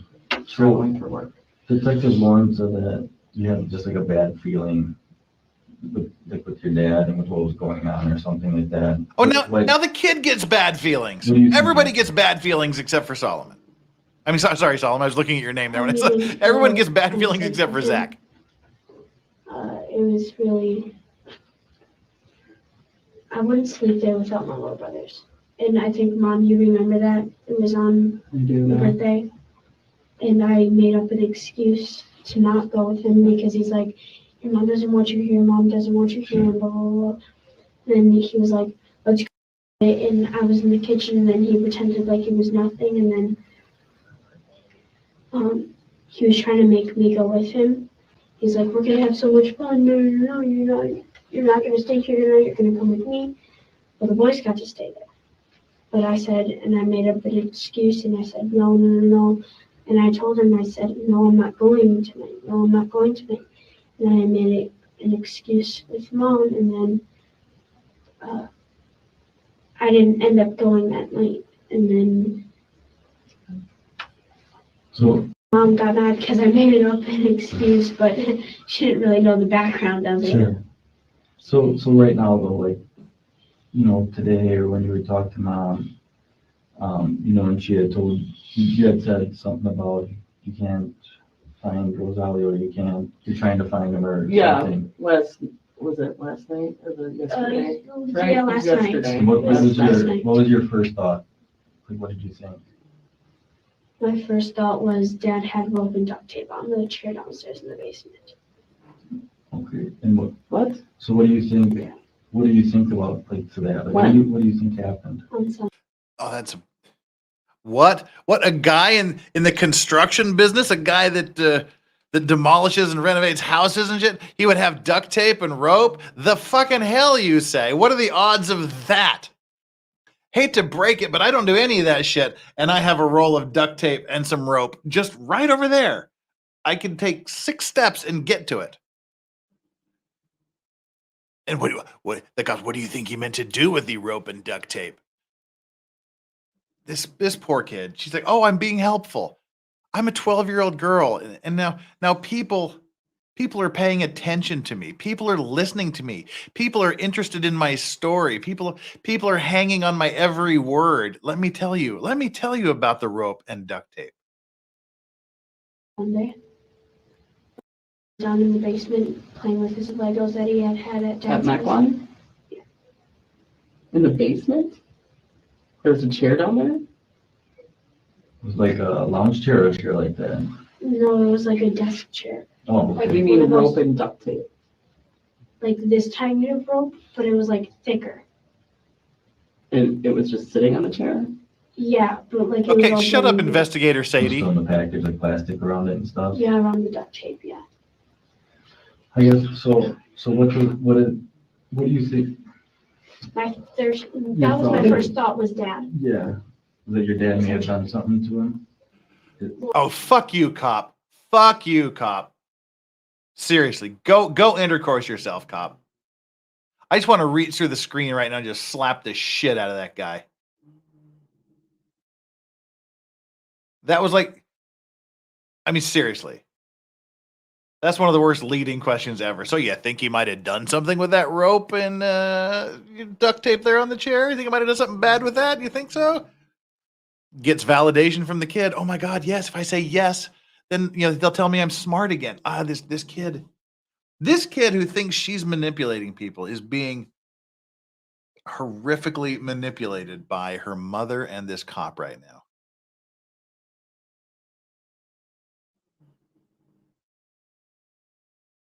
This poor kid is being so manipulated right now.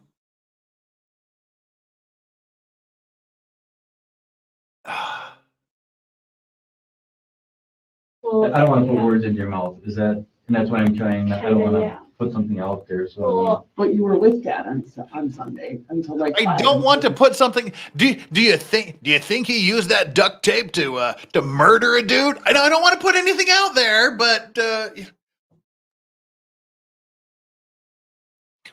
screw yourself, cop. Seriously, I don't want to put anything out there. Picked you up. Yeah. And that's when I, Is anything said Sunday? No, I didn't ask him about it because I didn't really think anything of it. So. Did he ever mention, like, I'm gonna get him or I'm gonna hurt him? Oh, for fuck off! Like, I No. don't like him hanging around with you yes. guys. He said that he told me, he said that, one day maybe I'll just go up to his house and just watch him for a day or something.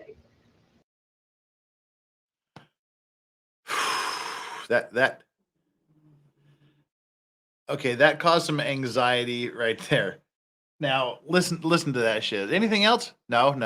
Oh, wait a minute. Oh, yeah. She wants the praise. She wants the validation. So then maybe she is remembering it, but they're like, the policeman was asking, has he ever said he's going to kill somebody or he's going to harm him or do something really horrible to him? And she's like, no. Well, wait, he did say he would go and maybe watch him one day.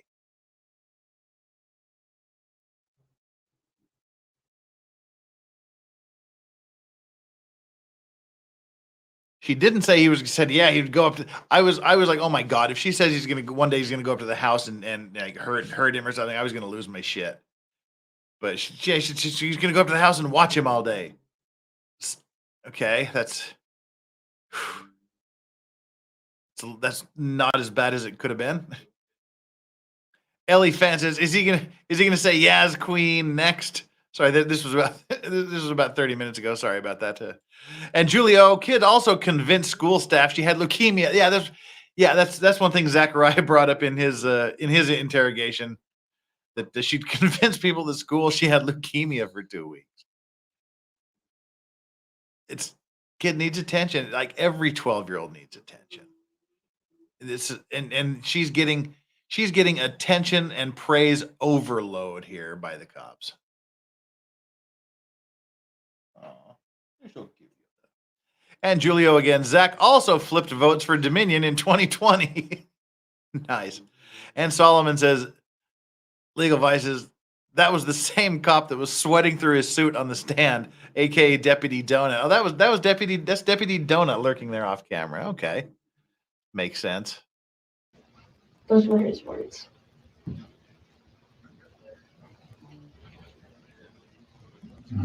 Or he said that he might follow my mom up there. Something. When are you supposed to go back by your dad's house? What would be the? There's not So- a schedule. Oh, That's right, there isn't a schedule, and since I had filed for the placement last week and everything, I sent him an email yesterday. Mhm. That said something, basically said, I've been asking for a schedule, here's a proposed schedule. I actually bought a calendar, we went to sure. we bought a calendar, went to the dollar store. And the purpose of that was to kind of itemize every other weekend, Sure. starting this weekend, because she said, Dad wants us over on Friday for a bonfire and yada, yada, yada. I said, okay, and we'll start it from this next weekend. That was my email, was basically like, so starting, 4:30, Friday to Sunday at 4:30. You can have that weekend, and then let's just do every other weekend, I propose, from here on out. That allows you to have the kids on your birthday weekend, Father's Day weekend, and then Christmas, I said I'm willing to negotiate for the boy's birthday. I haven't heard any response to that email. When I talked to him yesterday, I sent you an email, did you get it? Because we had talked about a little bit on the phone yesterday, or last night. And I said, did you get my email? And he's like, no, I'm not at home, which is weird because your email's on your freaking phone. So like, unless he didn't have it on his burner phone, because I don't know, he had some other email address on that one phone that you had, and I didn't Just know. give me all in That one looked really strange. at but- gmail.com. How many phones would they have? What is it? Cough, cough, cough, cough, cough, cough. Oh, yeah, that's that other Yeah. email, and I don't But, know much about that one. And then I just know the anonymous identity and ZJ. There was a cracked one that I had. Right, there I told was- him about those three, Yeah, there's 3. I think I only have one with the 2 though.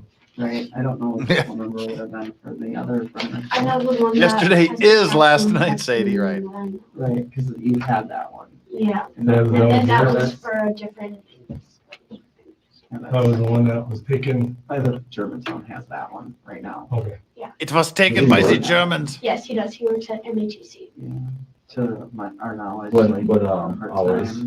Part-time, and it's like, It's like for 20 hours a week or something. yeah, like During the night hours, during daytime No, hours? during the day. early morning, it's first shift. No, It's Milwaukee. no, it's not. It's second shift. It's Second like, shift. it's like from 2 to 7, I think it is. Second Like shift around around 5 there. hours I a don't day? know, and Yeah. it's like, could be any day. 4 days a It's week. never 4 days.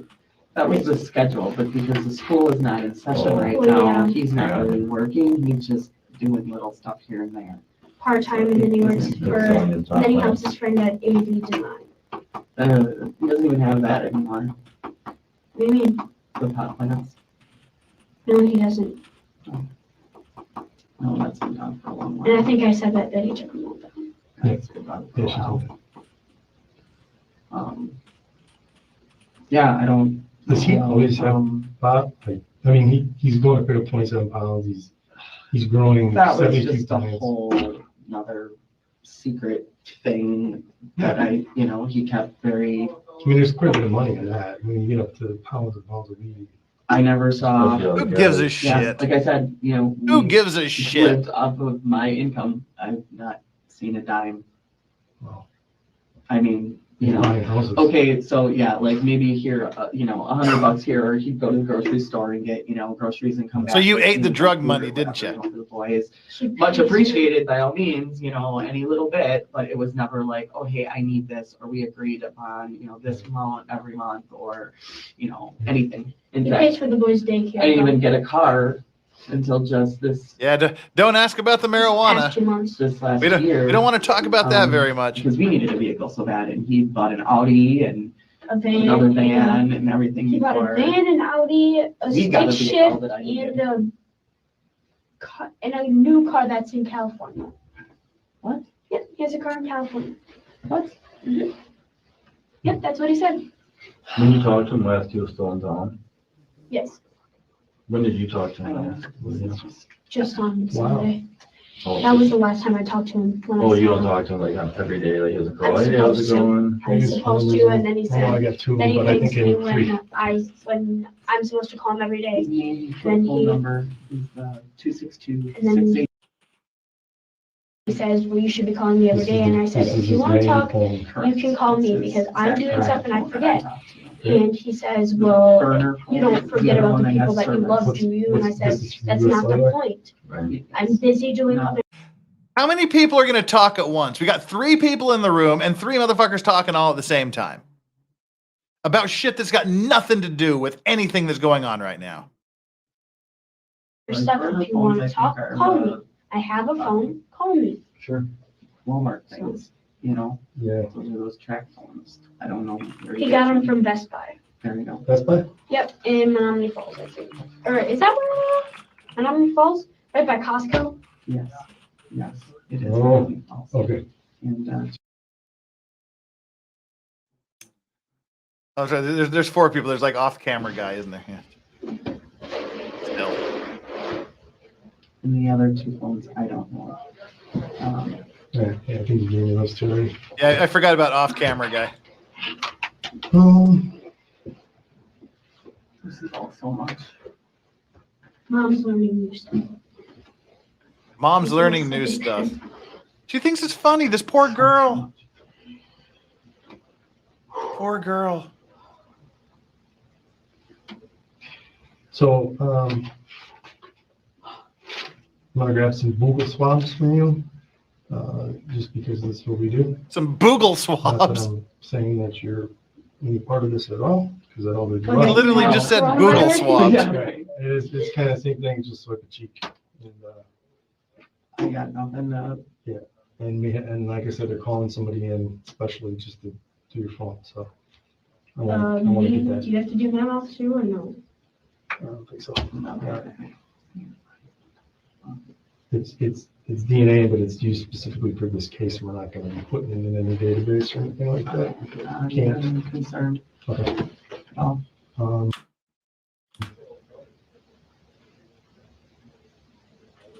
Yeah, you gonna make a phone call to Rebecca or anything?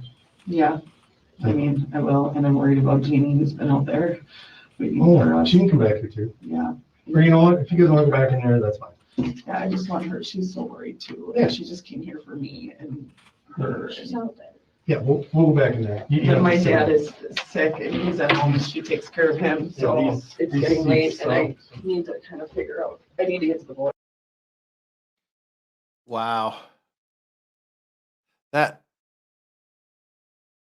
a lot.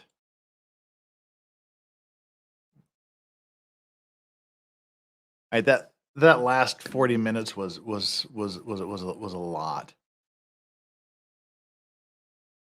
A lot to get through here. And again, I think this needs a replay. Sadie. Into the mud, scum queen!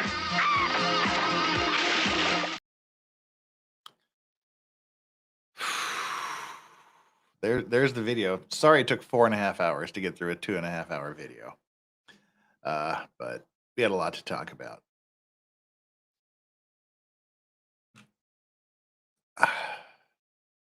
Julio, how do we get Hunley and behavior panel to watch? Ask him, I guess. Send Eric an email. See if he can get some of the body language people to do it. Yeah, y'all warned me. That was, but like I said, it just got so absurd, so dangerous, and so enraging that it just literally just took the wind out of the sails. And it's just unreal. I mean, there was several things we saw there. One, she walked them right down the little primrose path to fingering Zach. She intended for him to be charged with murder. she intended for this shit to happen. She poisoned her daughter throughout this day, telling her that her father may have murdered some other kid's father and all these other horrific things. He might get out. What are we going to do? We don't want him to get out. Tell the cops whatever you need to do to make sure he doesn't get out. But just tell the truth. And that poor girl. The main takeaway from this is the girl is a tragedy. The daughter's a tragedy. I mean, just of epic proportions. That poor girl is going to be messed for life, one way or another. This is wild, and yep, I'm pretty much 100% convinced now that Zach had nothing to do with this. As you do, it was. I don't know. Could be, maybe not, but the jury made a wrong decision. And then we watched Zach's interview, and I was like, okay, he actually sounds very reasonable, and virtually everything he said made sense. There was a few things that were dumb of him to do, and a few things that didn't really make sense, but I'm like, okay, it seems less likely that he actually did it. But listening to this shit come out of her mouth, out of Sadie's mouth, yeah.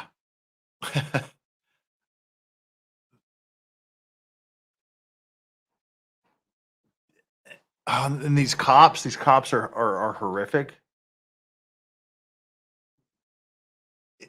It's not really confirmation bias. It's just, I think my crazy ex did this. And they're like, all right, sweet. Now let's get all the evidence we can against it.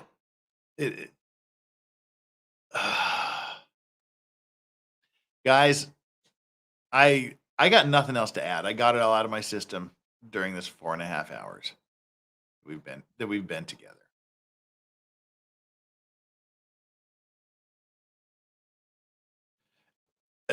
Well, exactly. Mustang McCracken says Zach had no idea they were going to stick him with murder. He probably assumed it was over the stalking BS.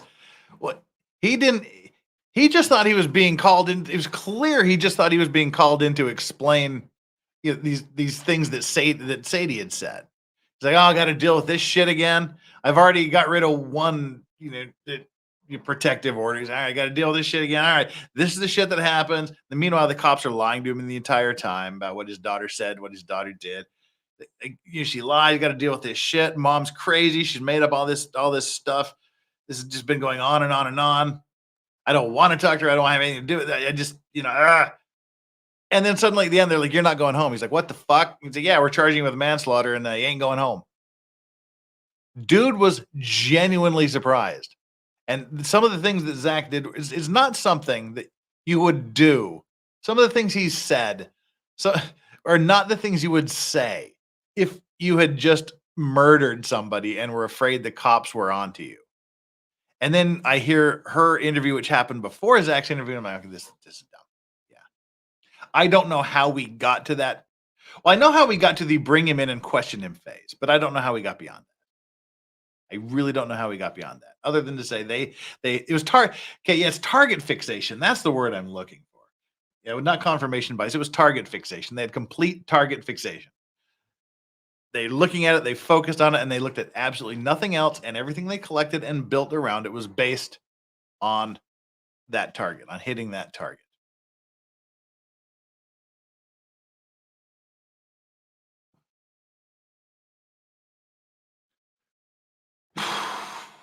Well, let's wrap it up, I guess. That's crazy. That was wild, people. Throughout the entire show, we've been having the mods put in the Zachariah Anderson webpage. Go there. Need more documents, more information. There's timelines, there's videos, there's places you can donate, there's merch, there's all kinds of stuff there.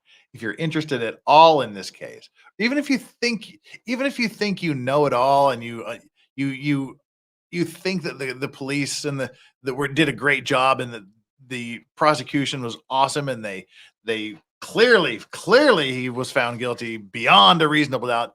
Even if you're in that camp, go over there and check it out. Look at some stuff.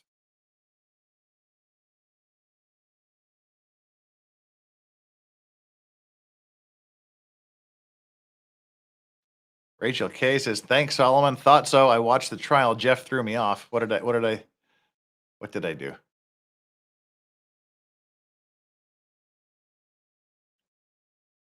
Yeah, no, this is great. They brought him in for the stalking thing, and then you continue to get the other. Did I say something different than that?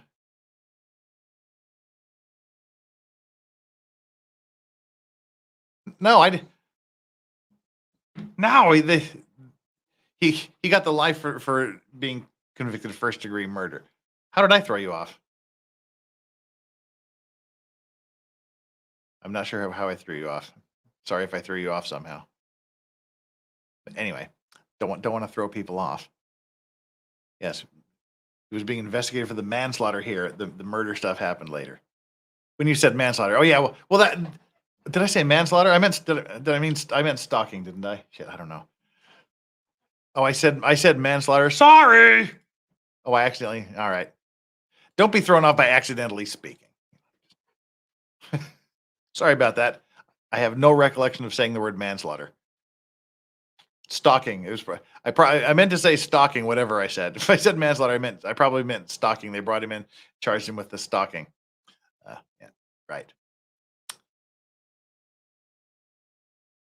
Yes. All right. With that, anyway, let's see if there's someplace we can send you on this fine Friday night. Let me check on over here. Go to the content. Go to live. And while I'm doing this, if you haven't hit the like button, please do that. Please smash the crud out of that like button. We got 410 likes here, and there still have 305 people here that are watching us wrap this up. If any of you 305 haven't gone and hit the subscribe button, I would be incredibly grateful if you would. Just help. Let's help keep the channel growing. And if you have subscribed, as always, just double check to make sure. Just make sure that you're still subscribed. All right. Looks like we got Friday Night Frenzy going on over at Lawn Lumber.